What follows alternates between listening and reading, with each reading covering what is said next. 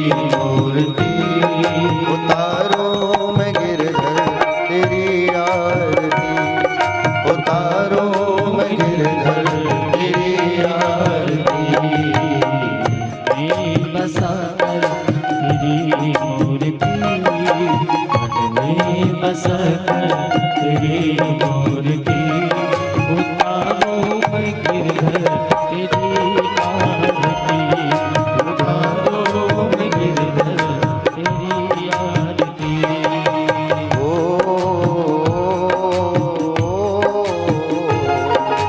आ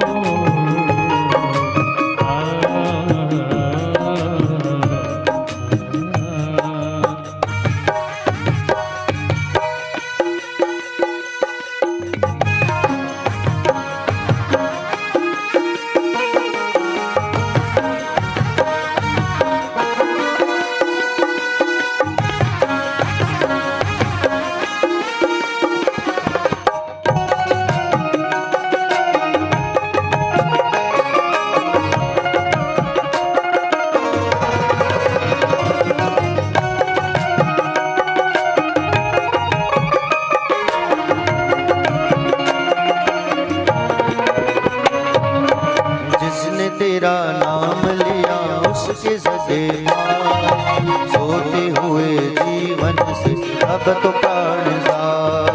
जिसने तेरा नाम लिया उसकी जगेगा, सोते हुए जीवन से अब तो प्राण जा। जिसने तेरा नाम लिया उसके सगे सोते हुए जीवन से अब तो प्राण जा। जिसने तेरा नाम लिया उसकी जगेगा, सोते हुए जीवन से अब तो प्राण जा। गम है जिंदगी कर लो बंदगी, गम है जिंदगी कर लो बंदगी, गम है जिंदगी कर लो बंदगी। गम है जिंदगी कर लो बंदगी। प्रभु का हाथ हो तो मौत भी न पाएगी, मन में बसा कर तेरी मूर्ति, मन में बसा कर तेरी मूर्ति, उतारो मैं गिरधर तेरी आरती, उतारो मैं गिरधर तेरी आरती। ओ आ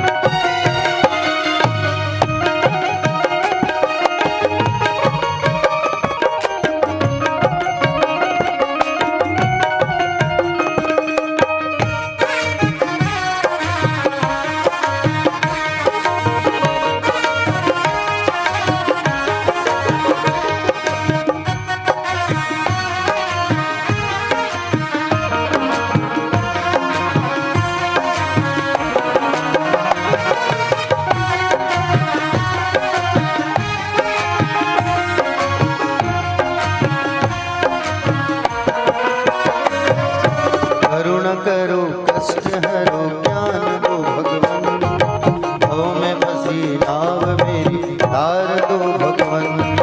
करुणा करो कष्ट हरो ज्ञान दो भगवन, हम फंसी नाव मेरी तार दो भगवन। करुणा करो कष्ट हरो ज्ञान दो भगवन, भव में फंसी नाव मेरी तार दो भगवन। करुणा करो कष्ट हरो ज्ञान दो भगवन, हम फंसी नाव मेरी तार दो भगवन। दर्द की दवा तुम्हारे पास है, दर्द की दवा तुम्हारे पास है, दर्द की दवा तुम्हारे पास है।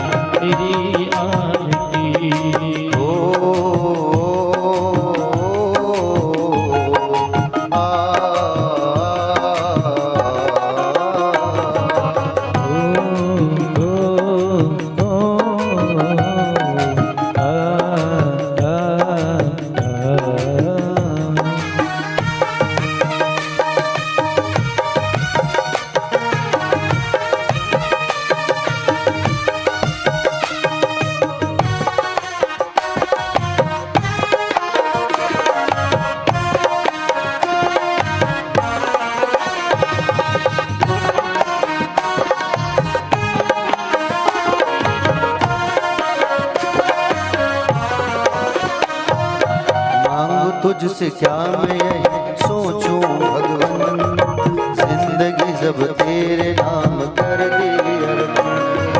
मांग तुझसे क्या मैं यही सोचूं भगवान, जिंदगी जब तेरे नाम कर दे अर्पण। मांग तुझसे क्या मैं यही सोचूं भगवन, जिंदगी जब तेरे नाम कर दी अर्पण। मांग तुझसे क्या मैं यही सोचूं भगवान, जिंदगी जब तेरे नाम कर दे अर्पण। सब कुछ तेरा कुछ नहीं मेरा, सब कुछ तेरा कुछ नहीं मेरा, सब कुछ तेरा कुछ नहीं मेरा, सब कुछ तेरा कुछ नहीं मेरा। सोचता है तुमको प्रभु संसार, मन में बसा बसाकर तेरी मूर्ति, मन में बसाकर तेरी मूर्ति, उतारो मगन तेरी आरती, उतारो मगन तेरी आरती।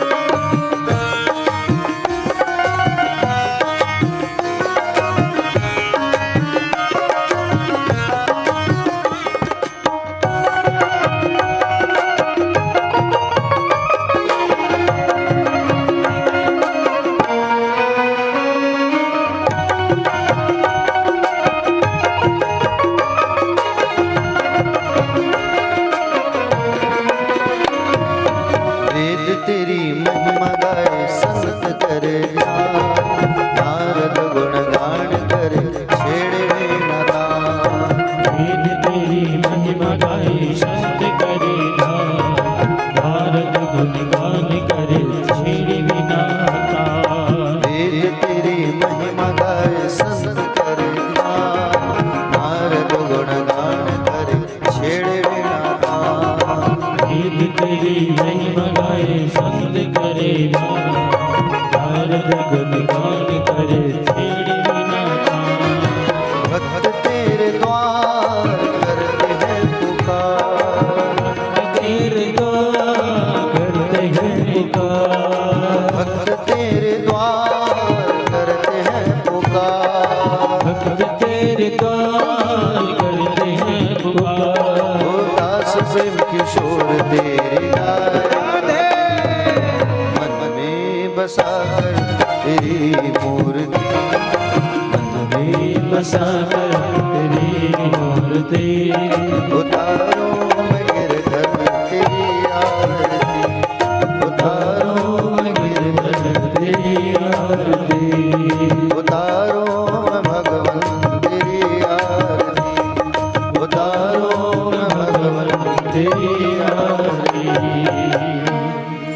कपूर जला लीजिए। कर्पूरी गौरम करुणावतारम,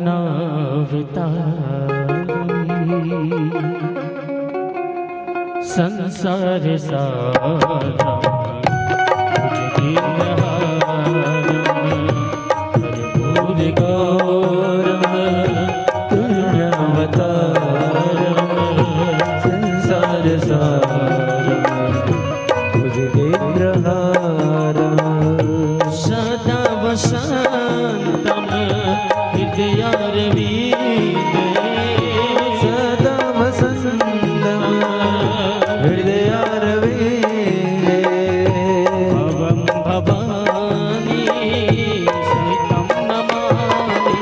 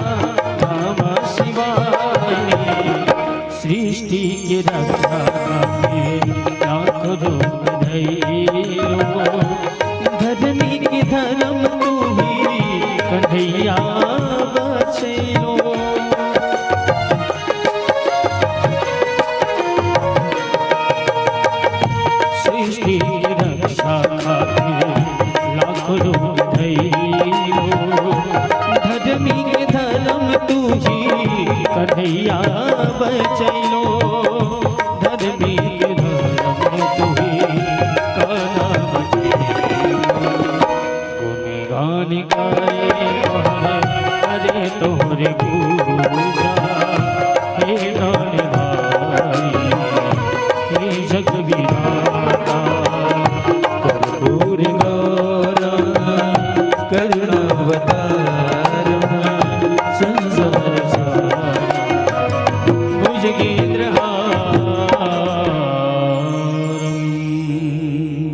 बार परिक्रमा कर लेंगे अपने स्थानों पर।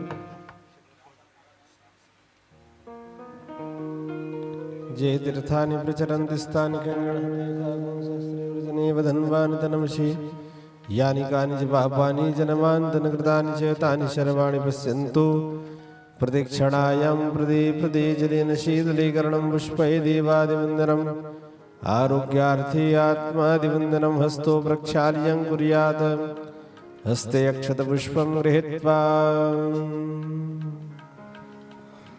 हाथों में पुष्प ले लेंगे, भगवान से प्रार्थना कीजिए। हरि ओम यज्ञेन यज्ञमय जन्त देवस्तानि धर्माणि प्रथमान्य शन्नत्ते अनाकं महिमानस्य चन्द्रचत्रपुरवेर्साद्या शान्तिदेवः।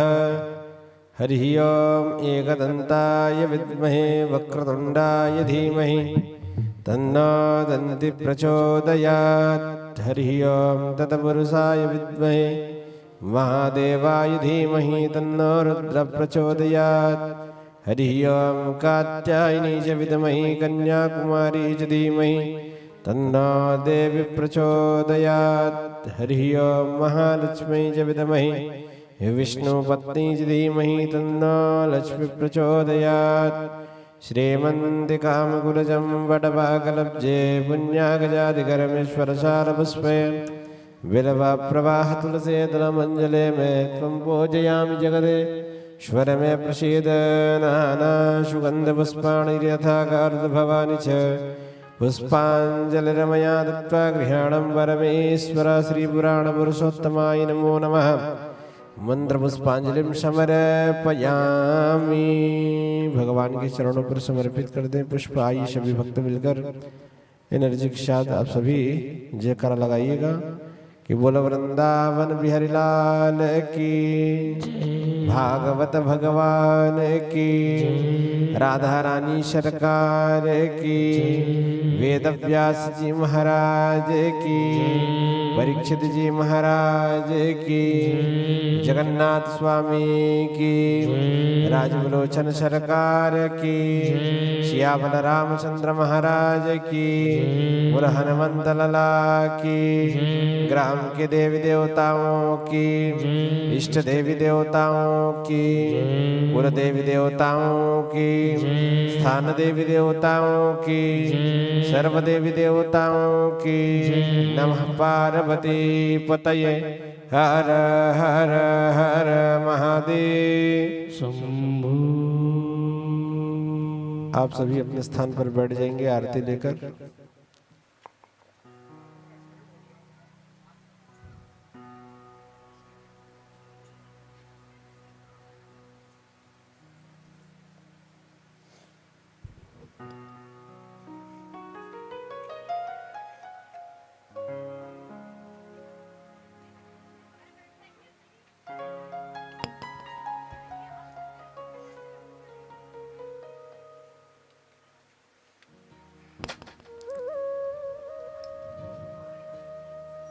आइए माइक्रोफोन के द्वारा जहां तक भी मेरी आवाज जा रही हो उन सभी भक्तों से निवेदन करूंगा, आग्रह करूंगा कि दिव्य श्री सोनी परिवार द्वारा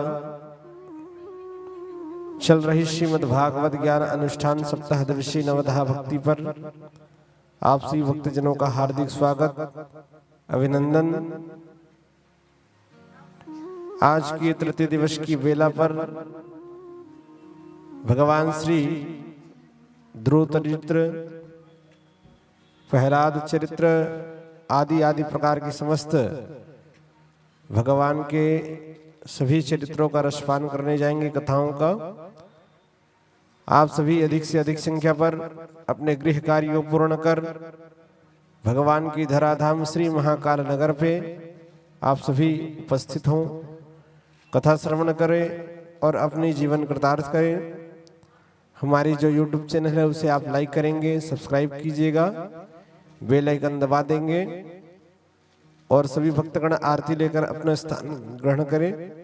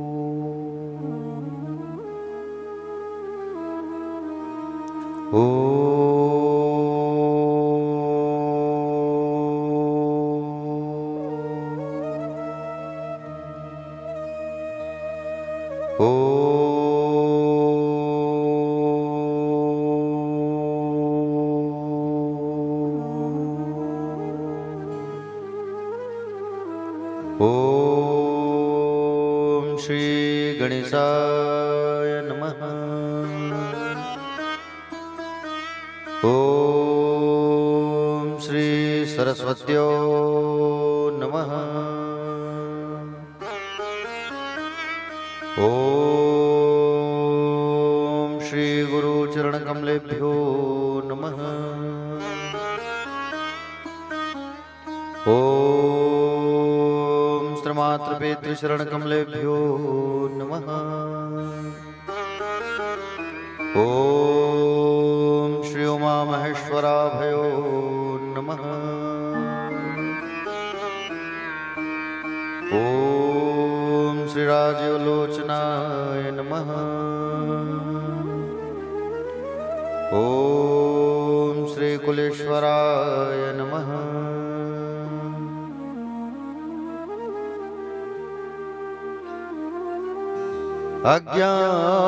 अज्ञानतिमिरान्धस्य ज्ञानाञ्जनशलाकया चक्षुरुन्मीलितं येन तस्मै श्री गुरवे नमः। यद्गिरिति स्थिलकायते त्रिभुवने तापत्रयोन्मूलनी यद्वाक्यामृतजीवनिह जनयते स्वान्ते सतामकौतुकम् यत्र पादाब्जप्रसादकणतः कैवल्यमापद्यते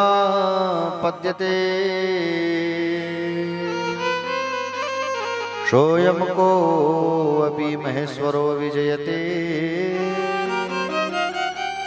श्रीपाणिपात्रो गुरुवे नमः। नारायणं नमस्कृत्यं नरं चैव नरोत्तमं देवी सरस्वतीर्व्यासं ततो जयमुदीरयेतः।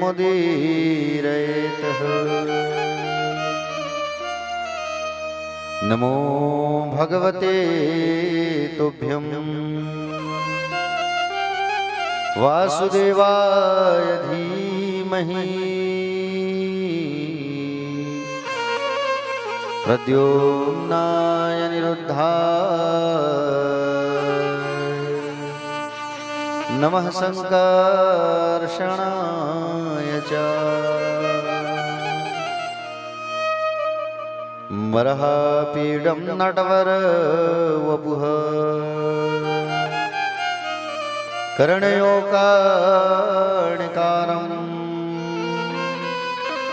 विप्रतवासा कनककपिशं वैजयन्तीं च मालाम् रन्ध्राणवेणोरधरसुधया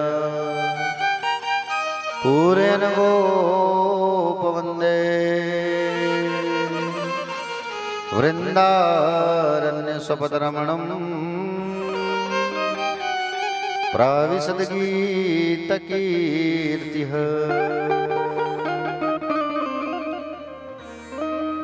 या कुन्देन्दुतुषारहारधवला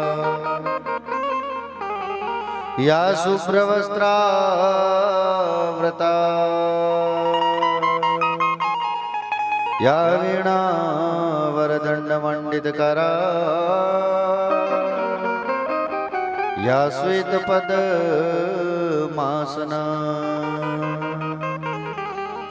या ब्रह्माच्युतशङ्करप्रभृतिवी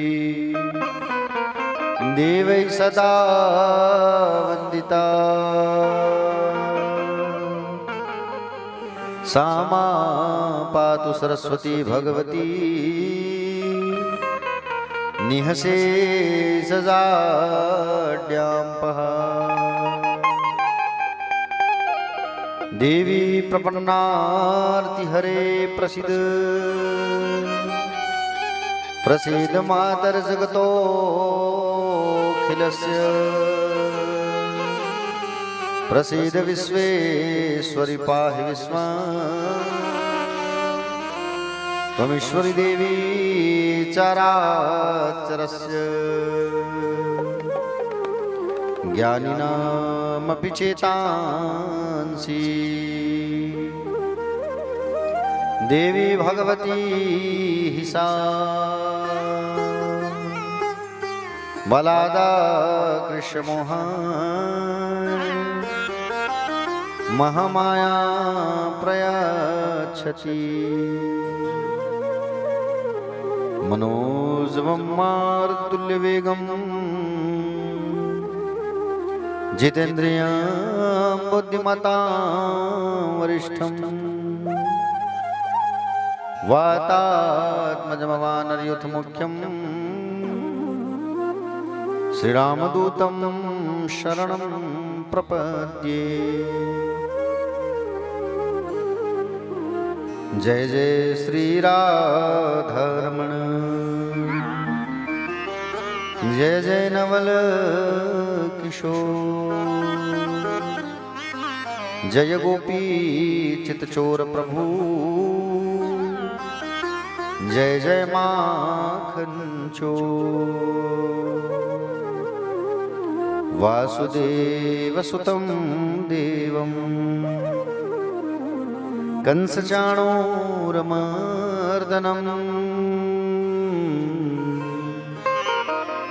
देवकी परमानन्दं कृष्णं वन्दे जगद्गुरुं वंशी विभूषितकरान्नवनिरदाभा पीताम्बराधरोणबिम्बफलाधरोष्ठा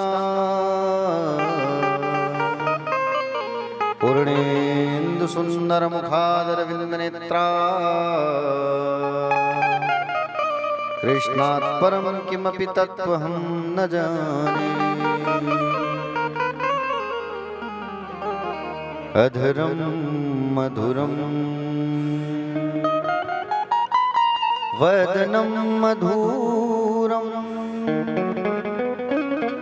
नयनं मधुरं हसितं मधुरं हरितं मधुरं वदनं मधुरं नयनं मधुरं हसितं मधुरं हृदयं मधुरं गमनं मधुरं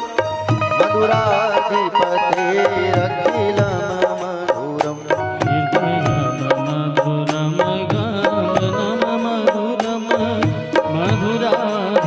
मधुराधिपतिरखिलं मधुरं वचनं मधुरं चरितं मधुरं वसनं मधुरं वलितं मधुरं वचनं मधुरं चरितं मधुरं वचनं मधुरं वलितं मधुरं चलितं मधुरं भ्रमितं मधुरं मधुराधिपतेरखिलं मधुरं चरितं मधुरं भ्रमितं मधुरं मधुराधिपतिरखिलं मधुरम्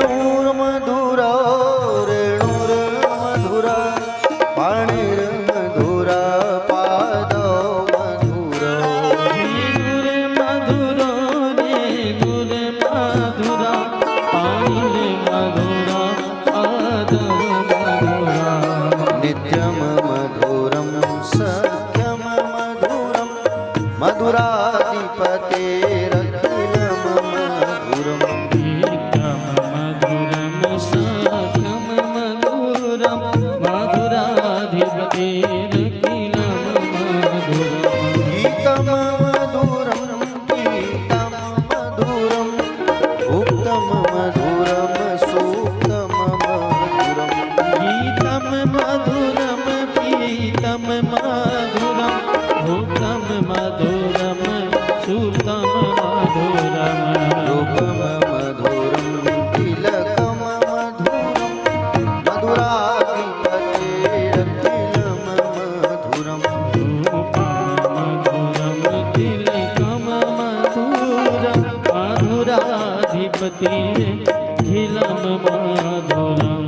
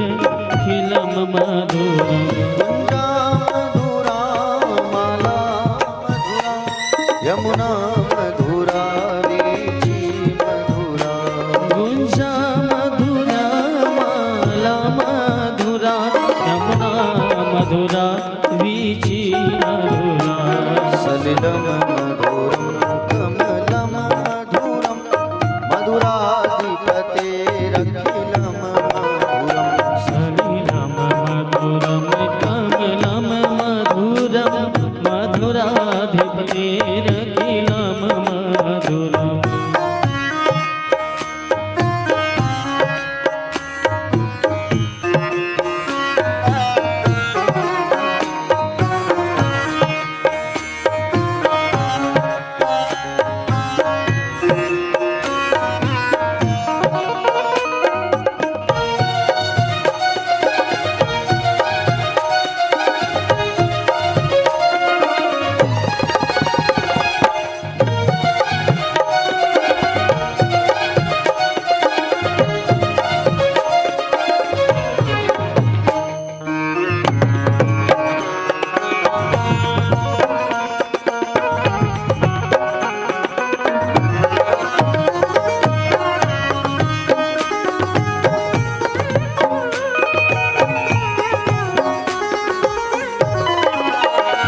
गोपी मधुरा लीला मधुरा युक्तम मधुरम मोक्तम मधुरम गोपी मधुरा लीला मधुरा उत्तम मधुरम मुक्तम मधुरम कृष्णम मधुरम शिष्टम मधुरम मधुराधिपतेरखिलम मधुरम कृष्णं मधुरं शिष्टं मधुरं मधुराधिपतेरखिलं मधुरम् गोपा मधुरा गवो मधुरा यशिर्मधुरा श्रेष्ठिर्मधुरा गोपा मधुरा गावो मधुरा यष्टिर्मधुरा शिशिर्मधुरा दलितम मधुरम दलितम मधुरम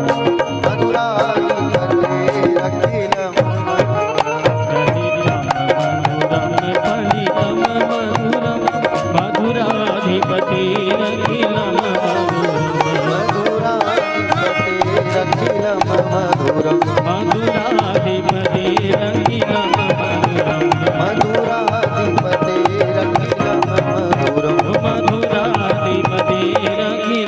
मधुरम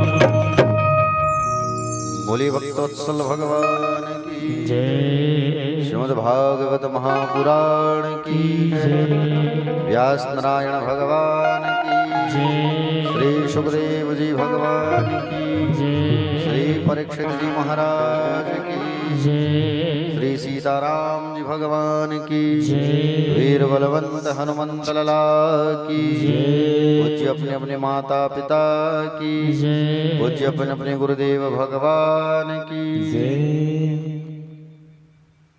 कथा पंडाल में विराजमान सभी भक्तजन, आदरणीय जन, सम्माननीय जन, करुणामयी, ममतामयी, वात्सल्यमयी, कृपामयी, दयामयी माताएं, नंद वसुदेव जैसे पिता तुल्य गणमान्य जन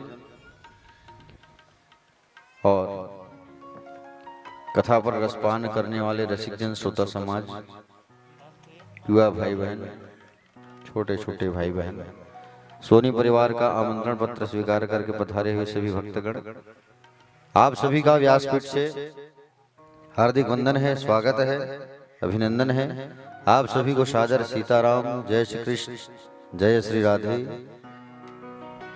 आए हम सब जो है थोड़ा सा भगवान का नाम उच्चारण करते हैं और उसके बाद में फिर कथा में सुंदर प्रवेश करेंगे, क्योंकि मन जो है एकाग्रचित्त करना बहुत जरूरी होता है और इस मन को एकाग्रचित्त करने के लिए गोविंद के चरणों में अपने मन को लगाते हैं। उसके पश्चात कथा में हम सब आगे प्रवेश करेंगे। बोले बाके बिहारी लाल की जय।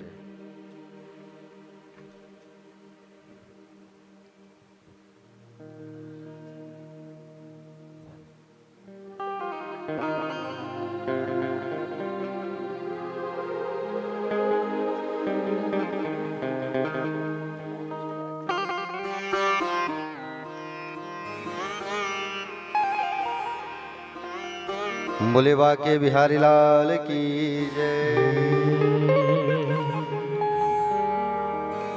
रटू मैं तेरा नाम, मैं आठोया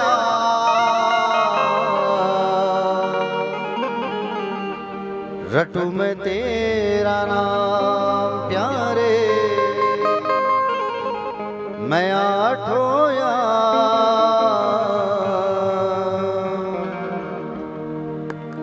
मुझको राधा रमण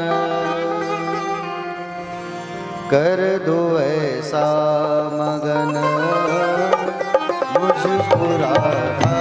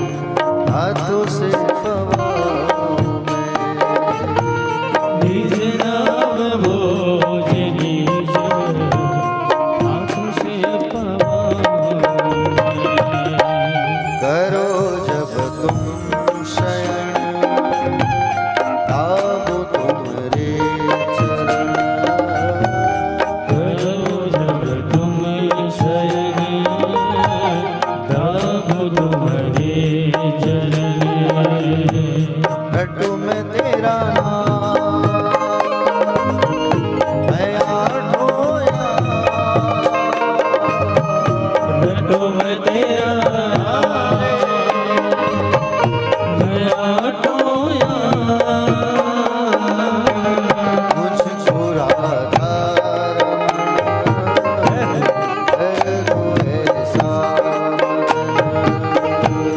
मुझको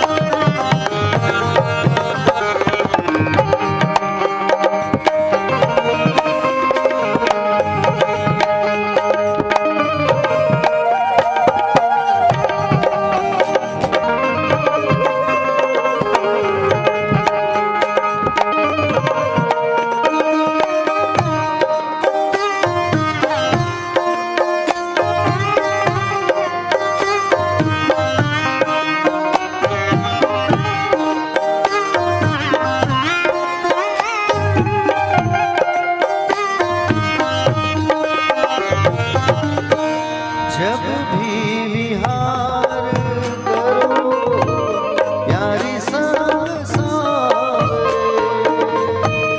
जब भी विहार करूं प्यार संग सावरे फूल बन जाओ घर तुम फूल बन जाऊं जहां घर तुम पावे फूल बन जाओ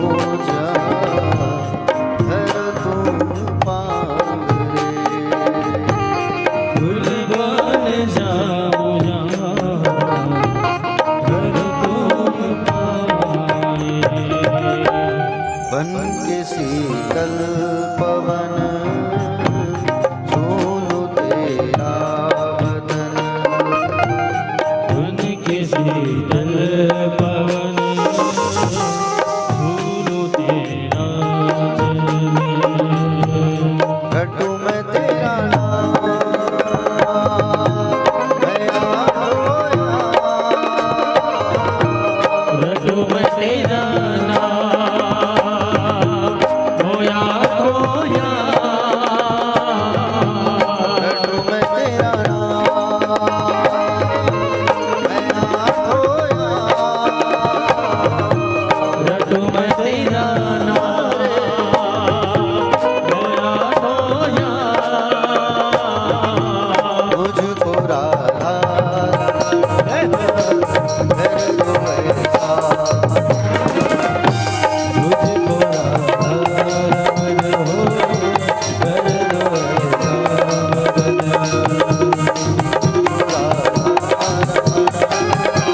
घर दो ऐसा मुझको राधा रमन कर दो ऐसा मगन मुझको राधा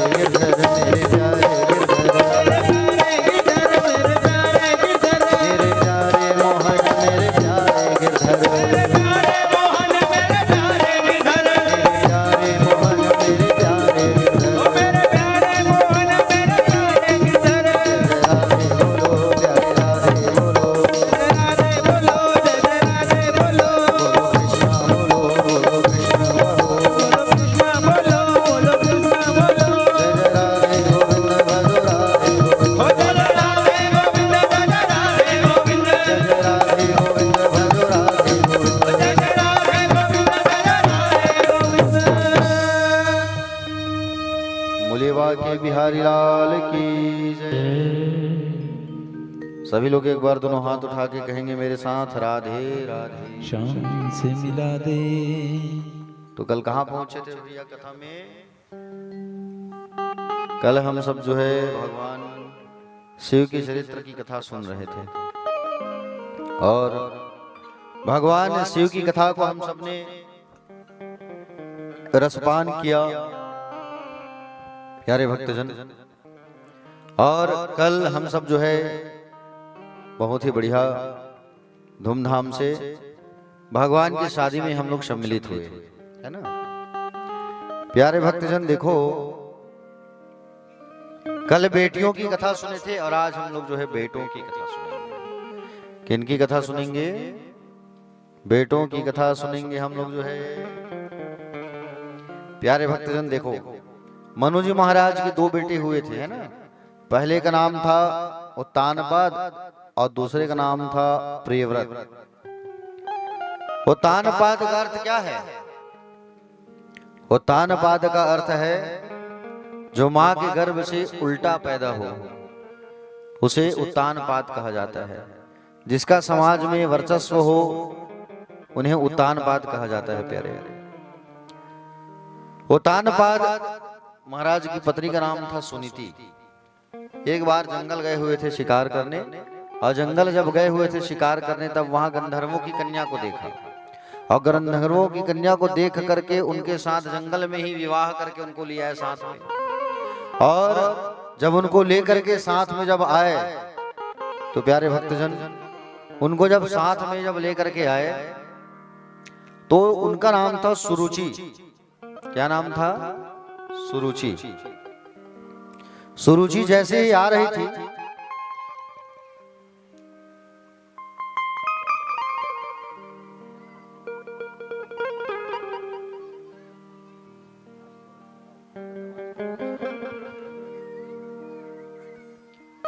प्यारे भक्तजन, जैसे ही सुरुचि को जब लेकर के आए तो सुरुचि आते ही क्या देखती है? सुरुचि जब आई प्यारे तब देखी कि बड़ी रानी दरवाजे में खड़ी थी। अब उसके मन में यह बात आ गया कि बोले ये कौन है, जरा पूछूं महाराज से। मैं महाराज से पूछे, बोले महाराज ये कौन है जो खड़ी है? तो कहे कि बोले हमारी बड़ी रानी है और ये हमारी बड़ी रानी है, इनका नाम है सुनीति। बोले देखो महाराज अगर ये यहां रहेगी तो मैं नहीं रह सकती हूं, अभी भी मौका है और अभी भी आप बता दीजिए। अभी भी कुछ भी नहीं हुआ है, मैं वापस चली जाऊंगी यहीं से उल्टे पांव। तो इस बात को सोच करके सुन करके सुनीति मैया जो है खुद ही उस आश्रम को उस अपने महल को छोड़ करके चली जाती है। और उस महल को छोड़ करके जब चली जाती है प्यारे और जाकर के संतों के आश्रम में रहने लगी। कौन? सुनीति। दोनों में बड़ा फर्क है प्यारे, सुनीति और सुरुचि में। सुनीति कहा जाता है जो आदर्श जीवन जिए, जो सुंदर जीवन यापन करे, परिवार को लेकर के बड़े छोटे सारे का ख्याल रखे, उसे कहा जाता है सुनीति। सुरुचि किसे कहा जाता है? जिसका मन संसार के कार्यों में लगा रहे, जो संसार के विषय वासनाओं पर जिनका मन लगा रहे, वो है सुरुचि। तो हमको क्या बनना है? हमको बनना है सुनीति, ना कि सुरुचि बनना है हमको। सुनीति आश्रम में रहने लगी और आश्रम में रह करके संतों की सेवा करने लगी। और संतों की जब सेवा करने लगी तो संतों ने एक बार उनको आशीर्वाद दिया। क्या आशीर्वाद दिया? बोले मांगो बेटा, क्या मांगना है? तब उन्होंने कहा कि बोले मुझे तो कुछ मत दो आप, बोले मेरी जो छोटी बहन आई है महाराज उनका संतान नहीं हुआ है, उनका एक संतान हो जाए ऐसा आशीर्वाद दे दो। तो संतों ने कहा कि बोले जिसके आगमन से बोले तुम जो है बाहर चली आई हो, हाँ? उनके लिए तुम संतान की कामना कर रही हो, जो तुम्हारे अनुकूल नहीं है उसके लिए तुम कह रही हो कि बोले उनको एक संतान की प्राप्ति हो जाए। प्यारे भक्तजन, संतों ने जब आशीर्वाद दिया तो सुरुचि का भी एक बेटा हो गया और सुरुचि का एक बेटा हुआ और सुनीति का भी एक बेटा हुआ। सुनीति के बेटे का नाम पड़ा ध्रुव और सुरुचि के बेटे का नाम पड़ा है उत्तम। क्या नाम पड़ा है? उत्तम। देखो धीरे धीरे दोनों बालक बड़े होने लगे, और जैसे ही धीरे धीरे दोनों बालक बड़े होने लगे, ध्रुव जी महाराज उनसे बड़े थे, है ना। ध्रुव जी 3 साल के थे तो वो 1 साल के थे, और ध्रुव जी जब 5 साल के हुए तब उत्तम जो है 3 साल का हुआ। ध्रुव का अर्थ है अविनाशी, है ना। ध्रुव का तात्पर्य है अविनाशी, अनंत सुख का, ब्रह्मानंद का कभी विनाश जो नहीं करता है वो है ध्रुव। जो नीति के अधीन रहेगा उसे ध्रुव के जैसा ब्रह्म आनंद की प्राप्ति होगी। उत्तम का अर्थ क्या है? उत मतलब ईश्वर, तम का अर्थ होता है अंधकार। जो ईश्वर के नजदीक रह करके जो अहंकार में जीवन जिए वो है उत्तम। ईश्वर जिनके नजदीक है, और ईश्वर जिनके नजदीक है उसके बावजूद भी वो ईश्वर को पहचान नहीं पा रहा है, वो कौन है? उत्तम है वो। प्यारे भक्तजन, धीरे धीरे ध्रुव जी महाराज बड़े होने लगे, और एक समय की बात है, ध्रुव जी महाराज अपने पिता के महल में प्रवेश किए, और पिता के महल में जब प्रवेश किए तब देखा कि बोले पिताजी छोटे भाई को गोद में बैठाए हुए हैं। तो उनकी भी इच्छा हुई, चलो मैं भी गोद में बैठ जाऊं, पिता है मेरे, जाके बैठूं गोद में। लेकिन जैसे ही गोद में बैठने की इच्छा से जब गए तो वहां पर सुरुचि मैया जो थी बाजू में, सुरुचि कह देती है कि ए ध्रुव कहाँ आ रहा है? बोले कहाँ आ रहा है तू? बोले पिता की गोद में बैठना है। अच्छा, अगर पिता की गोद में तुझे बैठना है तो जा उस परमात्मा को प्राप्त कर, और उस परमात्मा को जब तू प्राप्त करेगा, जब परमात्मा तुझे मिल जाएंगे, तब उस परमात्मा से कहना कि बोले आप मुझे सुरुचि की कोख से जन्म दो, और जब तू मेरे गर्भ से जब तू जन्म लेगा तब तू इस पिता के सिंहासन पर बैठ पाएगा, अन्यथा तू नहीं बैठ पाएगा तू पिता के गोद में। चल जा, ऐसा धक्का दे देता है, धक्का दे दी सुरुचि मैया जो है। अब छोटा सा बालक है प्यारे, रोना चालू कर दिया। ध्रुव को बड़ा तकलीफ हुआ कि मुझे माँ जो है धक्का दे दी, और धक्का दे करके मुझे भरी सभा में आज अपमानित कर दिया। अब किसी की भी बात रहे, भरी सभा में अगर किसी को कहेंगे तू यहाँ नहीं बैठ सकता, चल भाग करके, तो तकलीफ होगी।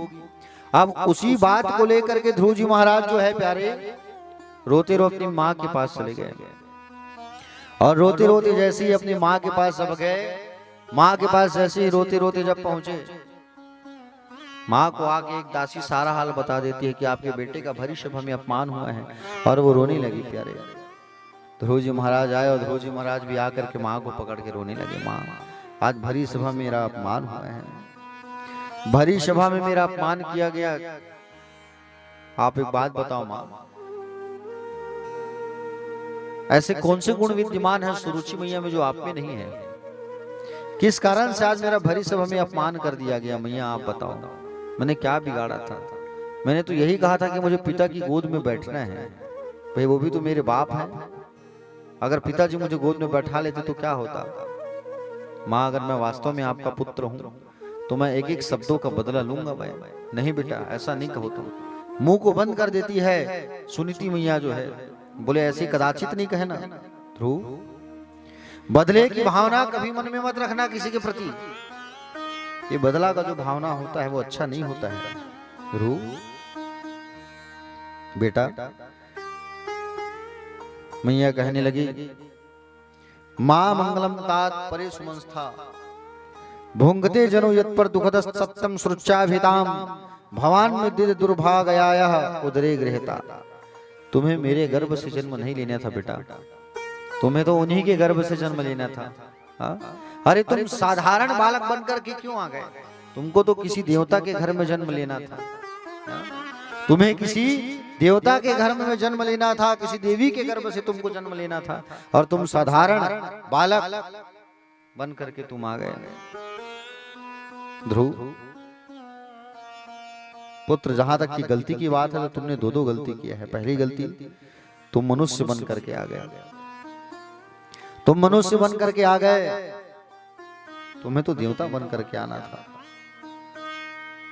अगर तुम देव बन करके आते तो निश्चित तुम्हें उस गद्दी पर बैठने का अवसर प्राप्त होता। लेकिन सुरुचि ने तुमसे गलत नहीं कहा पुत्र, सुरुचि मैया ने कहा कि जंगल जा, भगवान को प्राप्त कर, और भगवान जब मिले तो उन्हें कहना मेरी कोख से तुम्हें जन्म मिले, मेरी कोख से तुम्हारा जन्म हो, तब तुम पिता की गोद में बैठोगे।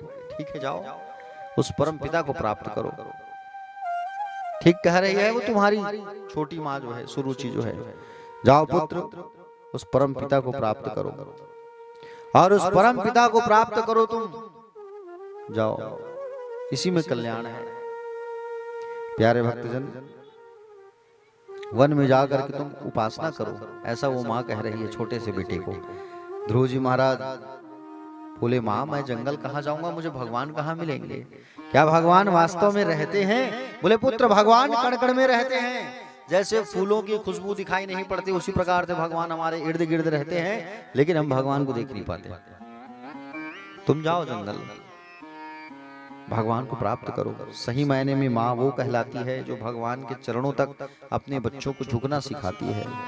सही मायने में माँ वो होती है जो बच्चों को संस्कार देती है, बच्चों को मर्यादा सिखाती है, बच्चों को अनुशासन सिखाती है, बच्चों को संस्कार सिखाती है, बच्चों को मीठी वाणी बोलना सिखाती है, बच्चों को अच्छा कर्म करना सिखाती है। वो होती है माँ। और जो माँ जो है अपने बच्चे को झुकाना ही नहीं सिखाती है, वो माँ कैसे हो सकती है? ईश्वर के चरणों तक झुकाना सिखाओ। मानस में भी तुलसीदास जी ने कहा है, पुत्रवती युवती जग सोई, रघुपति भक्ति जासु सुत सोई। राघव के चरणों तक झुकाना सिखाओ, माधव के चरणों तक झुकाना सिखाओ। हर पल उनकी पूजा करे, हर पल उनका सेवा करे, उनके चरणों में झुके। प्यारे भक्तजन, देखो ध्रुव जी महाराज जो है आज माँ को प्रणाम किए, और माँ को प्रणाम करके जंगल की ओर जाने लगे। जाने से पहले उन्होंने सबसे पहले सुरुचि मैया का भी उन्होंने प्रणाम किया, और सुरुचि मैया का भी प्रणाम किया, और सुरुचि मैया को प्रणाम करके उनसे भी आशीर्वाद लेने गए। वो सौतेली माँ से, सोचो आप, सौतेली माँ ने आशीर्वाद दिया, जा बेटा तेरा कल्याण हो, तुझे ईश्वर प्राप्त हो।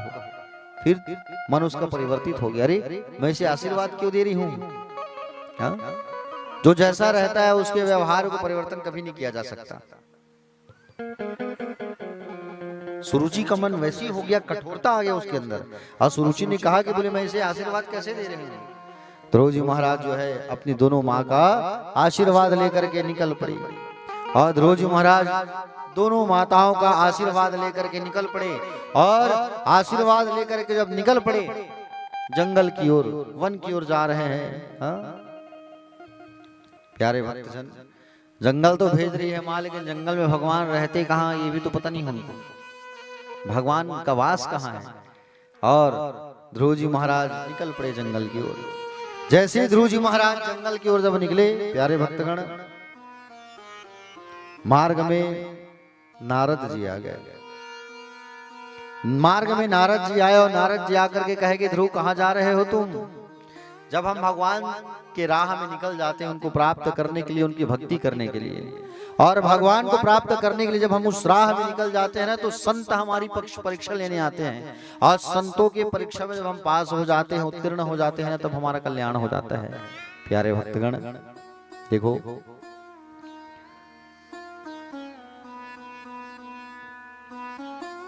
नारद जी आए, और नारद जी आकर के कहे, ध्रुव कहाँ जा रहे हो तुम?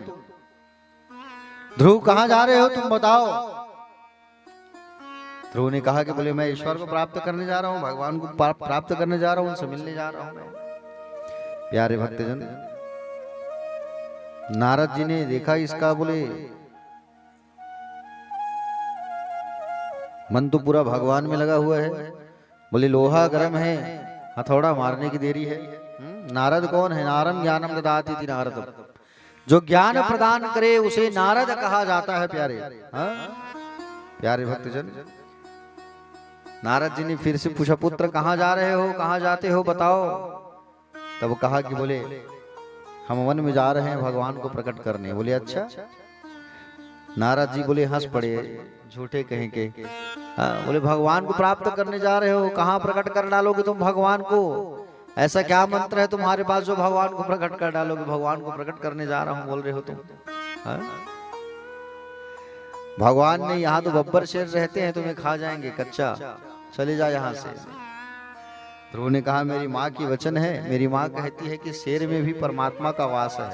परमात्मा तो सर्वत्र है, हर जीवों में भगवान का वास है, फिर शेर मुझे कैसे खाएगा बताओ। नारद जी ने सोचा, बोले दूसरी सीढ़ी भी मजबूत है, विश्वास पक्का है। नारद जी ने कहा अच्छा भूख लगेगा तब कैसे करोगे? तीसरी बार पूछा, भूख लगेगा तो कैसे करोगे? कितने बार भोजन करते हो? 2 से 3 बार, 4 बार? तुम्हारी माँ थोड़ी आएगी तुम्हें यहाँ खाना खिलाने के लिए। ध्रुव जी ने कहा, बोले मैं कभी 4 बार खाता हूँ, कभी 5 बार। हाँ ये तो ठीक है, लेकिन जंगल में तुम्हारी माँ तुम्हें 4 से 5 बार खाना खिलाने थोड़ी आएगी, इसलिए लौट जाओ बेटा, बात मानो, भगवान को प्राप्त करने की जिद को छोड़ दो। अभी तुम्हारी उम्र क्या है? खेलने कूदने की उम्र है तुम्हारी। ध्रुव जी मुस्कुरा कर बोले, मेरी माँ कहती है जब दांत नहीं तब दूध दियो, अब दांत दिए कछु और भी देगा। मेरी माँ कहती है जब बालक जन्म लेता है ना तो उसके दांत नहीं होते, और उसके दूध की व्यवस्था परमात्मा करता है। बच्चा जब जन्म लेता है बाद में तो उस समय उसके दांत नहीं होते, बच्चा दूध पीता है, भगवान दूध का प्रबंध करते हैं। और जब बच्चा बड़ा हो जाता है तब दांत आते हैं तो खाने का प्रबंध भी सब हो जाता है। उसी प्रकार से खाने का प्रबंध भी सब हो जाएगा, भगवान सब व्यवस्था कर देंगे। नारद जी ने कहा कि बोले ध्रुव का दृढ़ तो एकदम हथौड़ा बस मारना है, लोहा गर्म है कहेगा। तीसरी सीढ़ी भी मजबूत निकली इसकी तो भैया। नारद जी ने कहा पुत्र आओ, तुम्हारे कानों को दिखाओ। और नारद जी ध्रुव के कान में गुरु मंत्र दिया, कहा बेटे आज हमने तुमको मंत्र दीक्षा तो दिया है, उसी मंत्र को पकड़ करके तुम चले जाओ कहाँ? मधुवन। और मधुवन में जाकर के तुम जो है भगवान की भक्ति करो, आराधना करो, सत्संग करो। मंत्र दिया उनको, कौन सा? उनको मंत्र दिया ओम नमो भगवते वासुदेवाय का, 12 अक्षरी मंत्र कहते हैं इसको। इस मंत्र को सबको जपना चाहिए, है ना? इस मंत्र को सबको रटना चाहिए। रटते हो आप लोग? रोज कहते हो एक आध बार कम से कम ओम नमो भगवते वासुदेवाय, ऐसा कितने लोग कहते हो? सब कहा करो। आओ आप लोगों को इस मंत्र को रटवाता हूँ संगीत में, ठीक है? ओम नमो भगवते वासुदेवाय, बोलो।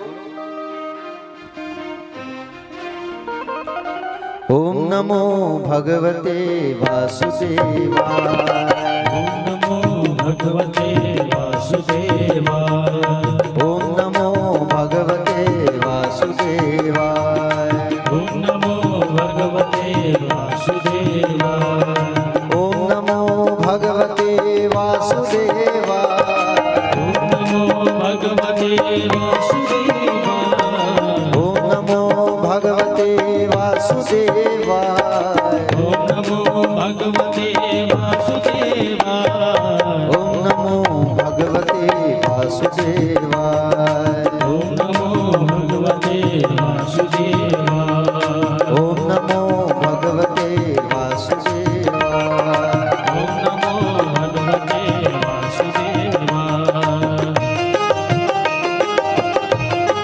जय हो।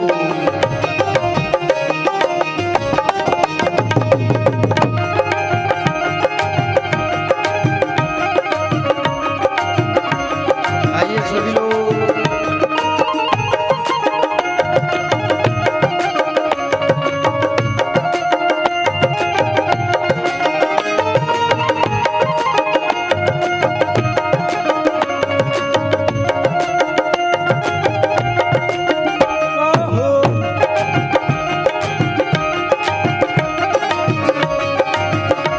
श्री राधे।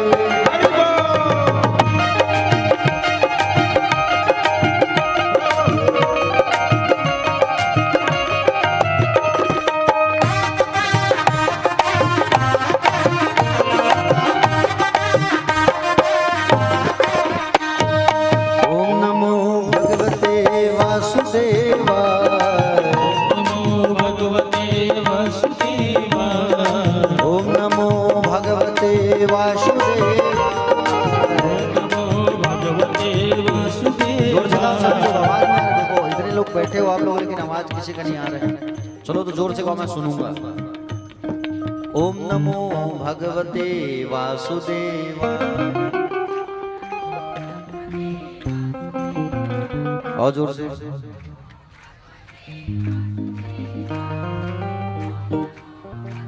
हाँ, बहुत अच्छा।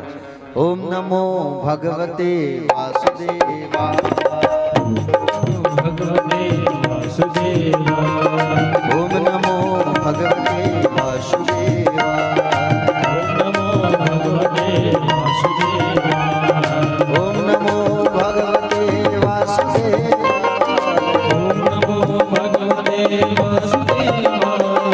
ओम नमो भगवते वासुदेवाय।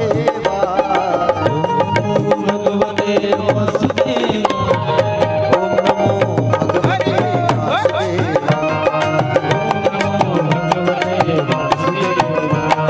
ओम नमो भगवते वासुदेवाय। ओम नमो भगवते वासुदेवाय। ओम नमो भगवते वासुदेवाय। ओम नमो भगवते वासुदेवाय। ओम नमो भगवते वासुदेवाय। बोले भक्तवत्सल भगवान की जय। ऐसे ही घर में रोज गाया करो, और ऐसे ही घर में रोज गाया करोगे तो ये मान करके चलो घर के जो बच्चे हैं वो भी सुनेंगे, और घर के बच्चे सुनेंगे तो घर के बच्चे भी आपके साथ गाएंगे, और घर के बच्चे गाने लगे तो फिर उनके साथ में सब मिलके गाया करेंगे। कितना अच्छा हो जाएगा। हाँ? कम से कम डेली भगवान के ना भगवान का ये मंत्र द्वादश अक्षर मंत्र तो निकलेगा। रोज इस मंत्र को अगर आप जपोगे तो पापों का नाश होता है। ओम नमो भगवते वासुदेवाय। कितने अक्षर का है? हाँ, 12 द्वादश। अच्छा, बहुत बढ़िया।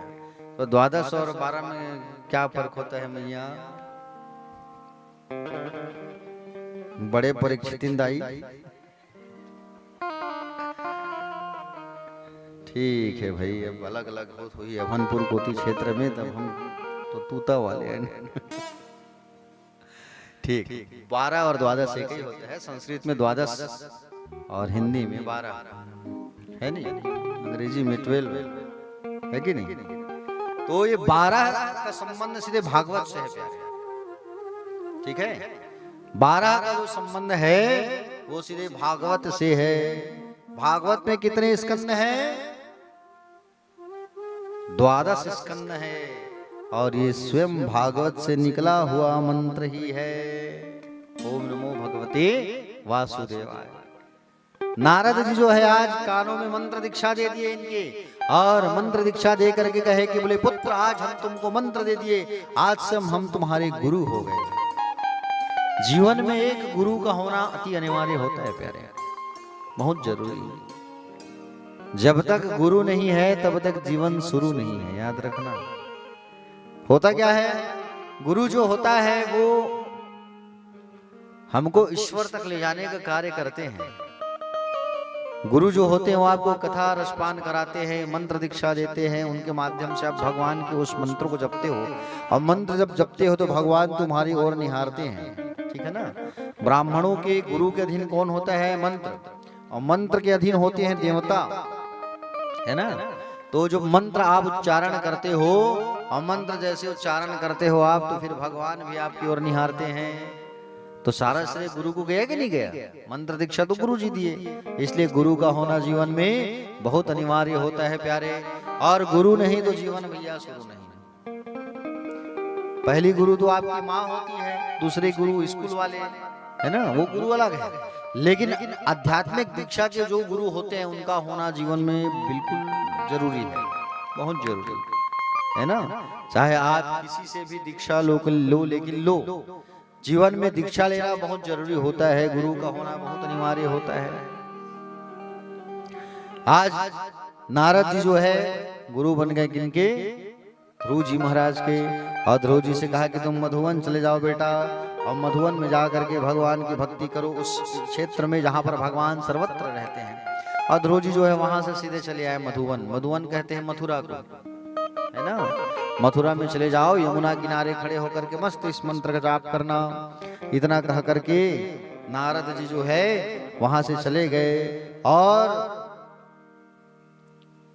ध्रुव जी महाराज मधुवन चले आए। पहले तो उन्होंने मन को जीता, मन को जीते उसके बाद रसना को जीता, रसना मतलब जीव को, और जाकर के यमुना में स्नान किया। स्नान करने के पश्चात सुंदर प्यारे भक्तजन अपने मन को गोविंद में लगा दिए।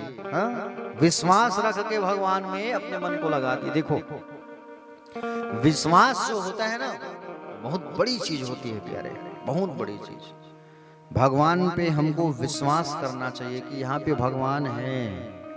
भगवान कन्हैया की कथा हम सुन रहे हैं तो अनुभव करो कि भगवान यहाँ पे बैठे हैं और हम उनकी कथा सुन रहे हैं। जैसे हनुमान जी महाराज, जहां कथा होती है तो हनुमान जी का आगमन बिल्कुल हो जाता है। समझ रहे हो ना? हाँ, जहां कथा होती वहां हनुमान जी आके जरूर बैठते हैं, कोई न कोई स्वरूप में, किसी न किसी रूप में। क्योंकि राम जी ने कहा है कि तुम कलयुग तक रहोगे, मेरा इंतजार करोगे। क्यों रहोगे? क्योंकि मेरे कल की अवतार में भी जब होगा तब उसमें भी तुम मेरे साथ सहयोगी बनोगे। इसलिए हनुमान जी आज भी हैं।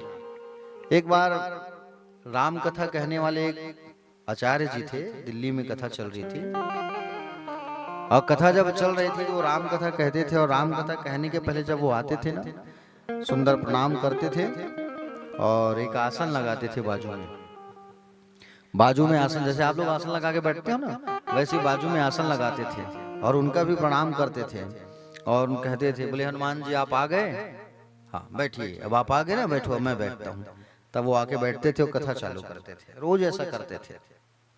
कथा विसर्जन के पहले कहते थे, हनुमान जी आप चले जाओ, अब कल फिर आना। आप चले गए, अब मैं उठूं? हाँ, अब वो उठ के जाते थे। ऐसा रोज करते थे। एक वकील आया कथा में, एडवोकेट था वो, और वो अधिवक्ता आया, वकील आया। उसने देखा ये महाराज जी क्या कर रहे हैं, ढोंग थोड़ी कर रहे हैं। बोले आओ हनुमान जी बैठो। हनुमान जी हाँ आप आ गए, ये क्या कह रहे हैं? खड़े होके कहे, बोले महाराज जी, बोले आप ये क्या कर रहे हो, ये अंधविश्वास हमें पसंद नहीं है, आप कथा सुनाओ सीधे। बोले कोई हनुमान जी नहीं आते कथा में, और अगर आते हैं तो मैं आपकी परीक्षा लेना चाहता हूँ। बोले ठीक है, तुम आ जाना, लेकिन भैया निवेदन है थोड़ा जल्दी आना, हमारे आने से पहले आप आना। कल आप आओ, बिल्कुल आपको दर्शन कराएंगे हनुमान जी का। दूसरा दिन जो है, जैसे ही पंडित जी जब आए उसके पहले वकील आधा घंटा पहले, 1 घंटा पहले वो पहुंच गया। महाराज जी जैसे ही आए कथा में, और महाराज जी जब कथा में आए उन्हें आवाहन किया, बोले आओ हनुमान जी बैठो, आप आ गए, मैं बैठूं? वो बैठे। उसके बाद में वकील को बुलाया, भैया इधर आइए आप। वकील को बुलाए, वकील जी आए। वकील से कहा, भैया ये जो हमारे हनुमान जी का आसन है इसको हटा के थोड़ा सामने रख दो आप। अब वो वकील आया। वकील जैसे आया, वकील आकर के आसन को उठा करके रखने के लिए कोशिश किया। आसन छोटा सा आसन, छोटा सा,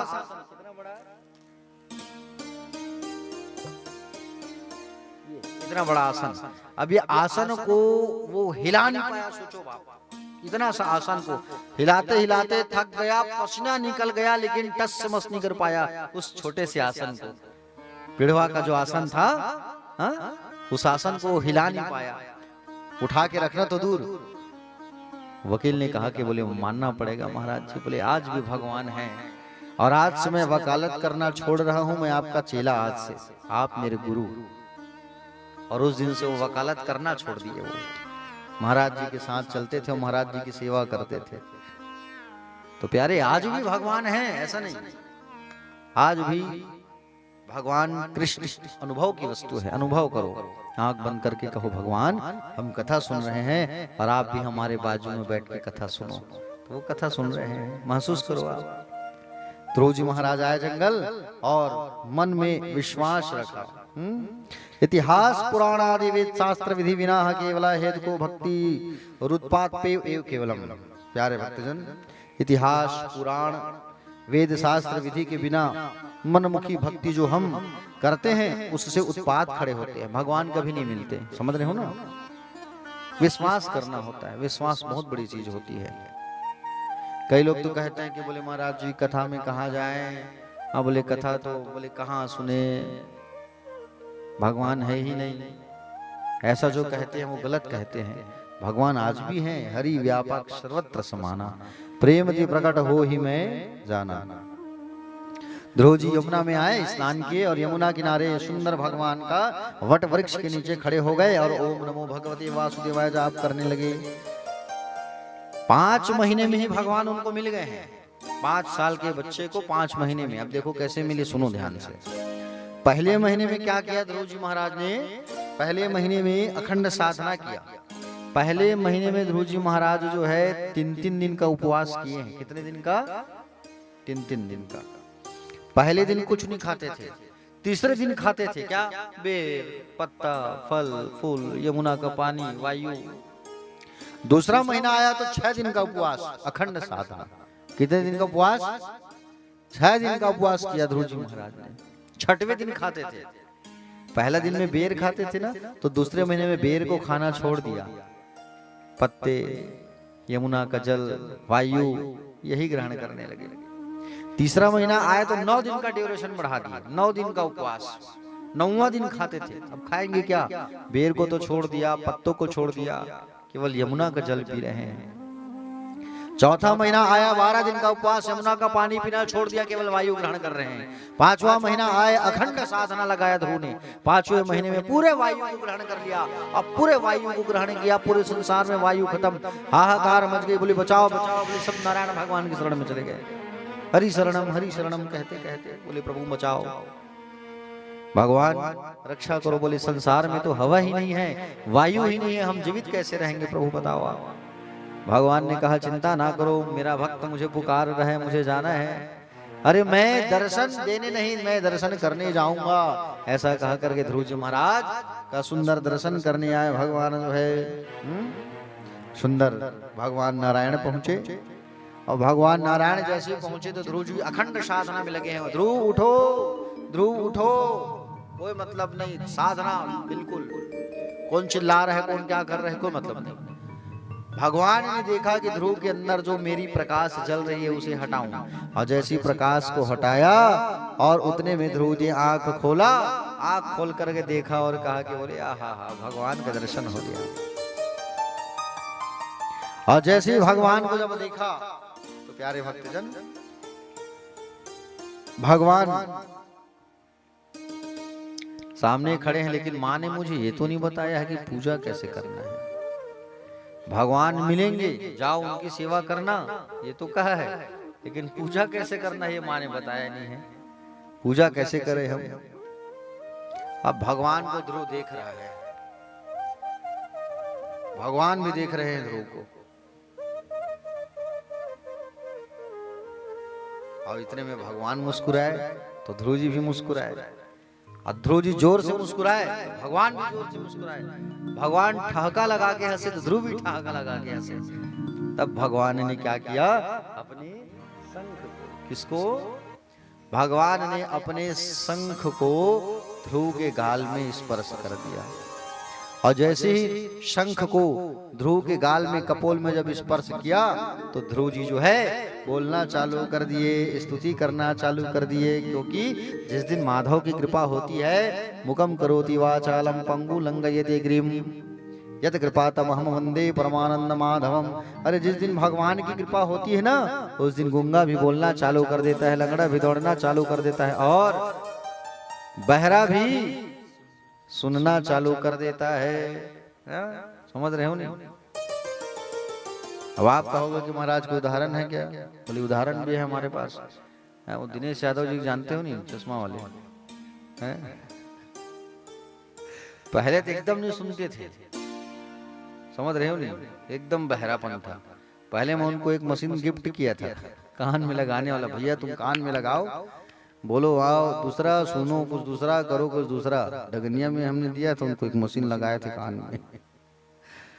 ऐसा ईश्वर की कृपा हो गई कि मशीन को हटा दिया वो व्यक्ति।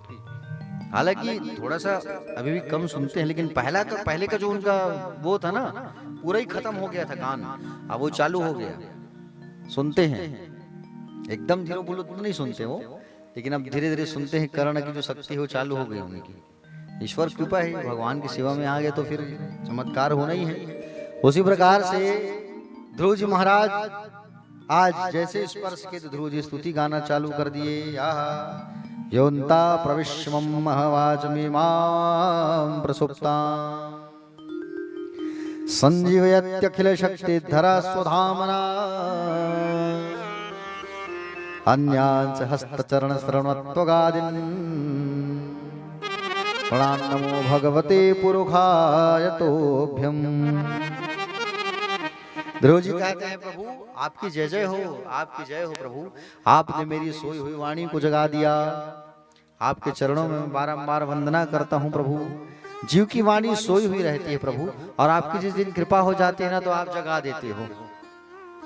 ऐसा ध्रुव जी महाराज सुंदर भगवान की स्तुति करने लगे। हे माधव आपका जय जय हो प्रभु।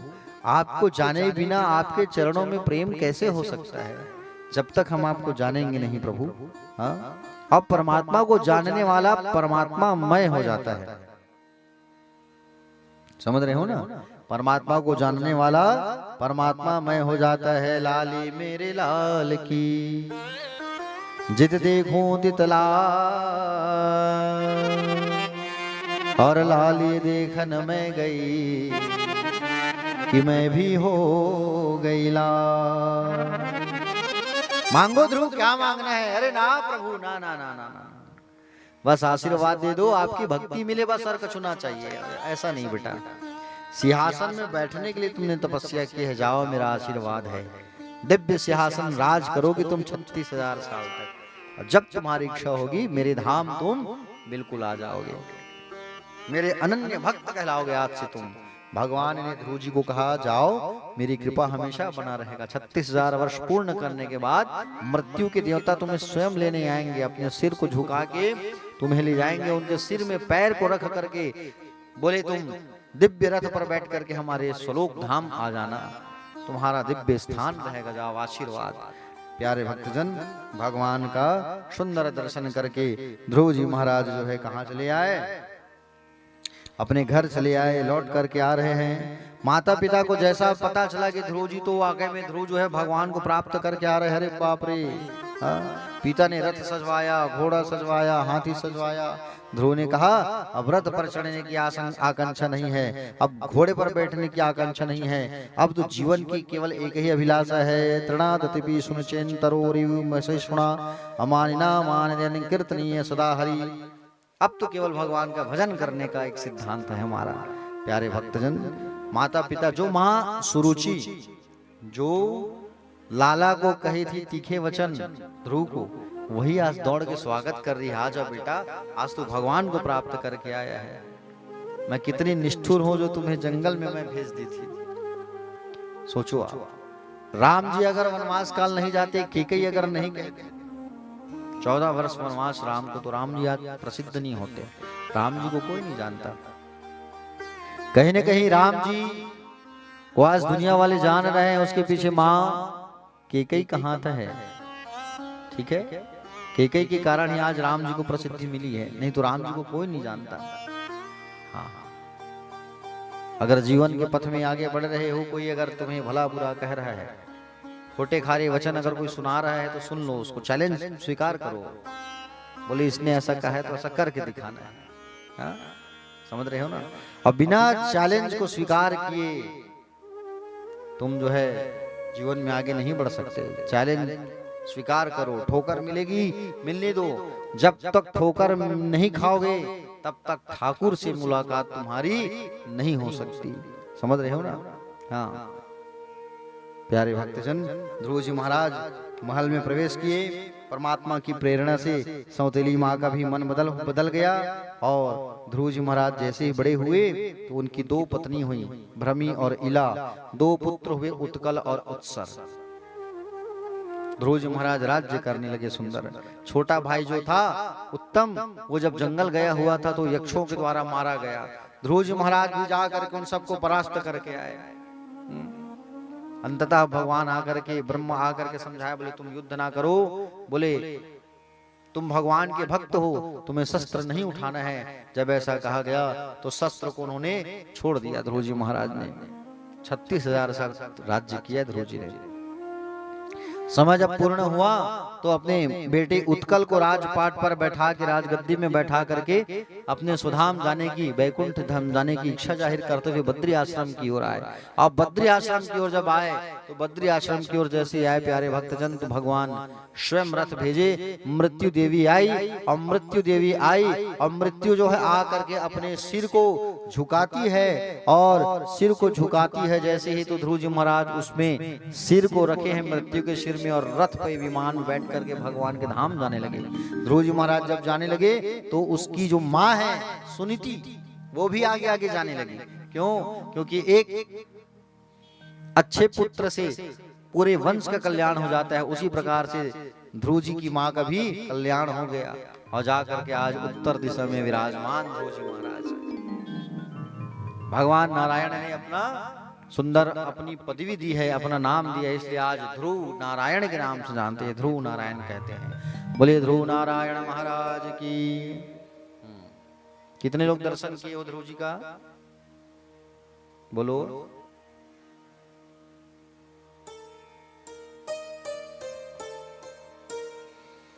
ध्रुव जी का दर्शन आप लोग कितने लोग किए हो?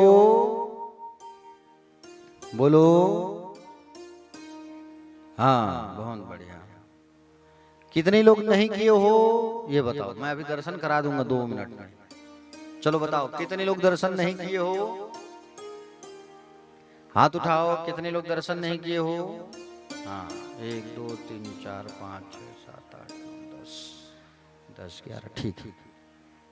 अच्छा एक बात बताओ, शादी किनकी किनकी हुई है? हाथ उठाओ। हाँ, शादी जब होता है ना, तो शादी कराने वाले आचार्य जब सिंदूर इंदूर हो जाता है, फेरे हो जाते हैं, तो विवाह के साक्षी कराते हैं आचार्यगण। तो विवाह के साक्षी जब कराते हैं तो उत्तर दिशा में भी प्रणाम करवाते हैं। बोले वो ध्रुव तारा है, चावल छिड़काव करो और प्रणाम करो। तो आप लोग प्रणाम करते हैं, है ना? ध्रुव जी का दर्शन कराया जाता है, विवाह साक्षी कराया जाता है। तो ध्रुव जी आज भी महाराज उत्तर दिशा में टिमटिमाते रहते हैं। ध्रुव जी महाराज आज भी उत्तर दिशा में आज भी विराजमान हैं। आप देखना, रात्रिकालीन अंधेरी रात जब आएगी तो उत्तर दिशा में टिमटिमाते रहते हैं ध्रुव जी महाराज, आज भी विराजमान हैं। तो ध्रुव जी महाराज बहुत बड़े भगवान के भक्त हुए प्यारे। ध्रुव जी महाराज के वंश में एक महाराज जी हुए जिनका नाम था अंग। क्या नाम पड़ा? जोर से बोलो। अंग नाम के राजा थे, और अंग नाम के जो राजा थे, इनकी पत्नी का नाम था सुनीता। क्या नाम था? सुनीता। मृत्यु और अधर्म की बेटी है ये सुनीता जो है ना।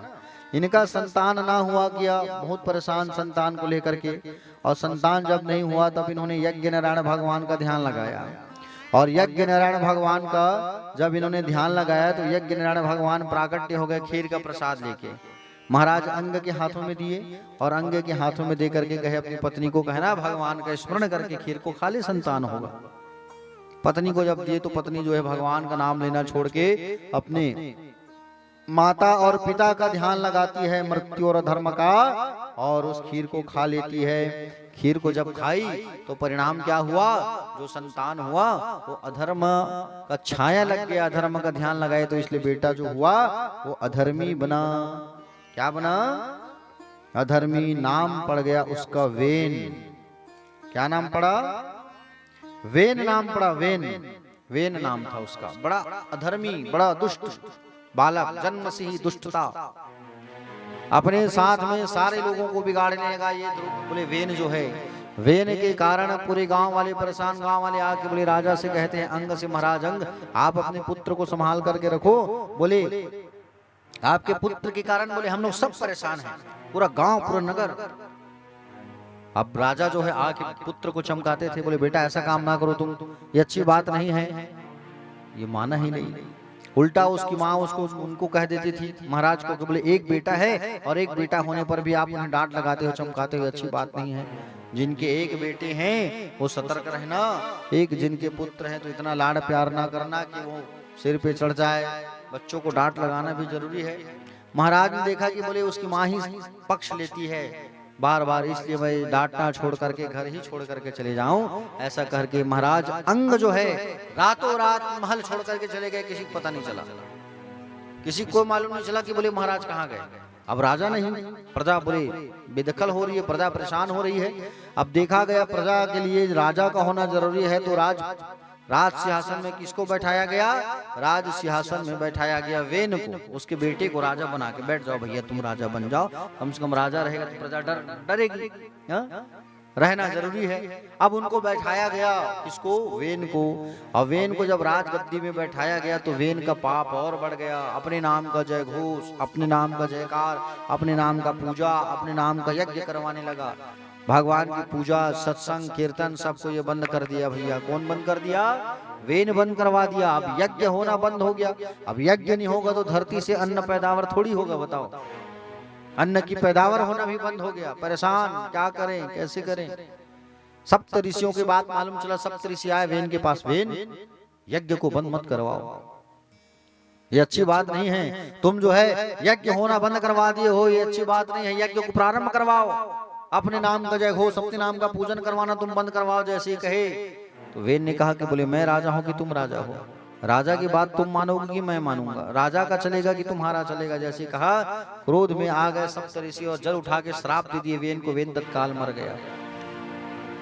वेन को जैसे श्राप दिए वेन मर गया।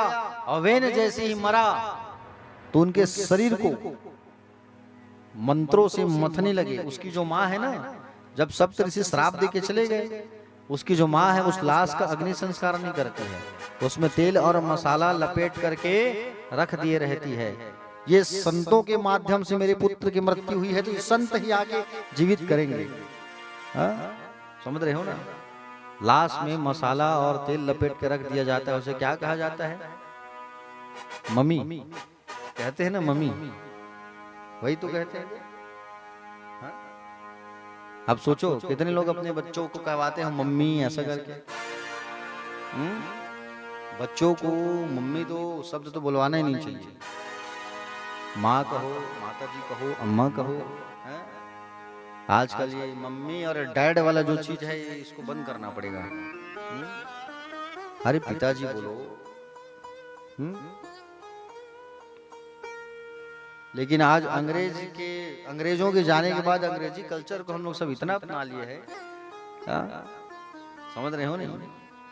हाँ, सुनीता जो है जैसे ही मसाला और तेल लपेट के रखी, संत महात्मा आए सप्तऋषि फिर से, और सप्तऋषि जैसे आए उन्होंने सोचा, बोले ये ध्रुव का वंशज है, अरे कुछ तो परमात्मा का गुण और अंश होगा। जैसे ही मंत्र फूंक करके डाले तो एक काला व्यक्ति प्रकट हो गया। काला व्यक्ति प्रकट हुआ तो उसको भेज दिया जंगल, जा भैया तू जंगल जा और जंगल में भगवान की भक्ति करना। जंगल चला गया वो। फिर मंत्र से फूके तो एक स्त्री और एक पुरुष प्राकट्य हो गए। स्त्री पुरुष का प्राकट्य हुआ। अर्ची नाम था स्त्री का और पुरुष का नाम था पृथु। दोनों का परस्पर विवाह कराया गया। विवाह करा के उसको ही राजा बनाया गया, पृथु को। अब पृथु जो है सुंदर राजपाट चलाने लगे, राजपाट चलाने लगे। अश्वमेघ यज्ञ करते थे प्रजा के लिए। प्रजा परेशान हो गई, एक बार परेशान होकर के आई और आकर के कहे, बोले महाराज, बोले हमारे धरती से खेतों से अन्न पैदा नहीं हो रहा है महाराज, परेशान हो गए। धरती मैया तो अन्न पैदावार नहीं कर रही है। पृथु जी महाराज को गुस्सा आया और क्रोध में आकर के पृथु जी महाराज जो है प्यारे, क्रोध में आकर के बाण और धनुष लेकर के दौड़ पड़े। बोले मार दूंगा पृथ्वी को, मेरी प्रजा को परेशान कर रही है। पृथ्वी मैया डर गई और डर करके पृथ्वी मैया जो है गौ माता का स्वरूप बना के आ गई। और गौ माता का स्वरूप बना करके आई और गौ माता का स्वरूप बना करके आ करके पृथु के सामने खड़े हो गई। अब गौ माता को थोड़ी मारे राजा जो है, गौ को तो मारना ही नहीं चाहिए। गौ माता भले हमें मार दे चल जाएगा, लेकिन हम गौ को नहीं मार सकते। समझ रहे हो ना? गौ को अगर मार दिए, धोखे से आपकी गाड़ी से टकरा गई, गौ माता मर गई तो गौ हत्या का पाप लग जाता है, सीधा वंश नाश। और गौ हत्या का पाप जो लगता है उसका निवारण करना इतना जरूरी है, अगर नहीं किए तो फिर सर्वनाश हो जाता है वंश का। समझ रहे हो? इसलिए गौ माता को कभी नहीं मारना चाहिए। गौ माता से प्रेम करना चाहिए, गौ पालन करना चाहिए, गौ की सेवा करना चाहिए। प्यारे भक्तजन, जब देखा कि बोले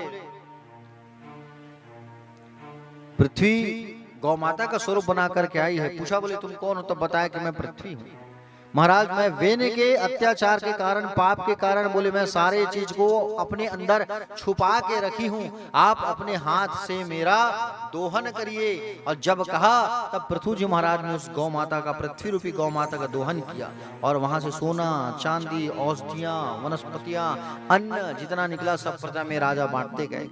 पृथु का जय जयकार होने लगा और उसी दिन से महाराज पृथु के नाम से ही धरती मैया को हमारी पृथ्वी कहने लगे। क्या कहने लगे? जोर से बोलो, पृथ्वी कहने लगे। और उसी दिन से हमारे धरती मैया को पृथु कहने लगे हैं। और उसी दिन से हमारे देश में बोले सोना चांदी हीरे आदि की पैदा होना चालू हो गई। जैसे हमारे छत्तीसगढ़ में देवभोग में पहले हीरा निकलता था, इधर चले जाओ आरंग के पास जो लखोली गांव है, रीवा लोरिक चंदा का गढ़ है, वहां से भी बहुत सारी सब रत्न निकलता था। ये सब देन किसका है? पृथु जी महाराज का।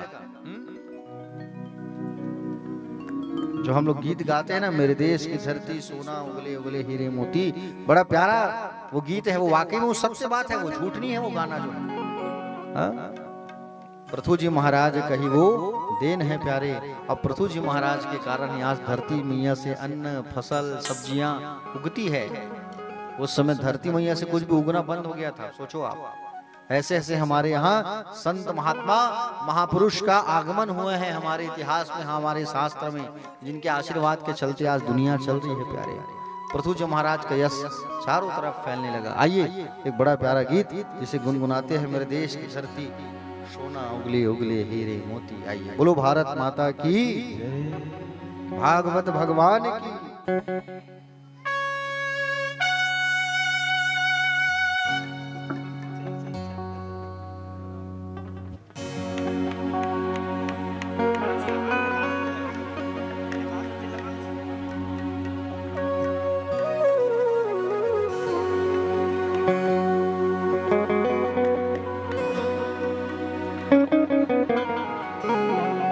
मेरे देश की धरती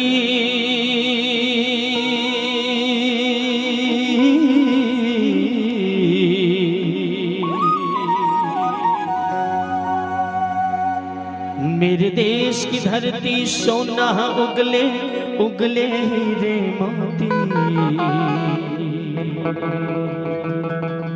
मेरे देश की धरती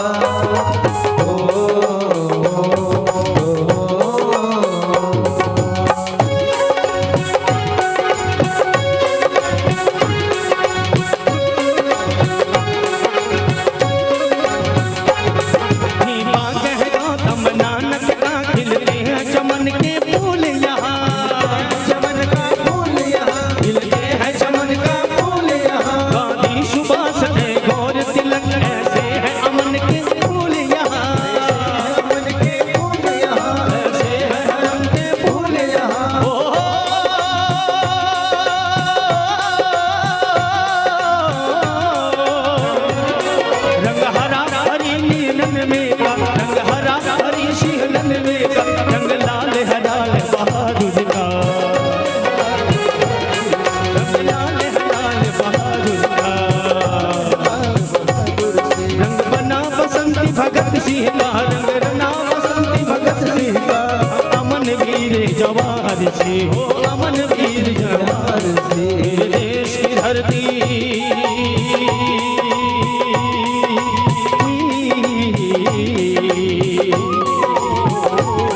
मेरे देश की धरती सोना उगले उगले हीरे मोती। मेरे देश की धरती, मेरे देश की धरती, मेरे देश की धरती।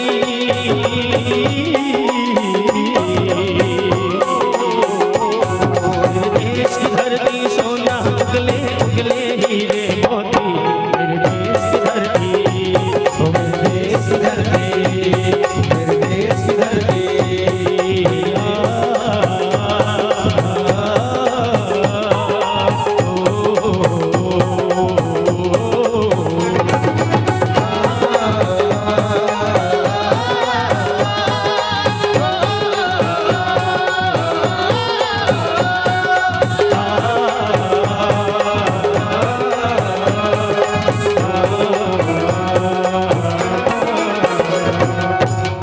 बोल भारत माता की।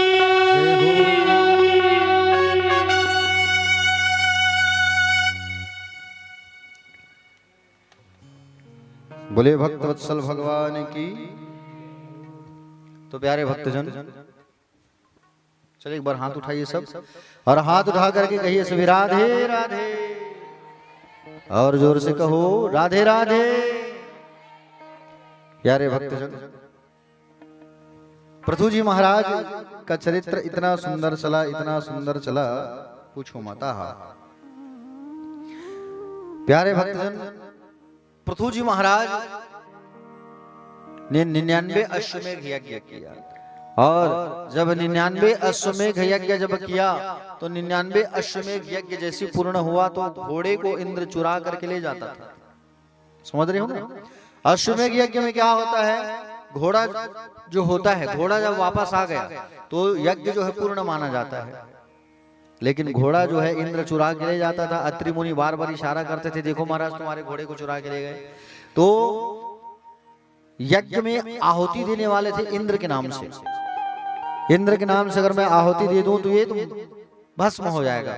उसी समय भगवान नारायण इंद्र को लेकर के प्राकट्य हो गए। भगवान ने कहा, पृथु इंद्र के नाम से आहुति मत दो, इंद्र के नाम से आहुति मत दो तुम, अन्यथा गलत हो जाएगा। हम तुमसे प्रसन्न हैं। और पृथु जी ने सोचा, बोले 99 में ही मैं यज्ञ को पूर्ण कर दूं। ऐसा सोच विचार करके पृथु जी महाराज से नारायण ने जब कहा कि मांगो क्या मांगना है, तब श्रीमन नारायण से कहा कि बोले प्रभु 2 कानों से आपकी भक्ति मुझे सुनी नहीं जाती। बोले आप मुझे इतना कान प्रदान कर दो, इतना कान दो कि बोले बस मैं आपकी कथा सुनते रहूं, बस मुझे और कुछ नहीं चाहिए, आपकी कथा सुन रहे हैं। सुंदर भगवान ने आशीर्वाद दिया कि आपको 10 आपके कानों में 10,000 कानों की शक्ति आ जाए। तो पृथु जी महाराज के पास 2 कान तो था, लेकिन 10,000 कानों की शक्ति आ गई उनके अंदर। और सनकादिक मुनि आए और सुंदर उनको कथा रसपान कराने लगे, उपदेश प्रदान कराने लगे पृथु जी महाराज को। प्यारे भक्तजन, पृथु जी महाराज के ही वंश में आगे इनके पुत्र हुए जिसका नाम था अंतर्ध्यान। अंतर्ध्यान के बेटा हुए हविर्धान, और हविर्धान के पुत्र है जिसका नाम है प्राचीन बरही, है ना। प्यारे भक्तजन, प्राचीन बरही जो राजा थे, इनसे बहुत बड़ी भूल हो गई प्राचीन बरही से। क्या? ध्रुव जैसे महापुरुष के वंश में जन्म लेकर के इन्होंने क्या किया, यज्ञ जब करना चालू किया तो यज्ञ में पशुओं की बलि करना प्रारंभ कर दिया, और हजारों घोड़े और हजारों बकरों की बलि करता था ये यज्ञ में। प्राचीन वर्ग जो है यज्ञ करता था ठीक है, लेकिन बलि करता था उसमें, ये गलत है। एक बार इनके पास नारद जी आए, और नारद जी इनके पास आए और आकर के कहे कि बोले प्राचीन बरही, तुम ये क्या कर रहे हो? बोले यज्ञ में तुम पशुओं की बलि दे रहे हो, ये काम तुम्हें नहीं करना चाहिए, ये काम तुम्हें शोभा नहीं देता। यज्ञ कर रहे हो अच्छी बात है, लेकिन यज्ञ में तुम जीवों की बलि कर रहे हो, ये गलत कार्य है। नारद जी बोले क्या तुम्हें ऐसा करने से शांति मिलती है? हाँ? प्राचीन बरही ने कहा, बोले नहीं महाराज, देखो यज्ञ में पशुओं की बलि करना बहुत जरूरी है, तभी तो यज्ञ पूरा होगा। नारद जी ने कहा, बोले यज्ञ में पशुओं की बलि करना जरूरी नहीं है, पशुओं का आलभेद यज्ञ में नहीं करना चाहिए। अगर बलि करना है तो अपने विचारों की बलि करो, बलि करना है तो अपने मन की बलि करो, हा? अपने अंदर जो अभिमान है उसकी बलि करो, हा? समझ रहे हो ना? अपने अंदर जो अभिमान है उसकी आप क्या करो? बलि करो। अपने अभिमान का बलि करो आप। अभिमान, ममता, इनकी बलि करो। नारद जी ने कहा, हमारा वेद जो है बड़ा परोक्षवादी है राजन। वेद के मंत्रों को ऊपर से पढ़ने से ऐसा लगेगा मानो वेद में किसी की हिंसा की बात कही है, परंतु वेद की गहराई में यदि प्रवेश करें तो क्या लिखा है? अहिंसा ही परमो धर्मा। समझ रहे हो ना? आपने कभी किसी पंडित जी को शादी कराते देखा है? प्राचीन बरही शादी पढ़ते समय एक विचित्र बात होती है। पंडित जी एक मंत्र कहते हैं, तत्वराह कन्याया हृदयम आलभेत। इसके बाद वर को कन्या के हृदय का आलभन करना चाहिए। आलभेद का अर्थ होता है, आलभेद का अर्थ मारना। अगर कहेंगे तो क्या वर कन्या को मार देगा? फिर शादी कौन करेगा? प्यारे, आलभेद का अर्थ होता है छूना। जीव को छुओ लेकिन मारो मत। कन्या के हृदय का स्पर्श करना, पंडित जी आदि मंत्र बोलते हैं। ऐसे ही परोक्षवादो वेद्यम बालानाम मनुशासनम, अहिंसा परमो धर्मा। वेद का सर्वोत्तम भाव है किसी भी प्राणी की हिंसा मत करो, किसी मनुष्य की मनुष्य से हिंसा मत करो, बुराई ना करो। नारद जी सुंदर बताने लगे। अगर तुम्हें यकीन नहीं है प्राचीन बरही, तो एक बार अपने सिर को ऊपर उठा के तो देखो तुम।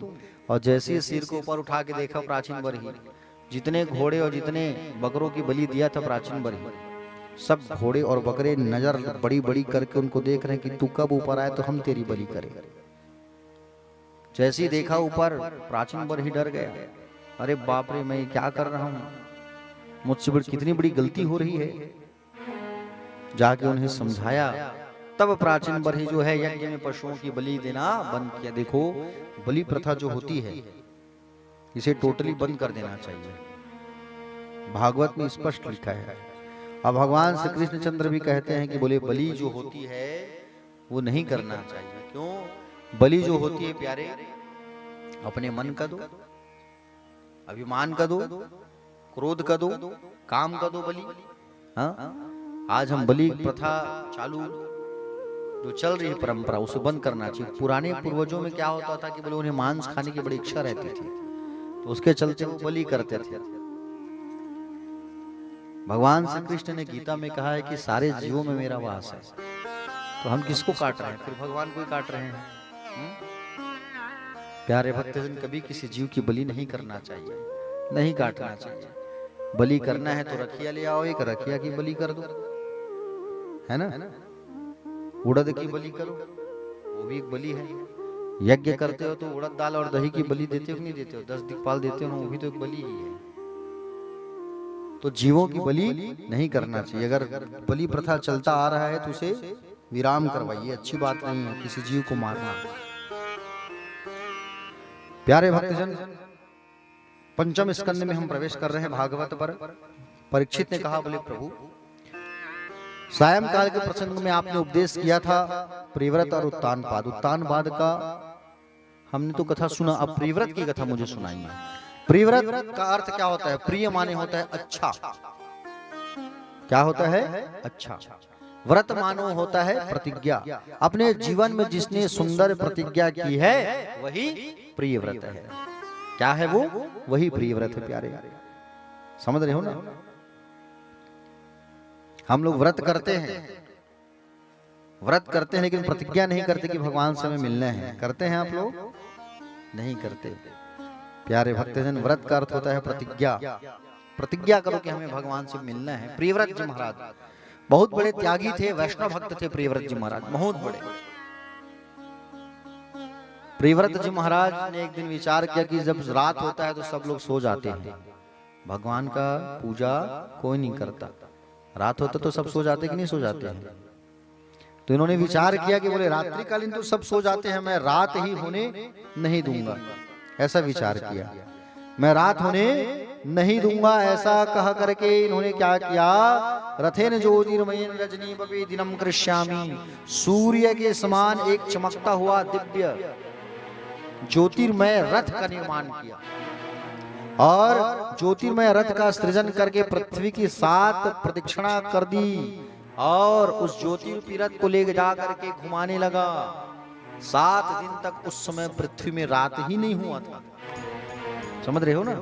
और 7 दिन तक उस समय रात नहीं हुआ था पृथ्वी में। जहां जहां रथ का जो पहिया है, रथ का पहिया जहां जहां धसा, रथ का पहिया जहां जहां धसा है वहां वहां गड्ढा हुआ। वो गड्ढा क्या बना, सागर बन गया और उसकी मिट्टी जो निकली वो द्वीप बन गया।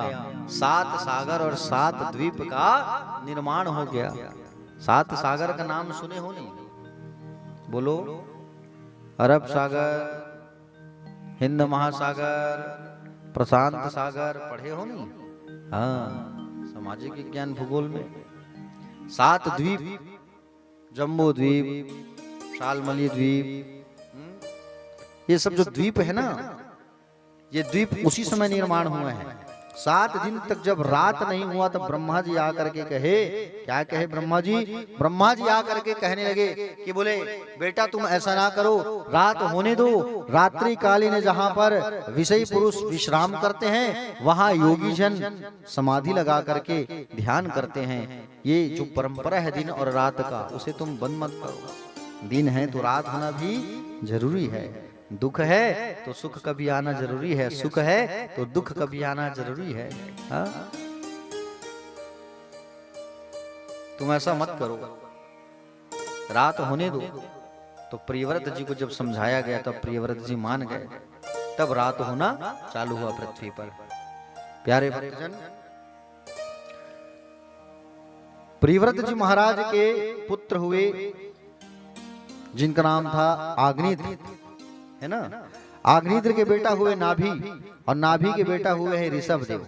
ठीक है, हमारे सनातन धर्म में 24 अवतार हैं, जिसमें से ऋषभदेव भी एक अवतार है। और ऋषभदेव से ही जैन संस्कृति का उत्पत्ति हुआ है ना। जैन संस्कृति में 24 तीर्थकर हैं।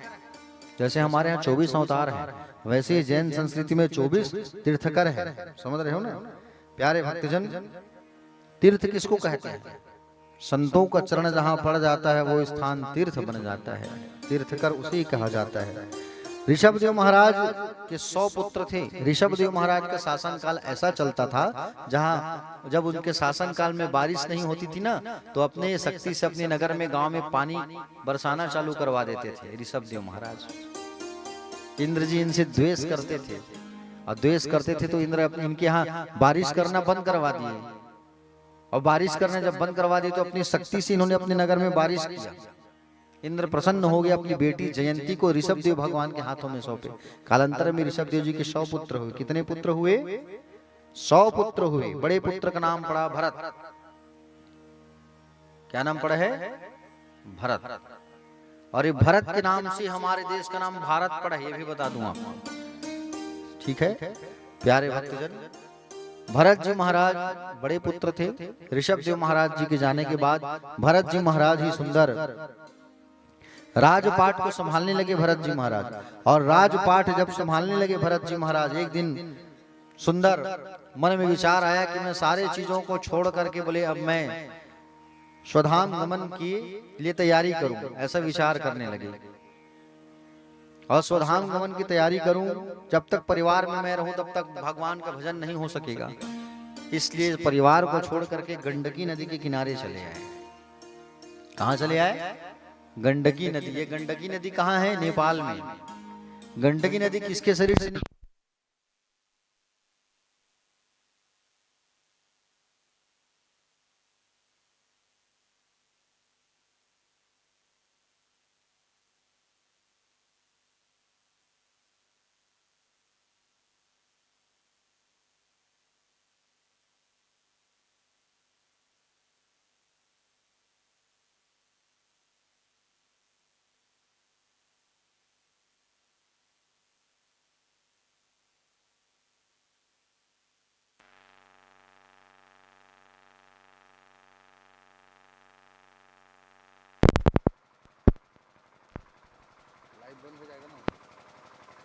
फिर से चालू हो जाएगा लाइट, वहीं तक ब्रेक हो जाएगा, लाइट गुल हो गया तो तब बंद, मतलब दूसरा पार्ट बन जाएगा वो।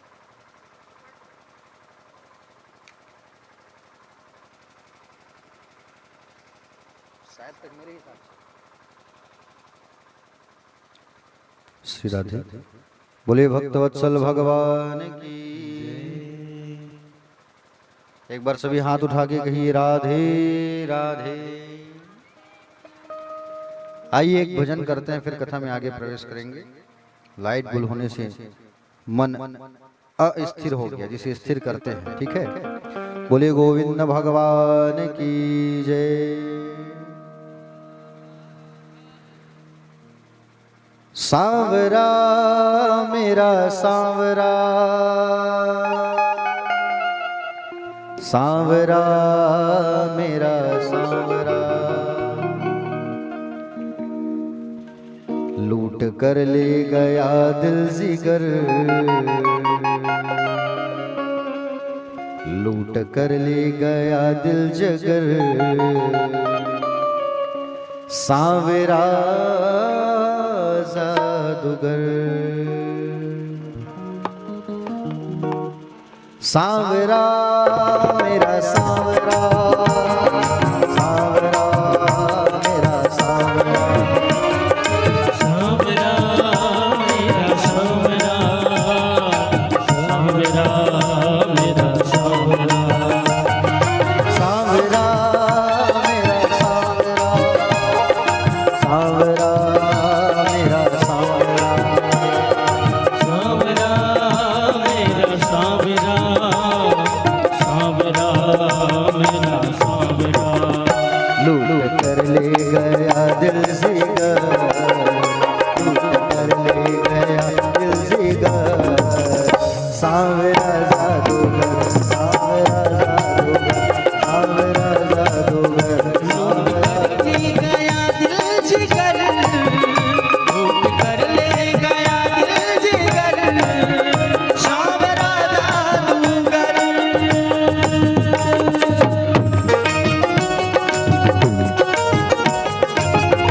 आइए सभी लोग।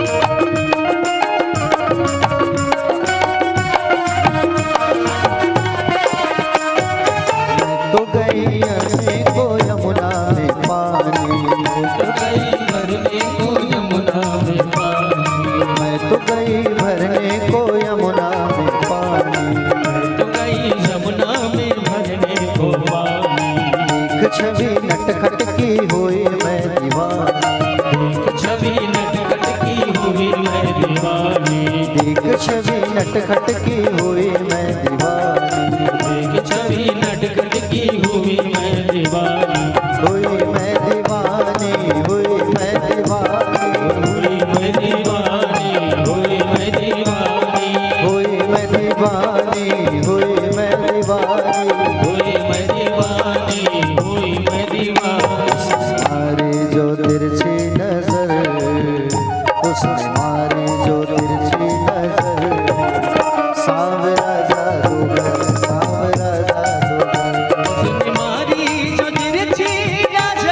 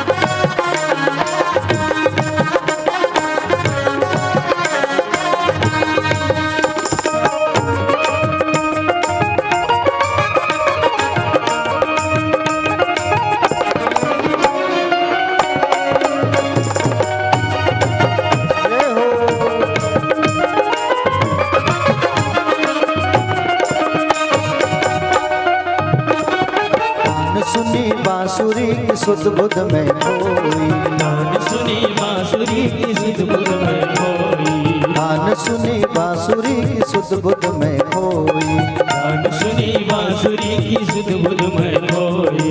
भूल गई लोक लाज बस तेरी हो गई, भूल गई लोक लाज बस तेरी हो गई, बस तेरी हो गई, बस तेरी हो गई, बस तेरी हो गई, बस तेरी हो गई, बस तेरी हो गई, बस तेरी हो गई, बस तेरी हो गई, बस तेरी हो गई। कि तुझको जाऊं किधर, छोड़कर तुझको जाऊं किधर, सावरा जादूगर, सावरा जादूगर, छोड़ के तुझको जाऊं किधर, छोड़ के तुझको जाऊं किधर, सावरा जादूगर।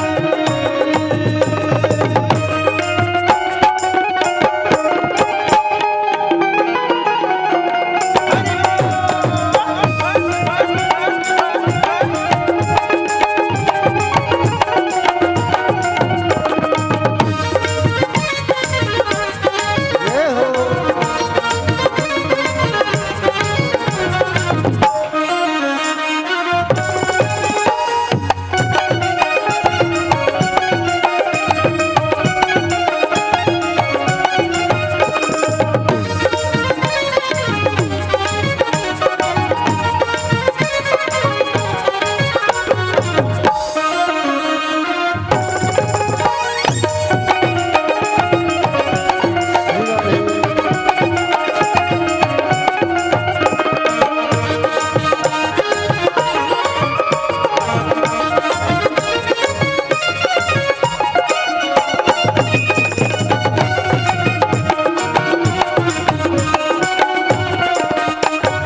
बांधली रमण तुझसे आशा की लड़ियां, बांधलिए रमन तुझसे आशा की लड़ियां, बांधली रमण तुझसे आशा की लड़ियां, रमन तुझसे आशा की लड़ियां, है यही तमन्ना शेष जीवन की घड़ियां, यही तमन्ना शेष जीवन की घड़ियां, है यही तमन्ना शेष जीवन की घड़ियां, यही तमन्ना शेष जीवन की घड़ियां।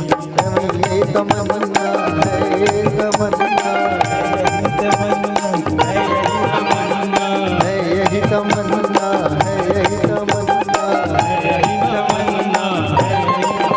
तेरे चरणों में जाए गुजर, तेरे चरणों में जाए गुजर, सावरा जादूगर, सावरा जादूगर,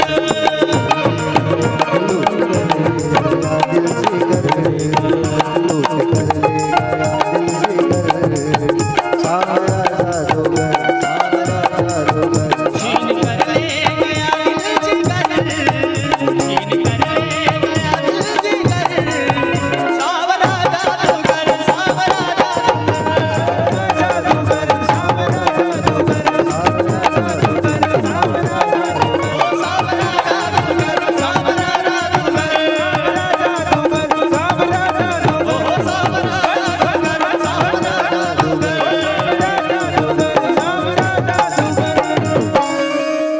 सावरा मेरा सावरा, सावरा मेरा सावरा।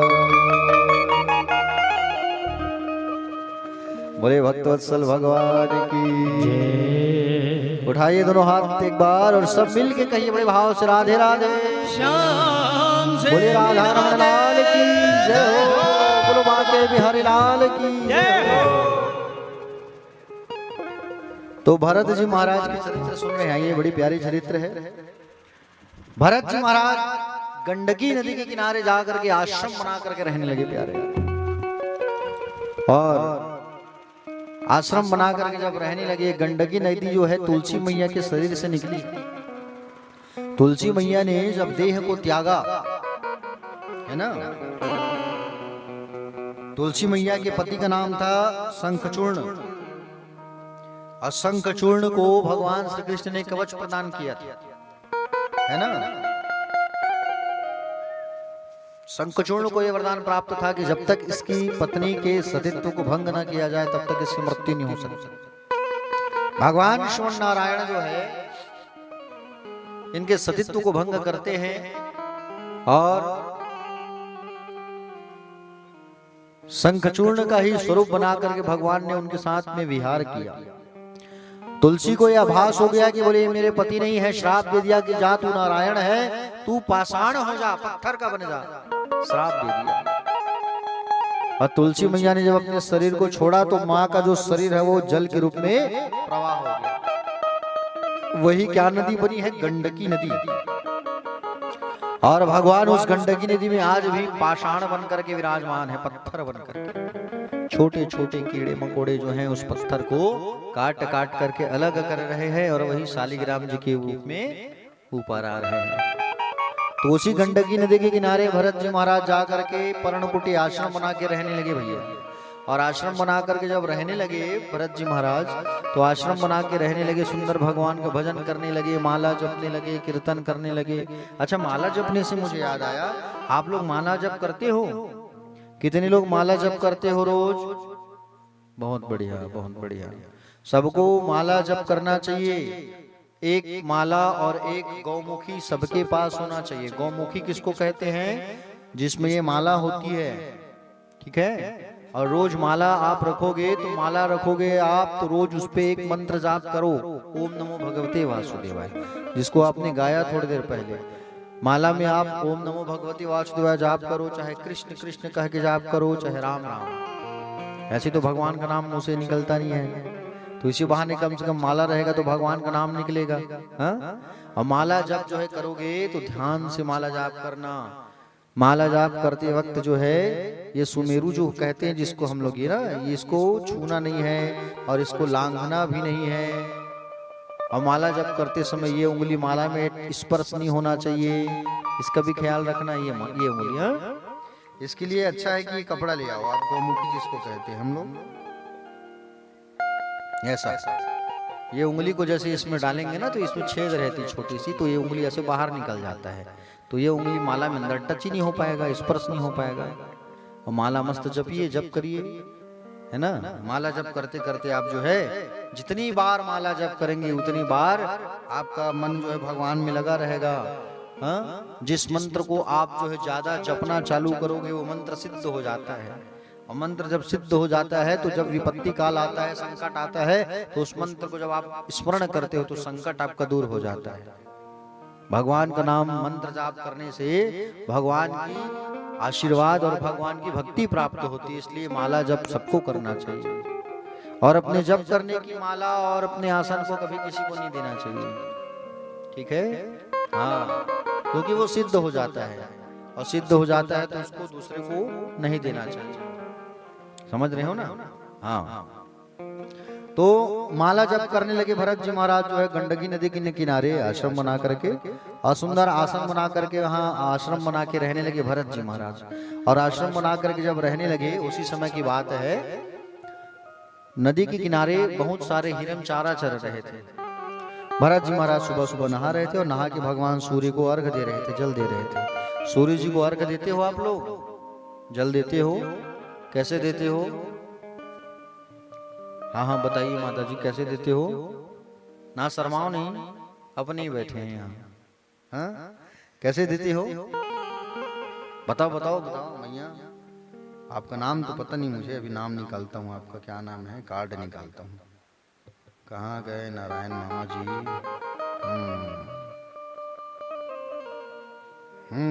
आपका जो नाम है ममता नाम है माता जी आपका। तो बताओ ममता माता जी, आप कैसे पानी देते हो सूर्य नारायण को? ऐसे जल लेकर के ऐसे डालते हो ना? हाँ बहुत बढ़िया। आप लोग कैसे डालते हो पानी?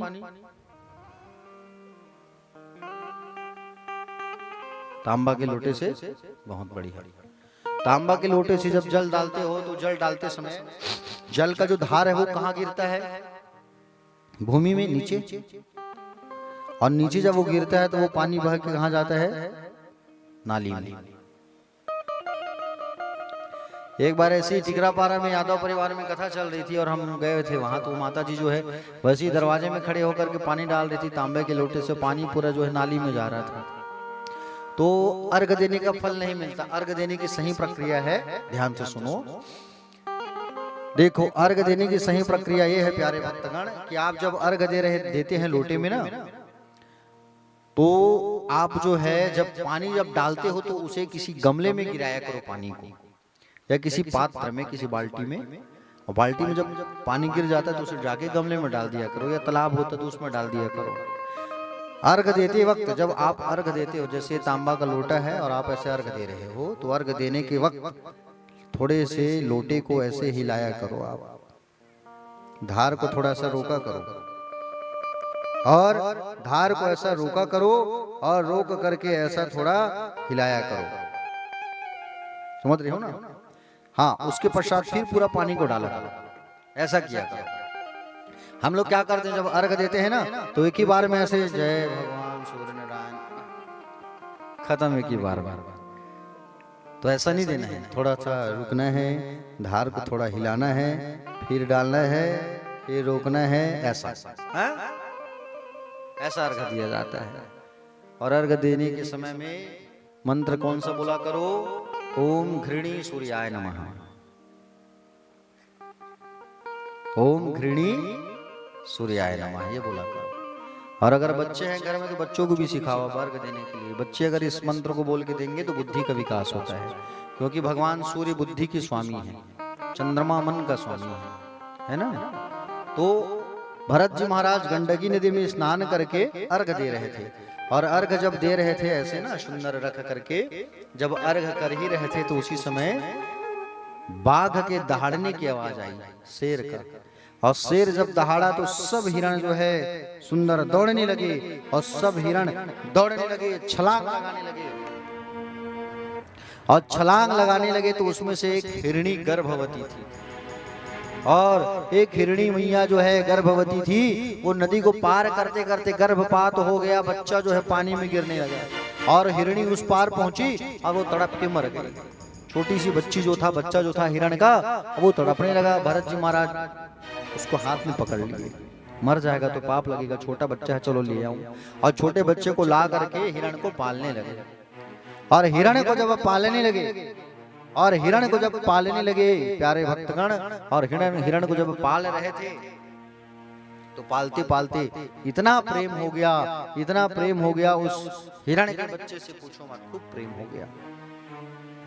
और इतना ज्यादा प्रेम हो गया हिरण के बच्चे से कि सोते खाते पीते केवल हिरण हिरण हिरण हिरण हिरण, खाली हिरण। कहीं जाते थे तो हिरण, सोते थे तो हिरण हिरण हिरण। एक बार भरत जी महाराज जंगल गए हुए थे, पुष्पादि वन में लाने के लिए समिधा, और जंगल जब गए थे तो उसी समय हिरणों का जो झुंड है वो भरत जी महाराज के आश्रम से गुजर रहा था। तो भरत जी महाराज के जो हिरण थे वो उसी झुंड में शामिल हो गए, मेरे परिवार वाले जा रहे हैं करके, और भरत जी महाराज के आश्रम को छोड़ के चले गया हिरण। भरत जी जब वापस आए शाम को फूल फल वल लेकर के जंगल से, तब देखा मेरा हिरण कहाँ है, मेरा हिरण कहाँ है, मेरा हिरण कहाँ है, हाय हिरण हाय हिरण हाय हिरण कह करके हिरण को खोजने लगे। हिरण नहीं मिला, और हिरण जब नहीं मिला तो हाय हिरण कह करके अपने प्राण को त्याग दिए। अंतिम समय में नाम क्या निकला? हिरण का नाम निकला। हिरण कह करके प्राण को त्याग दिए, तो दूसरा जन्म हो गया हिरण का। और दूसरा जन्म जो हुआ हिरण का, फिर भी उन्हें पूर्व जन्म का सब बात याद था, क्योंकि कर्म अच्छा रहने से, संस्कार अच्छा रहने से पूर्व जन्म की सब बात याद रहती थी। भरत जी महाराज भगवान में अपने मन को लगाए रहते थे, कर्म अच्छा था, संस्कार अच्छा था, इसलिए पूर्व जन्म की पूरी बात याद थी उनको।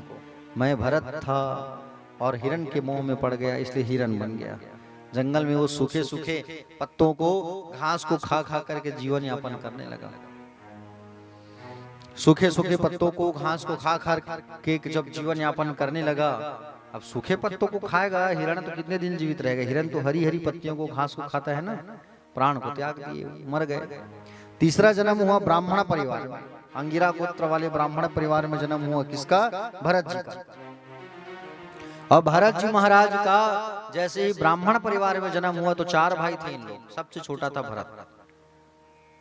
माता पिता इनको विद्यालय में भर्ती कराए, और माता पिता जब विद्यालय में इनको भर्ती कराए तो भर्ती कराए थे इसको तीसरे जन्म में भी पूर्व जन्म की सारी बात याद थी, कंठस्थ कंठस्थ, वेद के मंत्र कंठस्थ, सारी विधियां कंठस्थ, लेकिन दर्शाया नहीं, किसी को बताया नहीं।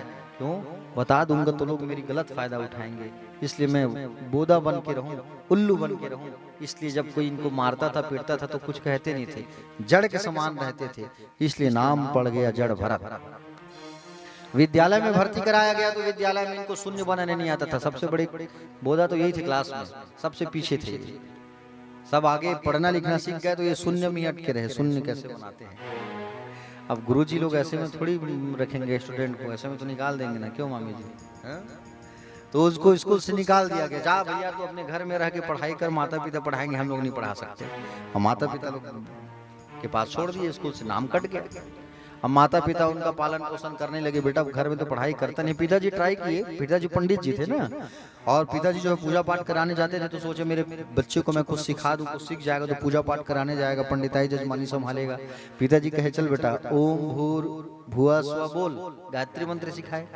तो भरत जी महाराज कहते थे ओम भूर ओम भूर ओम भूर तक अटके रहे, ओम भूर हुआ स्व बोले ही नहीं। आता सब था, वो चाहे तो पूरा गायत्री बोल करके दिखा दे, लेकिन ना, उनको मालूम था अगर मैं बोल के आज दिखा दूंगा कल पिताजी थैला पकड़वाएंगे, संग घंटी सुरवा पकड़ाएंगे, मुझे पूजा पाठ कराने भेजेंगे, दक्षिणा मिलेगा, पैसा मिलेगा तो मेरा मन जो भगवान में नहीं लगेगा, इसलिए मैं यहीं तक कटकर हूँ, ज्यादा अच्छा है। माँ बाप सोचे अब तो ये कुछ काम का ही नहीं है, क्या किया जाए, तो इससे अब खेत का काम करवाएंगे, है ना। जो पढ़ा लिखा नहीं होता वो घर का काम का संभालता है, खेत खलिहान, तो उसको खेत भेजा गया, जा बेटा तू खेत, और खेत में काम करना। बोले जमीन जब समतल रहती है तभी उसमें हल चलता है, और गड्ढा वड्ढा रहेगा तो हल थोड़ी चलेगा, तो जा जमीन को बराबर करके आना। बोले बरसात आ रही है, बोले फसल की बुआई करना है। अब भरत जी महाराज का खेत, अब उनको कहा गया है मिट्टी को फेंकना, कहीं गड्ढा होगा तो पाटना, लेकिन वो तो संत है ना, संतों का काम क्या होता है? संतों का काम फेंकना नहीं, उठाना होता है। सारी मिट्टियों को उठा उठा के रखने लगे, मेड़े में उठा उठा के 8 फीट 9 फीट का गड्ढा कर करके आ गए जगह जगह खेत में। माँ बाप दूसरे दिन गए बीज बोएंगे, जाके देखे तो पूरे खेत को जगह जगह से 8-10 फीट का गड्ढा जगह जगह। हे भगवान, ऐसे पुत्र से अच्छा है तो बिना पुत्र के रहो। माँ बाप खेत को जैसे तैसे बराबर करके आए, बीज डाल करके आए, बेटा से कहे जा बेटा खेत में बीज डाल करके आए हैं, चिड़िया उड़िया नहीं आए भैया मत आए, तुम इतना तो कर सकते हो, बैठ के डंडा लेके फुर फुर करते रहना, जाओ। है तो चिड़िया आए तो कम से कम भगाने का काम करना, तुम काक भगौड़ा बन जाना, ऐसा हाथ लंबा करके ऐसे ऐसे करना। चिड़िया आए अभी चिड़िया भगाने चले गए। अब ये सोचे बोले चिड़िया लोग का तो काम है खाने का, अब दाना डला है तो बेचारे खाएंगे नहीं तो जीवन कैसे इनका चलेगा, उनका सोच देखो, अभी नहीं खाएंगे तो उनका जीवन कैसे चलेगा। इसलिए मैं काम करता हूँ, सब चिड़िया को बुलाता हूँ, बेचारे लोग कहाँ कहाँ भटकेंगे चारा के लिए, यहाँ मस्त चारा डला है, आओ सब खाओ। आओ रे जितने चिड़िया हो आओ, सब एक चिड़िया आई फिर दूसरी तीसरी और टपाटप टपाटप पूरे खेत के धान को खा के खत्म। खिलाने वाला राम, खाने वाले राम, तो रोकन का क्या होगा, हम खाओ। माता पिता का 8-10 दिन बाद खेत में धान मस्त चक गया होगा, जाके देखे पड़ोसी के खेत में धान जगह है, इनके खेत में धान ही नहीं जगह है। बोले माँ बाप हे भगवान, खेत कभी काम नहीं कर पाया है। कुछ दिन बाद जैसे खेत में धान वान लगाए, पानी भरा था बरसात का, जा बेटा देख के आना रात में, हाँ खाना ना खाए एक चक्कर मार के आना, खेत में कोई मेड़ वेड़ को ना फोड़ दे, पानी कोई ना चुराए। पहले जाते थे, अभी भी खेत वाले जाते हैं, रात में कोई पानी नहीं ना चुरा ले भैया ऐसा करके। अब भरत जी महाराज गए, पानी निकलता कैसे है यहाँ से, पूरे खेत के मेड़ को फोड़ करके आ गया। सुबह खेत में माँ बाप गए देखने, एक बूंद पानी नहीं, सूख। हे भगवान, कोई काम का नहीं है ये, तू भैया घर में रहना, बर्तन वर्तन साफ करना और घर में ही पानी भर के रखना, बोले तू हमारे साथ खेत मत जा तू। माँ बाप कहाँ छोड़े उनको, घर में छोड़ दिए, और घर में जैसी छोड़े और घर में जैसी रखे तो माँ बाप शाम को आए खेत का काम करके, खेत का काम करके आए, बेटा हमारा पानी नहीं भर के रखा होगा, बर्तन साफ करके सुंदर पानी भरने के लिए कहे हैं शाम को। जब घर में जैसे प्रवेश किए तब क्या देखे, गुंडी में पानी, बम्बा में पानी, हौला में पानी, बाल्टी में पानी, कढ़ाई में पानी, कटोरी में पानी, चम्मच में पानी, पटुआ में पानी, नीचे पानी, उल्टा पानी, पूरा घर से पानी बह रहा है। हे भगवान, आज इंद्रदेव ऐसा लग रहा है हमारे घर ही बारिश किए हैं। जा बेटा, हम तुझे नहीं पाल सकते रे, तू कोई काम का नहीं है, जा तू जा, निकल घर से, हमारे घर में हम तुम्हें नहीं रख सकते, जहाँ कोई तुम्हें दे देंगे खाने पीने, खा पी के जिंदगी चलाना, हमारे साथ तू नहीं टिक सकता, जा। भरत जी महाराज कहे मैं तो यही चाहता था कि तुम लोग कब मुझे घर से बाहर फेंको और मैं कब 2-4 माला आराम से जप सकूं भगवान, हाँ? भगवान का माला मैं जप सकूं कब, मैं तो यही चाहता हूँ कि कब तुम लोग का टेंशन हटे। वो खुद चाहते थे और जाके जंगल में रहने लगे भरत जी महाराज। और जंगल में जब भरत जी महाराज जा करके रहने लगे प्यारे भक्तजन, तो जंगल में जब भरत जी महाराज जी जो है जा करके जब रहने लगे, तो वहां पे क्या हुआ, भरत जी महाराज जहाँ जिस जंगल में थे भगवान का नाम जपा करते थे और भगवान का नाम भजा करते थे। उसी समय उस जहाँ उस जंगल में थे, तो जंगल में आदिवासी लोग रहते थे, आदिवासियों का एक राजा रहता था, सरदार। अब उसने मन्नत मांगा था, क्या मन्नत मांगा था कि एक बेटा हो जाने के बाद में मैं क्या करूंगा, एक बेटा अगर मेरा हो गया तो माँ काली के मंदिर में मैं बलि करूंगा, माँ काली के मंदिर में मैं क्या करूंगा, बलि करूंगा, नर बलि करूंगा, ये प्रतिज्ञा ठान के रखा है वो। और जैसे उसका एक बेटा हुआ, तो बेटा होने के बाद में उसने क्या किया, जाओ भैया किसी को पकड़ के लाओ जंगल से, माँ काली के मंदिर में जाके नर बलि करेंगे, नर मतलब मनुष्य की बलि, मनुष्य के गले को काटना। तो सिपाहियों को भेजा जंगल में, सिपाहियों को जैसे भेजा जंगल में, तो सिपाही लोग किसको पकड़ के ले आए, भरत जी को ले आए। हट्टे कट्टे भरत जी, चल हमारे सरदार का आदेश है कि नर बलि करेंगे, तू ही दिखा सामने, तू चल हमारे साथ। अब वो तो किसी से कुछ कहते नहीं थे ना, कोई मार भी दे तो इस गाल को और आगे कर देते, इसमें भी मारो, ऐसे जड़ के समान रहते थे, जड़ भरत नाम पड़ा इसी कारण।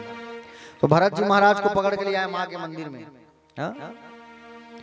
और भरत जी महाराज को जैसे ही पकड़ करके लाए मंदिर में माता जी के, और माता जी के मंदिर में जैसे ही पकड़ के लाए, 2-4 व्यक्ति हाथ पकड़ पकड़ के लेके आ रहे हैं, चल चल चल चल चल, हमारे जो सरदार है महाराज है वो आपकी बलि करेंगे, चल।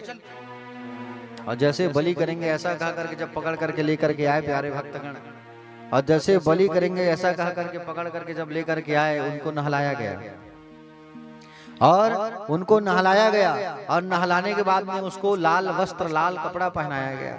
लाल कपड़ा पहनाने के बाद में उसको लाल टीका लगाया गया। लाल टीका लगाने के बाद में कहे भैया कोई इच्छा है, अंतिम इच्छा बोलो, तो कहे माँ का एक बार दर्शन कर लूं, माँ के पास आया हूँ।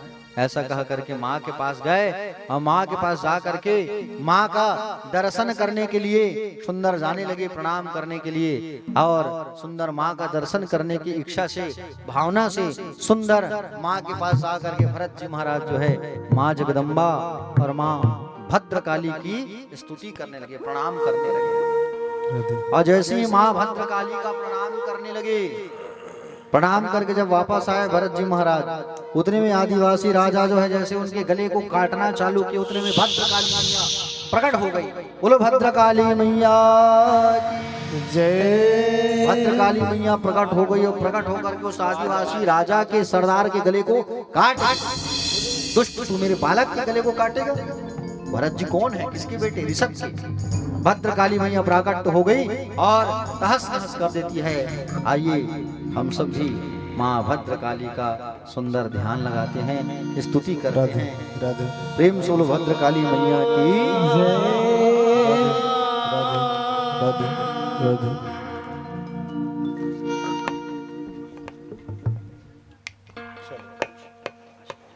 या देवी सर्वभूतेषु कालीरूपेण संस्थिता नमस्तस्यै नमस्तस्यै नमस्तस्यै नमो नमः। या देवी सर्वभूतेषु कालीरूपेण संस्थिता नमस्तस्यै नमस्तस्यै नमस्तस्यै नमो नमः।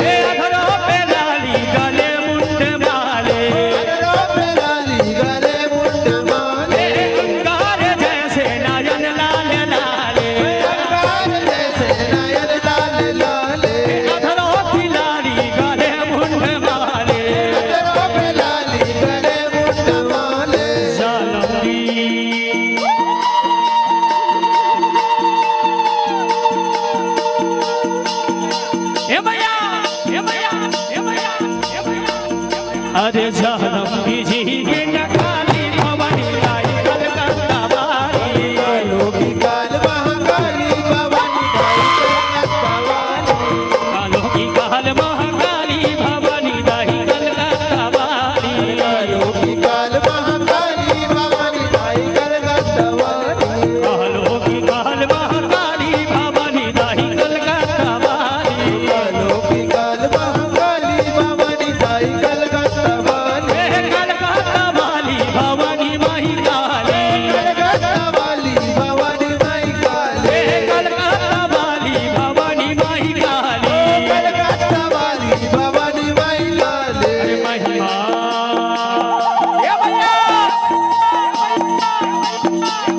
अरे महिमा तुम्हारी निराली भवानी दाई कलकत्ता वाली कालों की काल महाकाली भवानी दाई कलकत्ता वाली।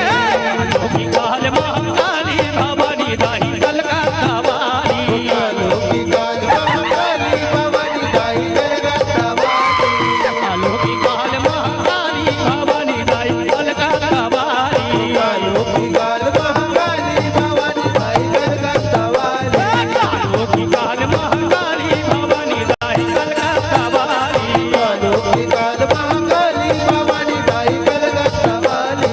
कलकत्ता वाली कलकत्ता वाली कलकत्ता वाली भवानी माई काले। कलकत्ता वाली भवानी माई काले। कलकत्ता वाली भवानी माई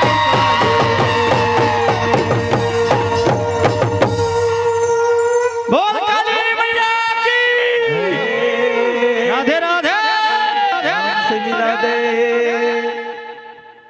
देखिए आप लोग इतने सारे भक्त बैठे हैं लेकिन आवाज एक और दो व्यक्ति के अंदर से ही आ रही है। हाँ? चलो देखो जिनके दो हाथ है वो ही हाथ उठाना। चलो और हाथ उठा के बड़े भाव से कहो राधे राधे। श्याम से मिला दे आवाज यहाँ तक नहीं आ रहा है, वहां तक नहीं जा रहा है, घर तक बताओ ऐसे चिल्ला रहे हो आप लोग आज। अच्छा आप लोग का उपवास थोड़ी है शुक्रवार वाला। हाँ? चलो एक बार सब मिलके कहो राधे राधे। प्यारे भक्तगण, भरत जी महाराज सुंदर महाकाली का दर्शन करने लगे और जैसी माँ भद्रकाली का दर्शन करने लगे, भद्रकाली माँ ने उन आदिवासी राजाओं के सिर को धड़ सलग कर दिया। पुत्र से कहा पुत्र मांगो क्या मांगना है। बोले माँ आपका दर्शन और भक्ति यूं ही प्राप्त होता रहे और कुछ ना चाहिए। भरत जी महाराज भद्रकाली का दर्शन करके वहां से निकल पड़े और जाकर के वन में जंगल में पुनः भगवान के नाम उच्चारण करने लगे। प्यारे भक्तगण, जैसे भरत जी महाराज जंगल पर रहने लगे उसी समय सिंधु सौवीर प्रदेश के राजा का नाम था रहुगण। सिंधु सौवीर देश का राजा रहुगण सत्संग करने के लिए कपिल भगवान के आश्रम जा रहा था पालकी पर बैठ करके। अब पालकी में बैठ करके जा रहा था। अब देखो पालकी उठाने के लिए कितने लोगों की आवश्यकता पड़ती है? 4 लोगों की, है ना। अब 4 लोगों की आवश्यकता पड़ती है और जैसे 4 लोगों की आवश्यकता पड़ती है तो पालकी उठाने वाले एक व्यक्ति की तबीयत खराब हो गई और एक व्यक्ति की तबीयत जोरों से खराब हो गई तो राजा ने कहा जाओ भैया जंगल से किसी को पकड़ के लाओ पालकी उठाने के लिए। अब एक कहार की तबीयत जोरों से खराब, भरत जी महाराज को पकड़ के लिए आए लोग हट्टा कट्टे, चलो हमारे महाराज की पालकी पकड़ना तू। अब पालकी को पकड़ करके भरत जी महाराज चल रहे हैं। जैसे ही चलते गए तो अचानक चींटियों का जो झुंड है वो गुजर रहा था और चींटियों के झुंड को देखा करके भरत जी महाराज जो है ऐसा पकड़ करके कूद गए। भाई मेरे पैरों से कोई चींटी दब करके ना मरे, कोई मर गया तो फिर खूब पाप लगेगा। कल सुना था ना कथा में आप लोगों ने, मांडव्य नाम के एक ऋषि थे और मांडव्य ऋषि जो है 3-4 चींटियों को मारते तो सूली में लटकने का दर्द मिला था कि नहीं। भरत जी महाराज सोचे कि बोले कोई जीव या जंतु हमसे दब के ना मार जाए, इसलिए जब भी कथा में आप आते हैं जिस स्थान में बैठते हैं उसको थोड़ा झड़ा के बैठा करो। रात्रि कालीन जब आप सोते हो ना तो बिस्तर को रोज झड़ाया करो। हाँ? लेकिन आप आज महाराज डल्लब के गद्दे का जमाना है, कौन झड़ाए? हाँ? लोग तो ऐसे ही सोते हैं, खटमल आए चाहे कुछ भी आए। हाँ? क्योंकि हम लोग जगह जगह जाते हैं ना कथा रसपान कराने के लिए, तो हमको मालूम है। एक बार टिकरा पार में ऐसी कथा चल रहा था, इसी साल की बात, 1 साल पहले मठ पार में कथा चल रही थी और वहाँ जनासे में गद्दा लगा था डल्लभ का, वहीं ऊपर हमको सोना था। इतना खटमल रात भर 2 से 3 दिन हम लोग सो ही नहीं पाए। क्यों यादव जी इतने परेशान। हमने कहा बोले इतने असाध्य हैं ये लोग, बोले बिस्तर को झड़ाते भी नहीं, इतने कीड़े हैं। तो प्यारे, रात में सोने के पहले आसन को झड़ाना चाहिए, और भोजन करने जब बैठते हो आसन में उसको भी झड़ाना चाहिए। जिस स्थान में बैठ के कथा सुनते हो उस आसन को भी झड़ाना चाहिए। जाने अनजाने कोई जीव जंतु आपसे दब के मर ना जाए, एक विशेष ख्याल रखो। आप कोशिश करो कि हमारे हाथों से किसी की मृत्यु ना हो। तो भरत जी महाराज ने सोचा मेरे पैरों के नीचे कोई चींटी दब के ना मर जाए। पालकी पकड़ के कूद गए। जैसे कूदे तो राजा का सिर टक से लगा, और राजा का सिर जैसे टक से लगा, पहली बार तो राजा ने कुछ नहीं कहा। जैसे फिर आगे चले तो दीमक जो होता है लकड़ियों में, उस दीमक का झुंड जो है गुजर रहा था। और दीमक का जब झुंड गुजर रहा था तो फिर भरत जी महाराज वैष्णव भक्त है ना, रोड को झाड़ू लगा लगा के चलते थे। अब फिर देखा दीमक का झुंड, फिर कूद गए। फिर राजा का सिर टक से लगा, और राजा का सिर जैसे फिर टक से लगा। अब तो दिमाग खराब, जैसे खिड़की से झांक के देखा हट्टा कट्टा आदमी आया, कौन है जो कूद रहे हैं? बोले महाराज ये नया नया जो आया है ना वही कूद रहे हैं। अच्छा, तो ताना देने लगे महाराज जो है, अरे पतले दुबले आदमी को लेके क्यों आ गए तुम लोग? इतना कमजोर आदमी को लेके आए हो, और इसे समझाओ कि हम राजा रहुगण हैं, ऐसी सजा देंगे, ऐसी सजा देंगे कि इसके रूह भी कांप जाएगा, ऐसी मौत मारेंगे। महाराज सुनते गए भरत जी महाराज संत हैं। भरत जी संत ने जवाब दिया। भरत जी महाराज ने क्या कहा? बोले महाराज जी, राजा जी आप मारोगे किसको? त्वयोदितम त्वयक्तमिपः मवि प्रलब्धम भर्तु समेह यस्यादि वीर भारा। मारोगे किसको? शरीर को। आत्मा तो ना मरती है ना ही जन्म लेती है, किसको मारोगे आप? शरीर का तो धर्म है पतला होना, मोटा होना। महाराज आप जो है मार सकते हो मेरे शरीर को, आत्मा को नहीं मार सकते। रहुगण ने सोचा बोले ज्ञान की बात कैसे कर रही है?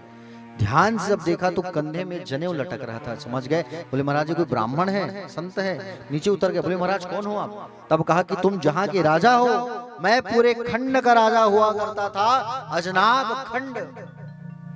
मेरा नाम है भरत। अजनाब खंड था हमारे देश का नाम, पहले भारत नहीं था, अजनाब खंड हुआ करता था। वो तो भरत जी के चरित्र के कारण, उनके जीवन शैली, उनके आदर्श के कारण हमारे देश का नाम भारत रखा गया। ये वही भरत है जिनके नाम से हमारे देश का नाम भारत पड़ा। भरत जी महाराज से बैठ करके ज्ञान की बातें लेने लगा वो, और फिर अपने नगर को वापस चला गया। तो भरत जी महाराज की तरह हमको भी दुख सुख में भगवान को भूलना नहीं चाहिए। हर जन्म में भगवान को उन्होंने भूला नहीं। पहले जन्म में भगवान को भूला नहीं, हिरण से प्रेम हो गया, हिरण कह के प्राण त्याग दिया। दूसरी बार हिरण का जन्म मिला, फिर भी भगवान का स्मरण करता रहा, ब्राह्मण परिवार में जन्म हुआ, भरत जी बने। कार्य ऐसा करो, भाव कुभाव अनख आलसहु, नाम जपत मंगल दिशि दसहु। जैसे भी हो, आओ में चाहे भाव में चाहे कुभाव में, कहते रहो केवल राधा रमण भजते रहो। हर देश में, हर वेश में, हर परिस्थिति में केवल भगवान का नाम भजो। प्यारे भक्तजन, सुखदेव जी महाराज राजा परीक्षित को सुंदर कथा बताने लगे। कहने लगे कि बोले देखो राजन, आगे पृथ्वी से 99,000 योजन नीचे यमराज की नगर है, उसका नाम है संयमनीपुरी। इस पृथ्वी के नीचे 99,000 योजन, 99,000 योजन नीचे। एक योजन में कितना किलोमीटर होता है पता है? 13 से 16 किलोमीटर की दूरी होती है एक योजन में। और 99,000 योजन नीचे यमराज की नगरी संयमनीपुरी। नरकों का वर्णन किया भगवान से सुखदेव जी महाराज ने। 28 प्रकार के मुख्य नरक होते हैं। कितने प्रकार के? 28 प्रकार के मुख्य नरक होते हैं, है ना। नरकों के बारे में यहाँ बताया गया है कि वो जो दूसरों के धन का हरण करते हैं उनको तामिस्त्र नाम के नरक में ले जाया जाता है। पर स्त्री का हरण करते हैं रौरव नाम के नरक में जाते हैं। जो जीव की हत्या करते हैं कुंभी पाक नाम के नरक में जाते हैं। ऐसा ऐसा नरकों का वर्णन किया गया। जो घर में आए हुए अतिथियों को बोले क्रोध भरी आंखों से देखते हैं तो वज्रतुंड नाम के नरक में वो जाके गिरते हैं, जहां बड़े बड़े बोले गिद्ध होते हैं और बड़े बड़े गिद्ध जो है प्यारे उनकी आंखों को नोच लेते हैं, निकाल लेते हैं। इसलिए घर में आए हुए अतिथियों को क्रोध भरी निगाह से नहीं देखना चाहिए। अतिथियों को तो स्वागत करना चाहिए, सम्मान करना चाहिए। अतिथि देवो भव। हाँ? अतिथि जो है भगवान का स्वरूप होता है। अतिथि देवो भव। प्यारे भक्तगण,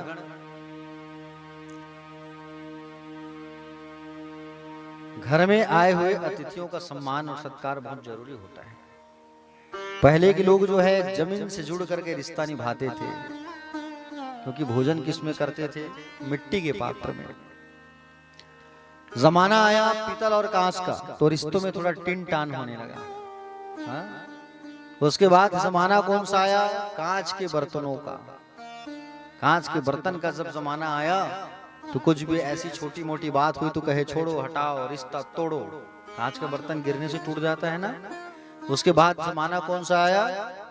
यूज एंड थ्रो, खाओ पियो फेंको, डिस्पोजल का जमाना आ गया।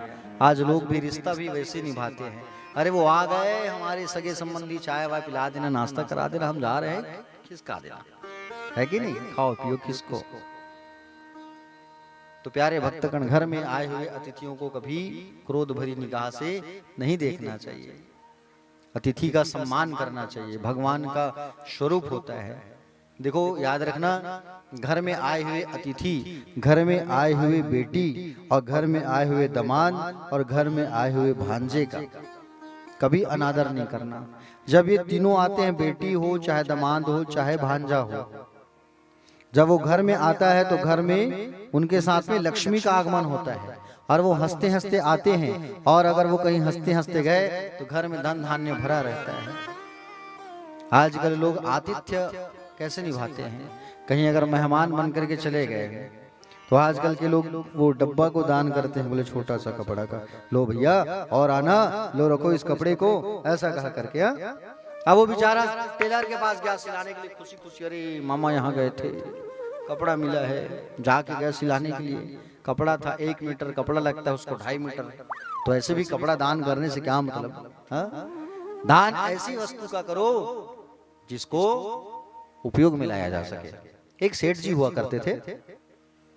अब वो सेठ जी का कोई नाती नहीं था। एक बार वो सेठ जी जो है गया, कहाँ? सेठ जी गया, सेठ जी हनुमान जी के मंदिर जाया करते थे प्राय, और हनुमान जी के मंदिर जा करके कहे, बोले पुजारी जी से, बोले पंडित जी, बोले ऐसी अर्जी लगा दो मेरे लिए कि मेरे घर में एक नाती आ जाए अच्छा सा। पंडित जी ने कहा, बोले ठीक है, मंगलवार आएगा, आप जो है भक्तों के प्रसाद के लिए केला चढ़ा देना, ताकि भक्त खाएंगे मीठा तो हनुमान जी प्रसन्न हो जाएंगे, आशीर्वाद दे देंगे, तो एक नाती की प्राप्ति तुम्हें हो जाएगी। अब वो सेठ जी के कहाँ? केला खरीदने के लिए। केले का 4 दुकान लगा था, 4 ठेला। अब वो पूछने लगा, पहले ठेले में आया और पहले ठेले में आके पूछा, बोले केले का कितना दाम लगाए भैया? तो कहे 120 रुपया दर्जन। ओहो, बहुत महंगा लगा रहे हो। दूसरे ठेले में गए तो दूसरे ठेले में आके पूछे, तुम कितना लगाए? 80 रुपया। ओहो, और तुम तो बहुत महंगा दे रहे हो। तीसरा ठेला में आके पूछे, तुम कितना लगा भैया केले का दाम? तो कहे, बोले 60 रुपया। अच्छा, केला जैसा केला नहीं, बोले 60 रुपये लगा रहे हो तुम, बहुत महंगा दे रहे हो तुम लोग। सब दुकान जो है चिपका हुआ था आपस में, है ना, सब सुन रहे थे एक दूसरे की बात को। चौथा वाला जो ठेला वाला था, बड़ा इंटेलिजेंट, उसके पास जब आया था, पूछा, बोले तुम कितना लगाए केले का दाम? बोले भाई 30 रुपए। अरे तुम बहुत सज्जन व्यक्ति हो, तुम केला दो भैया 1 दर्जन। देखो इन लोग कितना महंगा बेच रहे हैं, तुम 30 रुपए में केला बेच रहे हो, बढ़िया, अच्छे भैया, अच्छा चलेगा तुम्हारा दुकान। 2 केला दो 1 दर्जन, 30 रुपए में वो केला लेके आया। हनुमान जी के मंदिर में जाके केला चढ़ा दिया वो, और हनुमान जी के मंदिर में जाके जैसे केला चढ़ाया, 1 साल बाद उसको एक सुंदर नाती की प्राप्ति हुई सेठ जी को। अब अस्पताल में डिलीवरी हुई, सब पहुंचे, खुशी खुशी नाती आया है, इतने साल बाद नाती आया है, चलो चलो चलो। अब नाती को ला करके दो भाई हमारे हाथ में, दो, दादाजी बन गए हम। सेठ जी पकड़े नाती को, अंदर से ला करके दी दादी को, बोले बच्चे को। और जैसे ही हाथ में जब सेठ जी रखे तो उसका जो सिर है एकदम मुलायम, सिर को हाथ में ऐसे रखे, हाथ में सिर को तो पिच पिच करने लगा एकदम। नर्स के हाथ में दे दिए नाती को, वो दौड़े दौड़े हनुमान जी मंदिर चले गए लड़ाई करने पंडित जी से। पंडित जी कहाँ हो आप? इधर आओ। बोले क्या हुआ सेठ जी? अरे बोले आप ऐसी अर्जी लगाए हनुमान जी से, ऐसी प्रार्थना किए, आप नाती तो मिल गया, लेकिन उनका सिर एकदम पिच पिच कर रहा है। ऐसा क्यों? पंडित जी ने कहा सुनो सेठ जी, बैठो यहाँ। आप एक बात बताओ, हनुमान जी में आपने केला चढ़ाया, कौन सा केला चढ़ाए थे आप? ऐसा केला चढ़ाए थे जिसको हनुमान जी खाना क्या देखना पसंद नहीं किए। हमारे हनुमान जी, हाँ? तुम केला कौन सा चढ़ाए थे? पिच पिच वाला केला, पिच पिच वाला तुम चढ़ाए थे, इसलिए तुमको नाती भी मिला पिच पिच वाला। अच्छा केला चढ़ाते, अच्छा टाइट महंगी, तो महंगा नाती भी मिलता तुमको। तो प्यारे भक्तगण, होता क्या है, दान की जहां बात आती है तो हम पीछे हट जाते हैं। दान की जहां बात आती है तो आप जैसा खाते हो वैसे ही खिलाओ और वैसी ही वस्तु का दान करो, तभी उसका पुण्य मिलेगा। दान की हुई वस्तु का जब उपयोग होता है ना, तभी उसका महत्व मिलता है। समझ रहे हो ना? और दान की हुई वस्तु को हमने दान कर दिया, लेकिन दान करने के बाद में अगर उसका उपयोग नहीं हो पाया तो फिर ये मान करके चलो आप कि उसका पूर्ण फल हमको प्राप्त नहीं हो सकता।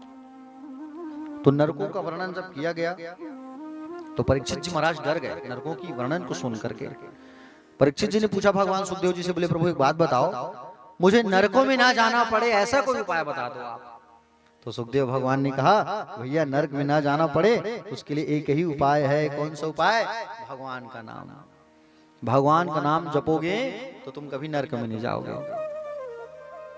बोले ऐसा कोई उदाहरण है? बोले हाँ उदाहरण है, सुनो बताता हूं तुमको। हाँ? बोले कन्नौज नाम का एक स्थान था, वहां पर अजामिल नाम के एक ब्राह्मण देवता रहते थे। क्या नाम था? अजामिल। अज मतलब होता है माया, जो माया रूपी वस्तु में मिल जाए वो है अजामिल।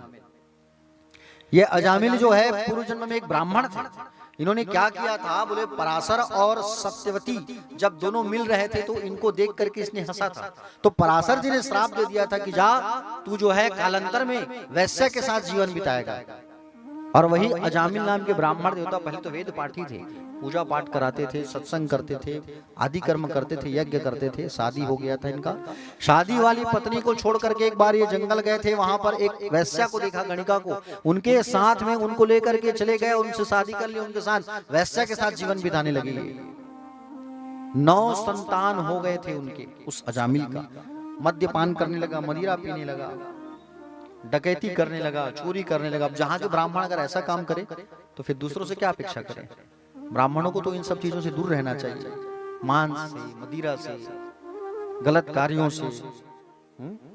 आज संसार की ऐसी विडंबना है प्यारे, देखने को मिलता है बहुत जगहों में कि ब्राह्मण कुल में जन्म लेने के बाद में व्यक्ति जो है मांस आदि का भक्षण करता है। बड़ा दुख लगता है। ब्राह्मण जिसे कहा गया कि वेद का प्रचार करे, ब्राह्मण समुख माशित। ब्राह्मण जो है भगवान का मुख है, और ब्राह्मण जो है भगवान नारायण का मुख कहा गया है। क्षत्रिय जो होते हैं भगवान की भुजा होते हैं, वैश्य भगवान के उदर होते हैं, शूद्र भगवान के चरण कमल होते हैं। ब्राह्मण का कार्य है मुख, मुख का काम होता है बोलना, वेद का प्रचार करने का। तो अजामिल नाम के ब्राह्मण देवता गलत कार्यों में संलग्न हो गए थे। और एक समय की बात है, अजामिल के गांव में कुछ संतों का आगमन हुआ। संत भारत भ्रमण के लिए निकलते हैं, है ना? तो संत जो है जब आए अजामिल के गांव में तो गांव वालों से पूछा, भैया कोई ब्राह्मण का घर है आसपास?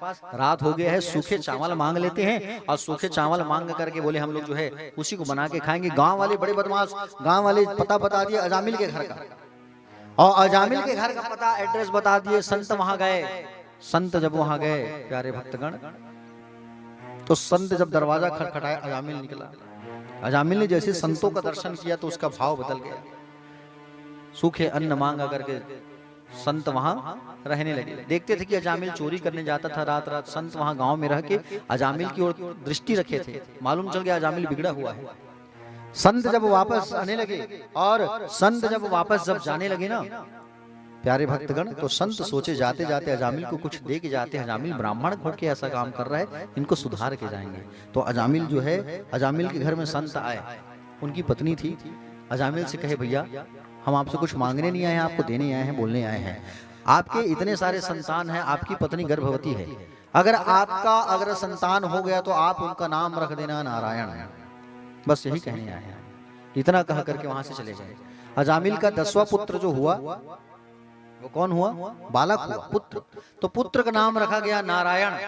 अब पुत्र का जब नाम रखा गया नारायण, छोटे बेटे से खूब प्रेम था, खूब स्नेह था, खूब प्यार था इनको, और छोटे बेटे से खूब प्रेम था, खूब स्नेह था इनको, और छोटे बच्चे से इनको खूब प्रेम था, प्यारे, जहां भी जाते नारायण नारायण करते थे। अंतिम समय में जब इनकी आयु पूरी हो गई, जब हम पाप कर्म में लीन होते हैं ना, तो हमारी आयु क्षीण होती है। जैसे मटके में पानी पझरते जाता है, वैसे ही हमारी आयु कम होते जाती जब हम पाप करते हैं। अजामिल की आयु पूरी हो गई थी और उन्हें लेने के लिए यम के दूत आ गए, और यम के दूत जैसे आए उनको लेने के लिए फांसी का फंदा डाले, और फांसी का फंदा डाल करके जैसे खींचने लगे, और फांसी का फंदा जैसे डाल करके खींचने लगे, उतने में अजामिल ने छोटे बेटे को चिल्लाया 3 बार, नारायण नारायण है नारायण। उतने में नारायण के दूत आ गए, पार्षद आ गए, और अजामिल को ले जा रहे थे यम के दूत, उनसे लड़ाई करने लगे। बोले तुम छोड़ो, इन्हें लेके नहीं जा सकते। बोले क्यों लेके नहीं जा सकते? इसलिए लेके तुम नहीं जा सकते क्योंकि इसने अंतिम समय में भगवान का नाम स्मरण किया है, इसलिए आप इन्हें लेकर के नहीं जा सकते। अरे भैया, इसने आपके स्वामी का नाम नहीं लिया है, ये तो अपने छोटे बेटे को चिल्लाया है, लेकिन जैसा भी हो चिल्लाया तो है। बोले बिल्कुल आप इन्हें हाथ नहीं लगा सकते, छोड़ो इसे। यम के दूतों को मार के भगा दिया भगवान के दूतों ने। यम के दूत जब यमराज के पास गए तो यमराज ने पूछा, बोले भैया अजामिल जी को कैसे तुम लेके नहीं आए? लेने तो गए थे ना, उसे क्यों लेके नहीं आए? अजामिल के दूतों ने बताया। बोले प्रभु क्या बताएं हम, बात ऐसी है जैसी लेके आ रहे थे उसी समय अजामिल ने छोटे बेटे को चिल्लाया, नारायण नारायण चिल्लाया, और उतने में भगवान के दूत आ गए। तो यमराज ने कहा तुम लोग धीरे बोलो, नारायण नारायण तुम लोग मत चिल्लाओ, यहाँ पर नरक में पड़े हुए जितने जीवों के कान में शब्द जाएगा और वो कहीं नारायण नारायण चिल्लाना चालू कर देंगे तो सबको मुझे नरक से छोड़ना पड़ जाएगा। सुनो मेरी बात, अंतिम समय में जो व्यक्ति कृष्ण, दामोदर, अच्युत, गोविंद, माधव, राघव, शिव, नारायण, गोविंद भजे, उन्हें भूल करके भी यम के लोक में मत लेके आना, ये मेरा आदेश है, छोड़ देना उन्हें, ऐसा यमराज ने स्वयं कहा है। समझ रहे हो ना? इसलिए अंतिम समय में भगवान का नाम भजो। भगवान का नाम कैसे आएगा?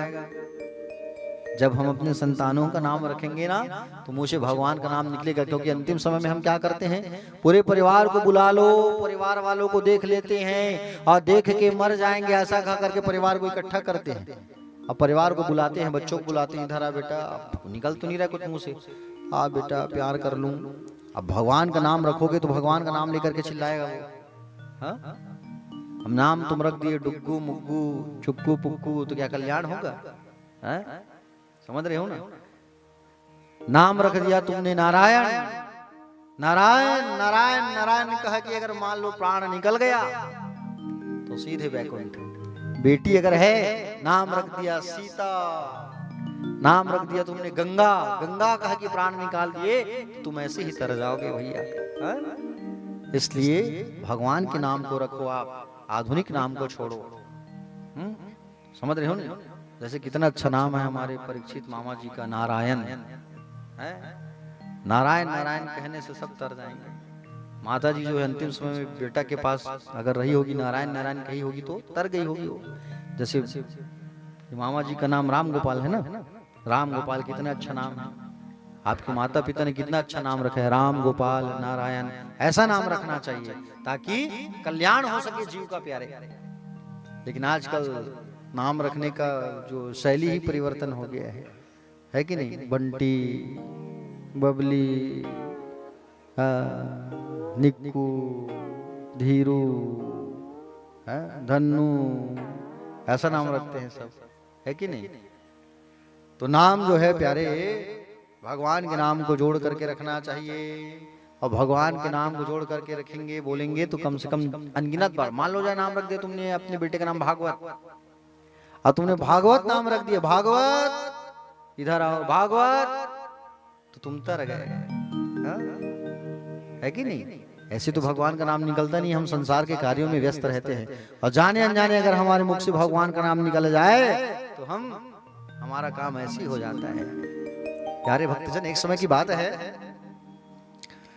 भगवान शंकर जो है पार्वती मैया से बोले कि बोले पार्वती मुझे भूख लगी है जोरों से और मुझे तुम भोजन निकाल के दो।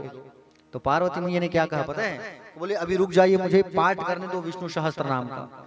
पार्वती मैया जो है रोज विष्णु सहस्त्र नाम का पाठ करती थी, रोज। समझ रहे हो ना? तो शंकर जी ने कहा कि बोले मुझे भूख लगी है, एक काम करो, तुम 2 बार राम राम कह दो तो तुमको ऐसे ही फल मिल जाएगा। तो 2 बार वो राम राम कहती है, भोलेनाथ को भोजन देने जाती है। इसी प्रकार अगर आप 2 से 3 बार भी अपने बेटों को बुलाओगे, अगर भगवान का नाम रखे हो, 2 से 3 बार राम राम भी कहोगे तो दिन भर पूजन करने का फल तो ऐसे ही मिल जाएगा आपको। इसलिए संतान जो होते हैं उनका नाम क्या रखो आप? भगवान के नाम को जोड़ करके रखो। ठीक है प्यारे भक्तजन, अजामिल ने देखा कि बोले छोटे बेटे को ही चिल्लाया हूं मैं तो यम के दूतों से मैं बच गया, क्यों ना मैं भगवान का नाम लूं और इन परिवार को छोड़ दूं मैं। ऐसा कहा करके परिवार को छोड़ दिया और परिवार का त्याग करके हरिद्वार चले आए। और हरिद्वार चले आए और हरिद्वार में आकर के भगवान का भजन करने लगे, कीर्तन करने लगे और इनका कल्याण हो गया अजामिल जी का। इसलिए जैसे भी हो भगवान का नाम भजो, काम करो और नाम भजो।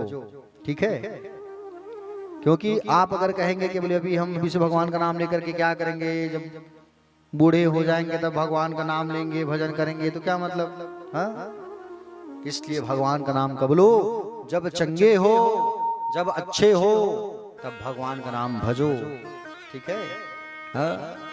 अब भविष्य में कहो कि जब बूढ़े हो जाएंगे तब भगवान का नाम जपेंगे, तो क्या मतलब? इसलिए भजन कब करो? जब जवान हो तब भजन करो भगवान का। 40 साल तक मैंने बताया था ना मनुष्य की आयु मिली है, 40 के बाद गधा का आयु उम्र लग जाता है, गधे के बाद कुत्ते का, उल्लू का। तो जब तक भगवान हमारी उम्र में रखे हमको खूब भजन करो। आगे चल करके तुमको कहा जाएगा ताली बजा के भजन करो, तुम भजन ना कर पाओगे तो क्या मतलब? हाँ, तुमको कहा जाएगा परिक्रमा करो, परिक्रमा ना कर पाओ तो क्या मतलब? इसलिए जब चंगे हो तभी अपने मुंह से भगवान का नाम भजो जितना हो सके। ऊपर जाने के लिए हमको रास्ता बनाना बहुत जरूरी है, और ऊपर जाने के लिए रास्ता बनाने का सबसे अच्छी जगह है भागवत। इसलिए कहा गया है, क्या कहा गया है? भजन करो मस्त जवानी में, बुढ़ापा किसने देखा है। भजन करो मस्त जवानी में, बुढ़ापा किसने देखा है। भजन करो मस्त जवानी में, बुढ़ापा किसने देखा है। भजन करो मस्त जवानी में, बुढ़ापा किसने देखा है। भजन करो मस्त जवानी में, बुढ़ापा किसने देखा है।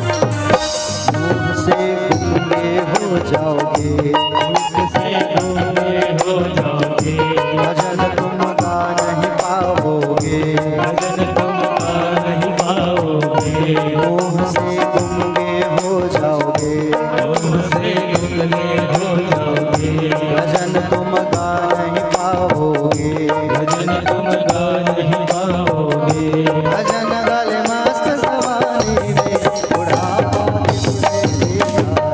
भजन कर मस्त जवानी में बुढ़ापा किसने देखा है। जय हो।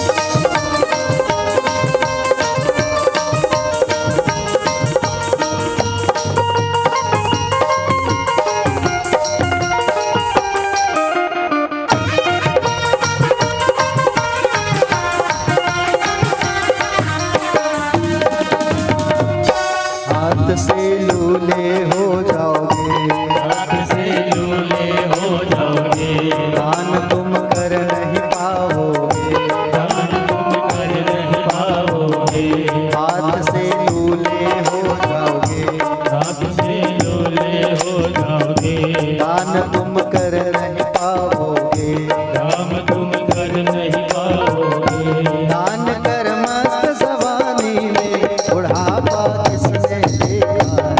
भजन कर मस्त जवानी में बुढ़ापा किसने देखा है। जय हो।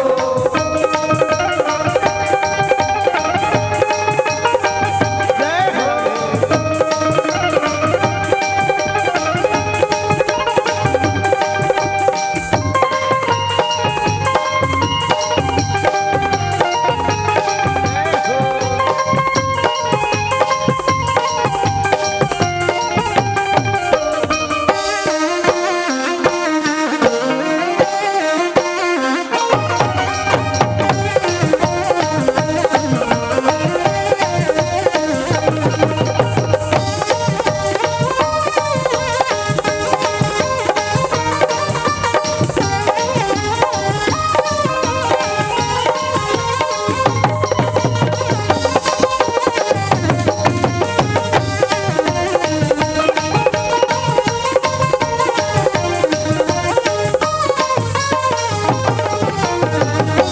आँख से अंधे हो जाओगे, आँख से अंधे हो जाओगे, तरस तुम कर नहीं पाओगे, दरस तुम कर नहीं पाओगे, आँख से अंधे हो जाओगे, आँख से अंधे हो जाओगे, तरस तुम कर नहीं पाओगे, दरस तुम कर नहीं पाओगे, तरस कर मस्त जवानी में बुढ़ापा किसने देखा है। कर मस्त जवानी में बुढ़ापा किसने देखा है। भजन कर मस्त जवानी में बुढ़ापा किसने देखा है। भजन कर मस्त जवानी में बुढ़ापा किसने देखा है। भजन कर मस्त जवानी में बुढ़ापा किसने देखा है। भजन कर मस्त जवानी में बुढ़ापा किसने देखा है। बुढ़ापा किसने देखा है। बुढ़ापा किसने देखा है। बुढ़ापा किसने देखा है। भजन कर मस्त जवानी में बुढ़ापा किसने देखा है।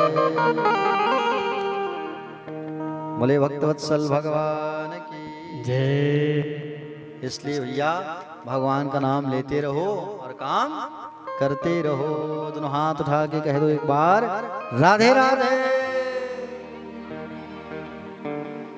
प्यारे भक्तजन भगवान श्री सुखदेव जी महाराज से राजा परीक्षित जी ने प्रश्न किया। क्या प्रश्न किया? प्रश्न ये किया कि बोले एक बात बताओ प्रभु, भगवान जो है समदर्शी कहे गए। समदर्शी मतलब भगवान सबको समान दृष्टि से देखते हैं, है ना? तो भगवान समदर्शी कहे गए तो भगवान पक्षपात क्यों करते हैं? है कि नहीं? हमेशा भगवान जो है राक्षसों को मारते हैं और देवताओं की रक्षा करते हैं भगवान। ऐसा आप लोगों ने देखा होगा। तो यही प्रश्न महाराज युधिष्ठिर ने नारद जी से कहा था, पूछा था। सुखदेव जी महाराज ने बताया कि राजसु यज्ञ के समय जब प्रथम पूजन का प्रथम नाम का अवसर आया तो द्वारकाधीश जी का नाम लिया गया था। तो शिशुपाल ने भगवान को गाली दी थी, गालियों की बौछार कर दी थी और भगवान ने सुना बहुत देर तक। 101 गाली पूर्ण होती भगवान ने उसके गले को काट दिया। और गले को जैसे ही भगवान ने काटा तो शिशुपाल को जो दिव्य तेज जाके भगवान में ही समा गया। सुखदेव जी ने कहा ये तो ठीक है। बोले दैत्य हिरण्यकश्यप को तो सब लोग जानते हो, उसके वंश में दैत्य वंश में प्रहलाद जी हुए, भगवान ने उनका पक्ष लिया। राक्षस कुल में तो उन्होंने जन्म लिया था प्रहलाद जी, लेकिन भगवान ने उनका पक्ष लिया कि नहीं लिया? तो प्यारे परीक्षित जी ने कहा, बोले प्रभु इसी कथा को मुझे आगे सुनाओ, मुझे रसपान करना है। और इसी कथा को प्यारे भक्तगण भगवान से सुखदेव जी राजा परीक्षित से कहने लगे, बोले राजन सुनो, हिरण्यकश्यप नाम के एक दैत्य थे। ये हिरण्यकश्यप कौन है? कश्यप ऋषि के पुत्र हैं हिरण्यकश्यप और हिरण्याक्ष, ये दो भाई। ये राक्षस कैसे बने? ये राक्षस भगवान के द्वार को इन्होंने रोका था। हिरण्यकश्यप और हिरण्याक्ष ये दोनों जो है प्यारे भक्तजन पूर्व जन्म में भगवान नारायण के द्वारपाल थे। जय और विजय कौन थे? जय और विजय। तो जय विजय होने के बावजूद ये राक्षस कैसे बन गए? सनकादिक मुनि सनक, सनंदन, सनातन और सनत कुमार ये चारों जो है एक बार भगवान का दर्शन करने आए वैकुंठ लोक।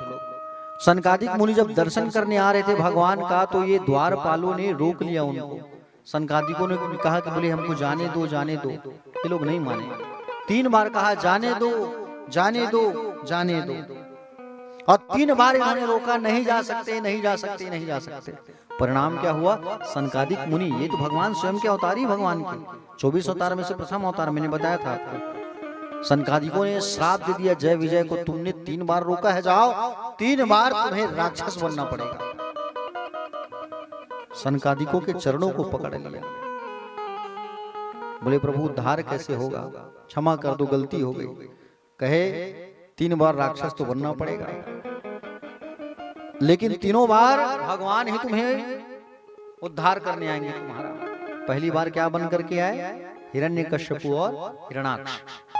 भगवान हिरण्याक्ष को मारने के लिए वराह रूप में आए, हिरण्यकश्यप को मारने के लिए नरसिंह अवतार लेंगे। अभी रावण और कुंभकर्ण बन करके आए। तो भगवान कौन से अवतार में आए? रामा अवतार में आए भगवान। तीसरे बार शिशुपाल और दंतवक्त बन करके आए तो भगवान कृष्ण अवतार में आए। तो यही हिरण्यकश्यप, इनकी पत्नी का नाम था कयाधु। प्यारे भक्तजन तपस्या करने गया ये। तपस्या करने जब गया तो ब्रह्मा जी की तपस्या करने गया था तो देवताओं का जो राजा है इंद्र, इनको डर लगने लगा कहीं ये तपस्या करके अगर इंद्रलोक में कब्जा कर लिए तो गड़बड़ हो जाएगा। इंद्र को तो अपने इंद्रासन की चिंता रहती थी, दुनिया कहीं भी जाए कुछ भी हो, लेकिन इनको अपने राज सिंहासन की चिंता रहती थी, मेरा इंद्रलोक मुझसे कोई छीने ना।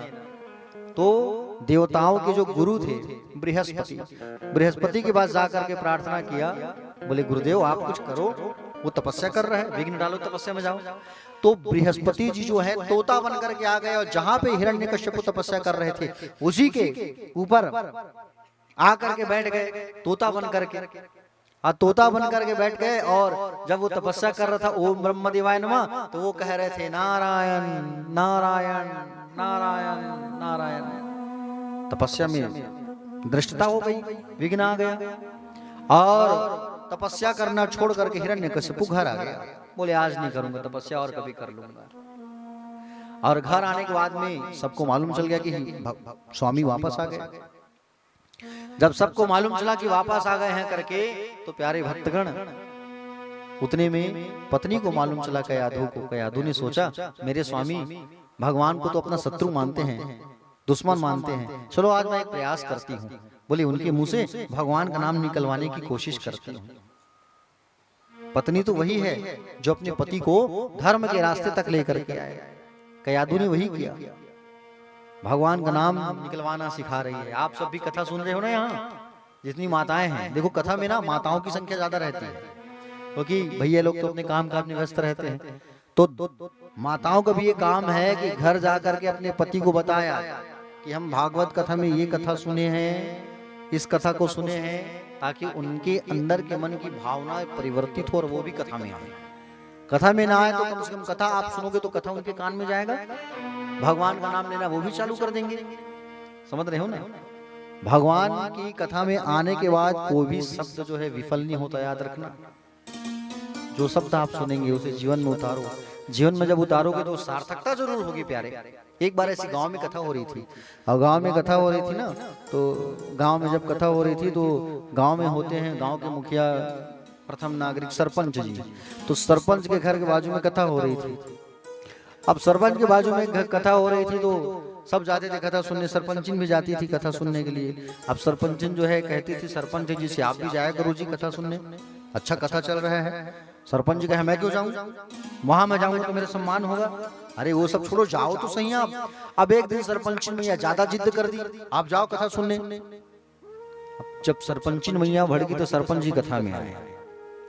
कथा में जैसी आए तो उसी समय सरपंच जी के मुंह से निकला, क्या निकला, आइए। सरपंच जी सोचे, बोले महाराज जी मुझे बुला रहे हैं, क्या बात है, आइए आइए। वो आ गए। महाराज जी के मुंह से निकला, बैठिए। अब वो बैठ गए। गर्मी का दिन था, ठंडी ठंडी हवा, पंखा चल रही थी। सो गए महाराज। 1 घंटा नींद खुला तो महाराज जी फिर कहे जाइए। 3 शब्द सुना था सरपंच जी जो है। कितने शब्द? आइए, बैठिए और जाइए। घर गए, रात में सोए, थके हारे थे। नींद में बड़बड़ाने की आदत थी सरपंच को। अब वो नींद में बड़बड़ाने की आदत थी। उसी दिन उनके घर में चोर आया चोरी करने। समझ रहे हो ना? चोर आया चोरी करने के लिए, 2 लाख रुपया चोरी करके भाग रहा था। उसी समय सरपंच बड़बड़ाया, आइए। वो चोर डर गया, अरे बाप रे, सरपंच जी तुम मुझे देख डाले, बुला रहे हैं मान सम्मान से। अब वो आ गए, बैठिए। अरे मुझे बैठने भी कह रहे हैं, मैं तो चोरी करके भाग रहा हूँ। बैठ गए। 15 मिनट बाद फिर नाक से मुंह से आवाज निकला, जाइए। अब वो चोर जो था वो गांव का ही था, डर गया, पैसा को नहीं लेके गया, पैसा को ही छोड़ दिया और वो भाग गया। सुबह सुबह वो सरपंच जो के घर में पहुंच गया। चोर जो है, बुधारू नाम था उसका। सरपंच का आके प्रणाम किया। बोले क्या हुआ बुधारू, कैसे सुबह सुबह आए तुम? बुधारू कहा, रात में तो मुझे बुलाए थे, पकड़ लिए थे, फिर भी पूछ रहे हैं कैसे आए हैं। तब बुधारू ने बताया, बोले महाराज मैं आपके यहाँ चोरी करने आया था, 2 लाख रुपया वहां रख दिया हूँ, माफ कर देना, लेकिन गांव में किसी को मत बताना। कहा के चले गए। पत्नी आई सरपंचिन। सरपंचिन आके कही, क्यों जी कथा में नहीं जाऊंगा बोले थे आप, कथा में आप गए तो क्या हुआ? कथा में आप गए, कथा नहीं सुने हो आप, मुझे मालूम है, बाजू में मैं भी बैठी थी। कथा में आप गए तो केवल आप सोए हो और कुछ नहीं काम किए हो। 3 शब्द घुसा है आपके कान में, आइए बैठिए जाइए। रात में उसी को बड़बड़ा रहे थे, मैं सुन रही थी, और उसी को 3 शब्दों को बोले आप आइए बैठिए जाइए, तो आपका 2 लाख रुपया चोरी होने से बच गया। तो आज जाओगे कि नहीं जाओगे भागवत में? बोले आज मैं जाऊंगा, सोंगनी कथा सुनूंगा। तो प्यारी कथा में आप आओ, कथा में बैठ के सुनो। कथा भगवान की जो होती है वो मन की व्यथाओं को दूर करती है। समझ रहे हो ना? जीवन को सार्थकता बनवाना है तो भगवान के चरणारविंद का सहारा लेना पड़ेगा। अपने मन को भगवान के चरणों में लगाना होगा। कयाधु सोची, मेरे पति ऐसे तो भगवान का नाम लेते नहीं हैं, आज इनके मुंह से भगवान का नाम निकलवा के रहूंगी मैं। तो कैसे निकलवाएगी? पानी लेके गई, दासी को मना कर दी, तुम जल लेके मत जाओ, मैं जाऊंगी। पानी लेके गई। क्या हुआ था स्वामी, आप वापस कैसे आ गया? अरे क्या बताऊं कयाधु, मैं तपस्या कर रहा था तो एक तोता आया, नारायण नारायण नारायण रट रहा था, वापस आ गया। मुंह से निकला कि नहीं निकला नाम? निकला कि नहीं निकला? भोजन की बारी आई तो आज स्वामी जी के पसंद का भोजन मैं बना देती हूँ, पसंदीदा भोजन। अब पति के मुंह से निकलवाना है कुछ बात, तो क्या करना चाहिए? पसंदीदा भोजन बना के परोस दो, जब खाते रहे तभी मौका देख के चौंका मार दो, है कि नहीं? माताएं वैसी करती है, क्यों मम्मी जी? बोले आप कयाधु ने वैसे किया, पसंदीदा भोजन बनाई, आप पसंदीदा भोजन बना के परोस दी। पूछती क्या हुआ था स्वामी? मैं उस समय बिजी थी ना, व्यस्त थी, इसलिए मैं सुन नहीं पाई थी। क्या हुआ था, वापस कैसे आ गए? अरे क्या बताऊं कयाधु, एक पक्षी आया था, नारायण नारायण नारायण नारायण नारायण रट रहा था, वापस आ गया, निकल गया नाम। रात में सोने की बारी आई, पैर दबाते दबाते पूछी क्या हुआ था स्वामी, आप वापस कैसे आ गए, बताइए। अरे कितनी बार पूछोगी तुम, बार बार उसी शब्द को बताया ना। बोले तपस्या करने गया था, तोता आया, नारायण नारायण नारायण नारायण रटा। उसी समय गर्भ में प्रहलाद का आगमन हुआ, समझ रहे हो ना। दूसरे दिन उठ करके ये तपस्या करने चला गया, और तपस्या करने गया तो इंद्र आ गया इधर कयाधु की चोरी करने के लिए। कयाधु को पकड़ के भागने लगा। नारद जी आके खूब डांटे, क्या तरीका है तुम्हारा, छोड़ो, स्त्री का हरण नहीं करना चाहिए, स्त्री का अपमान नहीं करना चाहिए, नारी है ये, और नारी का जो अपमान करता है उसका विनाश हो जाता है। देखिए हो ना, द्रौपदी का अपमान किया, क्या हुआ कौरवों का हाल, छोड़ो इसे। और इंद्र जो है छोड़ के चला गया। कयाधु ने जन्म दिया, छोटे बालक को नाम था प्रहलाद। 4 संतान हुए उनके, अनुहलाद, आह्लाद, शहलाद और प्रहलाद। प्रहलाद छोटा था। हिरण्यकश्यपु जो है इधर तपस्या करने गया, और तपस्या करके ब्रह्मा जी को प्रसन्न कर लिया इसने। ब्रह्मा जी को प्रसन्न करके इसने वरदानों की झड़ी मांग ली। क्या मांगी? हाँ, दिन में मरूं न रात में मरूं, अस्त्र से मरूं न शस्त्र से मरूं, ऊपर मरूं न नीचे मरूं, 12 महीना होता है तो 12 महीना में न मरूं, हाँ, ऐसा वरदान दे दो। वरदानों की झड़ी लगा दी, मनुष्य से मरूं न जानवर से मरूं, हाँ, अंदर मरूं न बाहर मरूं, ऐसा वरदान दे दो। और वरदान मांगने लगे, वरदान मांगने लगे। ब्रह्मा जी ने कहा जा दिया, रख। वरदान मिल गया हिरण्यकश्यपु को, और हिरण्यकश्यपु को वरदान मिला। वरदान प्राप्त करने के बाद प्यारे भक्तगण, वरदान प्राप्त करने के बाद इतना अत्याचार, इतना अत्याचार, इतना अत्याचार, खूब अत्याचार, खूब अत्याचार। हिरण्यकश्यपु का पाप बढ़ गया, और हिरण्यकश्यपु का पापाचार इतना बढ़ गया, इतना बढ़ गया, इतना बढ़ गया, इतना बढ़ गया। प्यारे भक्तगण पूछो, अपने नाम का जय घोष, अपने नाम का जयकार खूब करने लगे, अपने नाम का सब कुछ करने लगे, जय घोष, जयकार, सारा चीज। अपने नाम का स्कूल भी खोल के बैठ गया, हिरण्यकश्यपु दानव विद्यालय। और साहा शुक्राचार्य जी के पुत्र को संडामर्क को नियुक्त कर दिया विद्या, बोले गुरु जी के रूप में। अपने पुत्रों को भी वहीं भर्ती करा दिया इसने। किसने? हिरण्यकश्यपु ने। हिरण्यकश्यपु का पाप खूब बढ़ गया है, खूब अत्याचार, चारों तरफ यज्ञ होना बंद। जो यज्ञ करते थे तो यज्ञ में पानी डाल देता था, जो ब्राह्मण भगवान का नाम लेते थे ब्राह्मणों के गले को काट देता था। इतना पाप बढ़ गया हिरण्यकश्यपु का। अब पाप जो है हिरण्यकश्यपु का खूब बढ़ गया, खूब बढ़ गया, खूब बढ़ गया। चलो एक बार सब हाथ उठा के जयकारा लगा दो, बोलो बांके बिहारी लाल की, द्वारकाधीश भगवान की जय, परीक्षित जी महाराज की जय, श्री सुखदेव भगवान की जय, राधा रमण लाल की जय, हिरण्यकश्यपु महाराज की। कितने लोग जय बुलाए हाथ उठा के? सब जय बुलाए। हिरण्यकश्यपु की जय बोला हूं तो सब जय। तो सामने में बैठी है माधुरी दीदी, आप भी जय बुला रहे थे। हाँ, हिरण्यकश्यपु भगवान है क्या? बोलो। मैं तो जानबूझ के बोला हूं ना, ध्यान किसका किसका है कथा में, किसका नहीं है करे। ऐसे ही बालोद जिला में एक रामायण की मंडली है। तो बालोद जिला में रामायण की मंडली है, तो रामायण में जो टीकाकार होते हैं ना, वो अपने साथ एक असिस्टेंट लेके जाते थे, और अपने साथ एक असिस्टेंट लेके जाते थे, और असिस्टेंट लेके जाते थे अपने साथ। हाँ, वो क्या कहते थे हर बात में? हामी भरते थे, हो हाँ, ऐसा हर बात में हामी भरने के साथ साथ सत्य वचन कहते थे। हर बात में, हर बात में सत्य वचन, हर बात में सत्य वचन, सत्य वचन, सत्य वचन। टीकाकार ने दिमाग लगाया, बोले हर बात में सत्य वचन कहता है, मैं कुछ भी कहता हूँ तो सत्य वचन हम ही भरते हैं। अरे रामायण कथा कहने गए हैं, मार तो खा जाएंगे, गड़बड़ हो जाएगा। टीकाकार ने दिमाग लगाया, रामायण कथा चल रही थी, उसने कहा बोले हाँ बालोद जिले में गन्ने की खूब खेती होती है, सत्य वचन महाराज हो। हाँ बोले एक गन्ना जो है शक्कर कारखाना में जाता है हो, हाँ, और उससे जो है गुड़ बनता है, हाँ, और गुड़ जो है सबके घरों में जाता है, हाँ सत्य वचन। और गुड़ से मक्खी भी खूब आती है, सत्य वचन। और मक्खी जो है गुड़ को उठा उठा के भागती है रोड में इधर उधर। क्या कह रहे थे?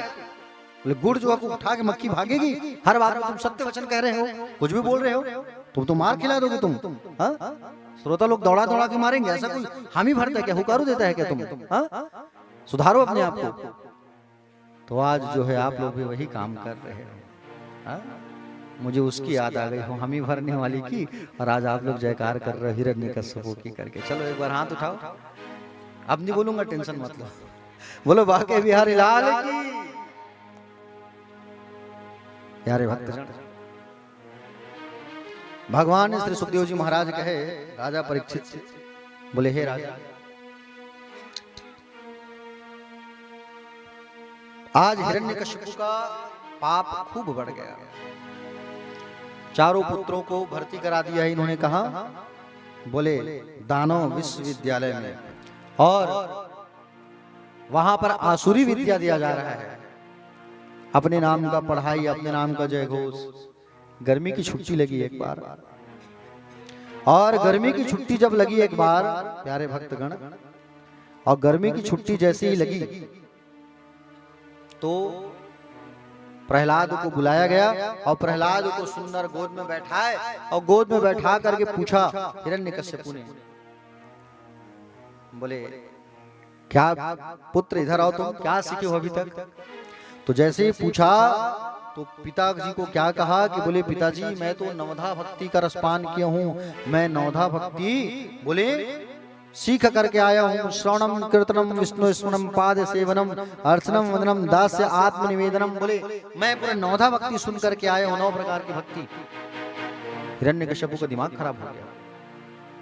जो गुरुजी थे संडामर को उनको बुलाया गया, इधर आओ। बोले तुमने क्या सिखाया तुमने प्रहलाद को? तो संडामर्क ने कहा बोले सरकार आप गंगाजल हाथ में रखवा दो, कसम खिला लो। आप ग मतलब गधा कहते हो तो हम गधा ही सिखाते, लेकिन आपका जो बेटा है पता नहीं कहां कहां से सीख रहे नाम, कभी नारायण की बात करता है, कभी भक्ति करता है, कभी नवदा भक्ति की बात करता है, हमको समझ ही नहीं आ रहा है इसका काम। अच्छा ठीक, क्यों प्रहलाद तुम कहां से सीखे हो? पिताजी वो तो मेरे अंदर से भावना आती है और मैं अंदर से नारायण नारायण जपते रहता हूँ। बोले पिताजी ये संसार जो है एक कुआं है, और संसार जो है एक कुआं है, और उस कुएं में एक बार जो व्यक्ति गिर गया, ऐसे संसारिक कुआं में अगर कोई गिर गया तो 80 डाल के निकाल लेगा, लेकिन परिवार के कुएं में जो गिर गया, मोह के कुआं में जो गिर गया, वो वहां से उसका निकल पाना मुश्किल है। पिताजी इसलिए आप भी भगवान का नाम भजो। मैं तो नारायण को अपना लिया हूं, आप भी नारायण रटो, आप भी ओम नमो भगवते वासुदेवाय रटो। गुस्सा आ गया हिरण्यकश्यप को। हिरण्यकश्यप को गुस्सा आया, सिपाहियों से कहा है सिपाहियों इधर आओ, इधर आओ। ऐसा कहा करके बुलाया, बुला करके फड़क दिया, मारो इसको जितना हो सके, लातों से घुस के पहाड़ों से घुस जाओ। पहाड़ों से फेंकने के लिए जैसे आदेश किया, प्यारे भक्तगण सिपाही गण आए, और सिपाही गण आकर के उन्हें पकड़ करके उठा के फेंक दिया, लेकिन मुंह से केवल नारायण नारायण रट रहा था, वो कुछ भी नहीं हुआ। लक्ष्मी मैया दौड़ के आ गई, और दौड़ करके आकर के उनको गोद में उठाई, और गोद में उठा करके ले गई, कुछ भी नहीं हुआ। पागल हाथी के सामने खड़ा कराया गया, प्रहलाद जी देख के प्रणाम करने लगे, तो हमारे गजराज जी हैं। पागल हाथी पीठ में बैठा करके घुमाने लगा, लातों से मारा गया, घूसों से मारा गया, कुछ भी नहीं हुआ। मुख से केवल नारायण नारायण नारायण। सांपों के बीच में छोड़ दिया गया प्रहलाद को, और सांपों के बीच में जब छोड़ दिया गया प्रहलाद को, प्यारे भक्तगण भगवान नारायण से लक्ष्मी मैया कही तुम्हारे भक्त को देखो सांपों के बीच छोड़ दिया गया है, जाओ उनकी रक्षा करो। भगवान ने कहा तुमको चिंता है तो तुम जाओ। तो लक्ष्मी मैया जो है कयाधु का रूप लेकर के आई और गोद में बैठा करके खाना खिलाने लगी। बताइए उसको जपा क्या है उसने? नारायण। केवल नारायण का नाम जपा है तो लक्ष्मी जो है ऐसे ही दौड़ करके आ गई है। इसलिए प्यारे नारायण की आराधना करो, जहां नारायण रहेंगे वहां तो लक्ष्मी ऐसे ही दौड़ के आएगी। होलिका को बुला करके गोद में बैठा करके अग्नि का ताप जलाया गया। लक्ष्मी मैया आशीर्वाद इतना दी कि उसका शरीर शीतल बन गया, ठंडा, और होलिका जो है जल करके नाश हो गई। उसी दिन से देश में हमारे होली का पर्व त्योहार मनाया जाता है। हिरण्यकश्यप ने देखा कि बोले इतना कष्ट पाया है लेकिन मुंह से नारायण नाम लेना नहीं छोड़ा है, अब इसके नारायण को बुलाना पड़ेगा, और जहां इसका नारायण होगा बुलाया जाएगा, वो बुला के मैं बदला ले लूंगा। हिरण्यकश्यप ने प्रहलाद को फिर से भेज दिया पाठशाला, जाओ पाठशाला में भेजो इसे, और अगर ये सुधर गया तो ठीक, नहीं तो इसके नारायण को बुलाएंगे और बुला करके मार डालेंगे। और प्यारे भक्तगण प्रहलाद आया पाठशाला और नारायण नारायण जपने लगा। आइए हम लोग भी श्रीमन नारायण का जप करते हैं थोड़ा सा, ठीक है? सब मिलके गाना, हम उसे कम से कम नारायण निकलना चाहिए और आवाज जोर से निकलना चाहिए, ठीक है? श्रीमन नारायण नारायण नारायण श्रीमन नारायण नारायण नारायण श्रीमन नारायण नारायण नारायण श्रीमन नारायण नारायण नारायण लक्ष्मी नारायण नारायण नारायण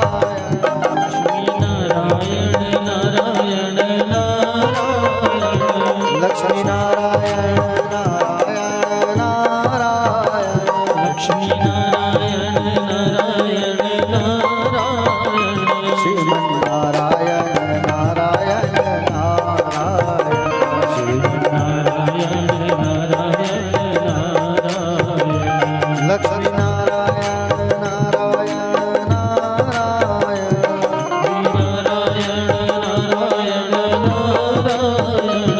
बद्री नारायण नारायण नारायण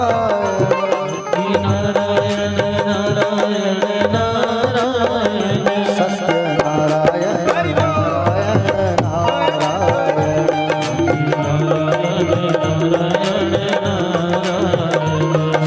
नारायण नारायण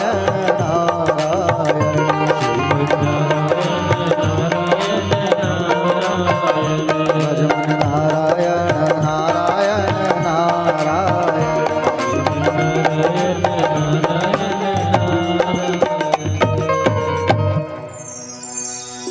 प्रहलाद जी को वापस पाठशाला भेजा गया।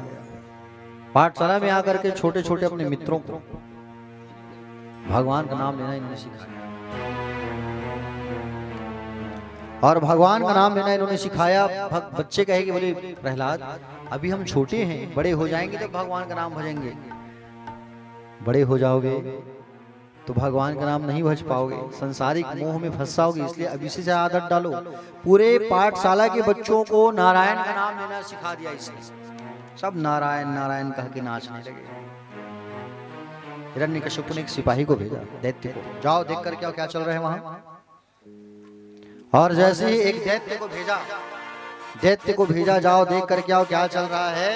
जैसे ही दैत्य को जब भेजा गया, प्यारे भक्तगण, दैत्य जो है जब आया तब देखा सब नारायण नारायण जप कर रहे हैं, और नारायण नारायण जप कर रहे हैं। दैत्य आया, पकड़ा प्रहलाद को। जैसे ही प्रहलाद को पकड़ा तो उसको करंट लग गया, नारायण के नाम को भी नारायण नारायण नारायण शंडा मरका है। और शंडा मरका आ करके उन्होंने जैसे ही सिपाही को छुआ तो उनको भी करंट लग गया नारायण के नाम का, वो भी नाचने लगे नारायण नारायण नारायण नारायण नारायण नारायण कहा कि वो भी नाचने लगे। हिरण्यकश्यप ने देखा, बोले समय बीत रहा है, बोले ये अभी तक वापस नहीं आए हैं, चलो मैं चल के देखूं। और जैसे हिरण्यकश्यप आया, जैसे आया देखा सब नारायण नारायण रट रहे हैं। हिरण्यकश्यप जैसे दौड़ के आया, देखा और आ करके जोर से चिल्ला करके कहने लगा, अरे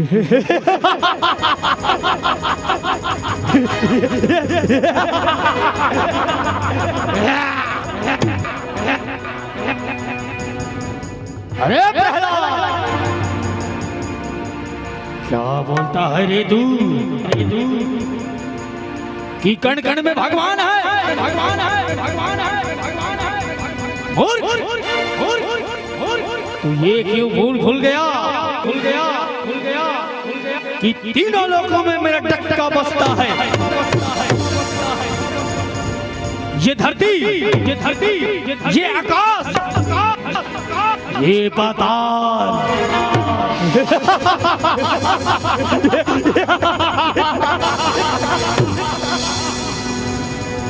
यक्ष, गंधर्व, किन्नर सब मेरे ही चरण दबाते हैं।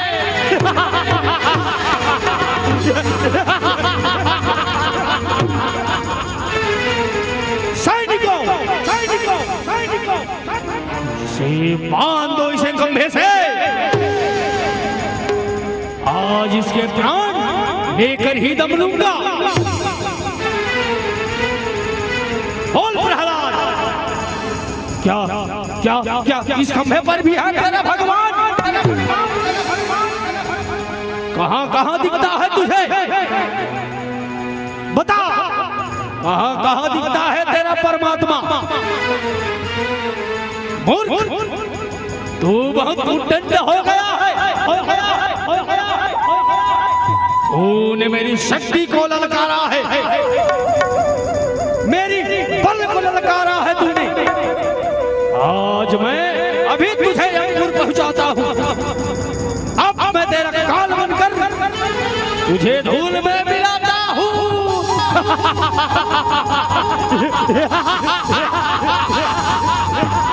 बता, तू किसके बलबूते पर गरजता है? तेरे बुलाने से क्या वो परमात्मा आ जाएगा? बुला, देख लेता हूं तेरा परमात्मा को।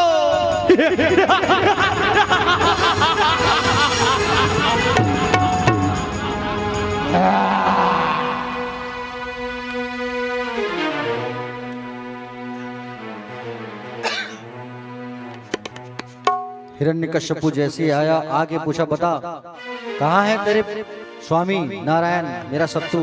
तुझे कितनी बार समझाया कि वो मेरे भाई का हत्यारा है, लेकिन तू नहीं माना। बोल कहाँ है?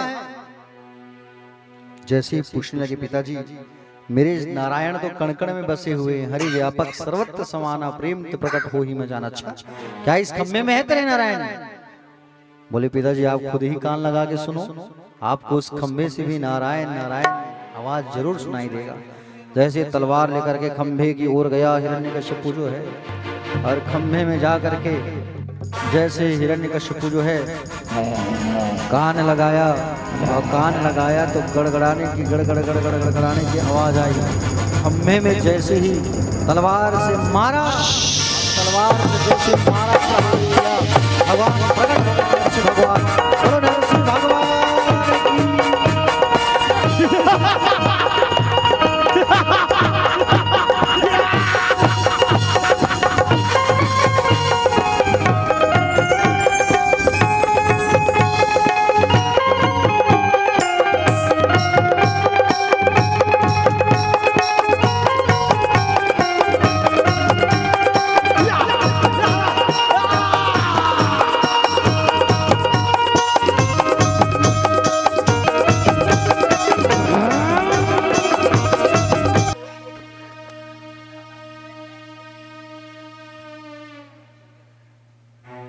जैसे भगवान का प्राकट्य हुआ, और भगवान का जैसे प्राकट्य हुआ, भगवान जो है प्यारे भक्तगण,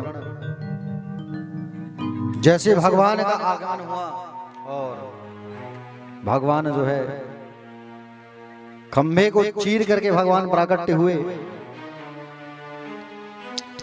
भगवान और हिरण्यकश्यप जी का युद्ध होने लगा, खूब युद्ध करते करते भगवान उन्हें अपनी गोद में बैठा लिए, और गोद में बैठा करके कहा, बोल दुष्ट, क्या वरदान था तेरा?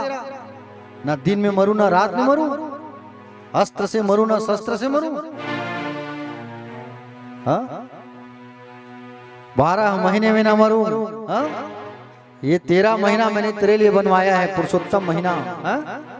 आज तूने मेरे छोटे से 5 वर्ष के इस भक्त को तूने बहुत कष्ट दिया है, आज तो जीवित नहीं बचेगा। भगवान नरसिंह जो है क्रोध में आए और क्रोध में आकर के उसकी अतड़ियों को भगवान ने फाड़ दिया। और जैसे अतड़ियां फाड़ी, भगवान उनके अतड़ियों को निकाल के अपने जीभ से चाटने लगे। प्यारे भक्तगण,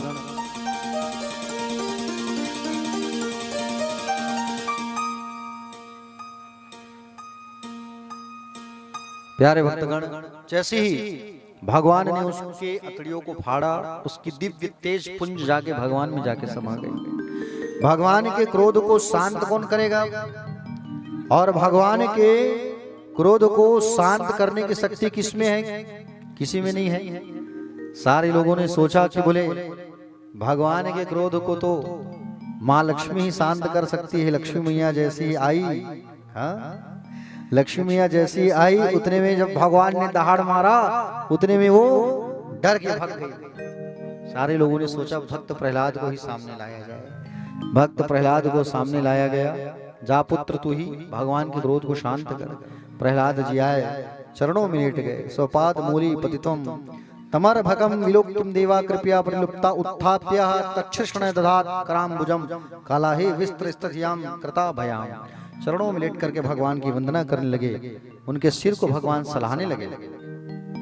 प्रहलाद जी कहने लगे, हे प्रभु, देवगण मुनि सिद्ध इनकी मति तो सत्वगुण होती है, सत होती है, और सतोगुणी की स्तुतियों से आप प्रसन्न नहीं होते हैं, तो इस राक्षस जाति में उत्पन्न बालक से आप कैसे प्रसन्न हो सकते हैं? हे प्रभु, मैं यह भी जानता हूँ कि धन कुलीनता रूप तपस्या विद्या ओज तेज से आप प्रसन्न नहीं होते, आप तो भाव के भूखे होते हैं। हे प्रभु, आप भाव की ही, मैं इतना जानता हूं कि आप जो है भाव से प्रसन्न होते हैं। प्रभु, आप अपने क्रोध को शांत कर लीजिए। भगवान ने कहा, पुत्र एक बात बताओ, तुम्हें मुझसे डर नहीं लग रहा है? प्रहलाद ने कहा, पिताजी, जब जंगल में शेर दहाड़ता है ना, तो शेर के साथ में शेर का बच्चा भी होता है, क्या वो डरता है? नहीं डरता। तो मुझे किस बात की डर लगेगी? भगवान ने कहा, पुत्र मांगो, क्या मांगना है? बोले प्रभु, मुझ में कभी मांगने की भावना ना जागे, मांगने की भावना कभी ना आए, बस यही वरदान दे दो आप। तेरे जैसा जो पुत्र, जो भक्त जिस वंश में, जिस कुल में होगा, एक मनवंतर राज्य करेगा तू और मेरे लोक में आ जाएगा। तेरे जैसा वैष्णव जिस घर में होगा, उसकी तो 21 पीढ़ियां तर जाएगी। आज से तू मेरा परम भक्त कहलाएगा। भगवान ने आशीर्वाद दिया, इसलिए प्रहलाद को भागवत की उपाधि मिली है। मैंने बताया था ना, भगवान के प्रियजनों को भी भागवत कहा जाता है। ऐसे ऐसे कई भक्त हैं जिनको भागवत की उपाधि मिली है, जैसे प्रहलाद जी, नारद जी, युधिष्ठिर, अम्बरीश, व्यास, शुक। प्यारे भक्तजन, प्रहलाद जी सुंदर भगवान का प्रणाम किए। नरसिंह भगवान ने सबको आशीर्वाद दिया और आशीर्वाद दे करके भगवान अपने स्वधाम को गमन किए। आज की जो कथा है वो भक्तों की कथा थी। किसकी कथा थी? भक्तों की कथा। देखो, आज की कथा से हमको ये शिक्षा मिलती है, आपने आज ध्रुव चरित्र की कथा सुनी, प्रहलाद चरित्र की कथा सुनी आपने आज। इससे आपको ये शिक्षा मिलता है कि आप भी अपने बच्चों को भगवान के पास लेके आओ, भगवान के नजदीक लेके आओ, झुकना सिखाओ, पूजा करना सिखाओ, हाँ, संस्कार दो बच्चों को, ज्ञान दो, चरित्र अच्छा सिखाओ, व्यवहार अच्छा सिखाओ। ये आज की कथा से हमको शिक्षा मिलती है। कल हम सब जो है वामन अवतार की कथा सुनेंगे, गजग्रह की कथा सुनेंगे, कृष्ण जन्म होगा, कल राम जन्म होगा, आदि आदि। आइए आज अपनी वाणी को मैं यही विश्राम करता हूँ। आइए आरती की ओर चलते हम लोग। बोले भक्तवत्सल भगवान की जय। आरती की तैयारी कर लीजिए सब लोग जो है, और अपने अपने स्थान में खड़े हो जाइए।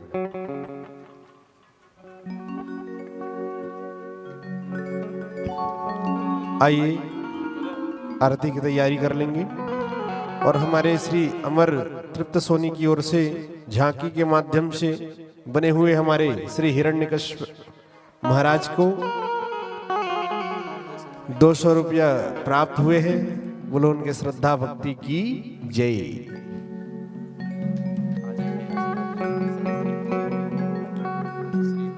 श्री टिकेंद्र सिंह ठाकुर जी प्रदेश अध्यक्ष रायपुर, श्री ओम प्रकाश सोनकर जी जिला अध्यक्ष टीचर्स, श्री छन्नूलाल साहू जी, आप तीनों ऊपर आएंगे और ऊपर आकर महाराज जी से आशीर्वाद प्राप्त करें और अभिवादन करें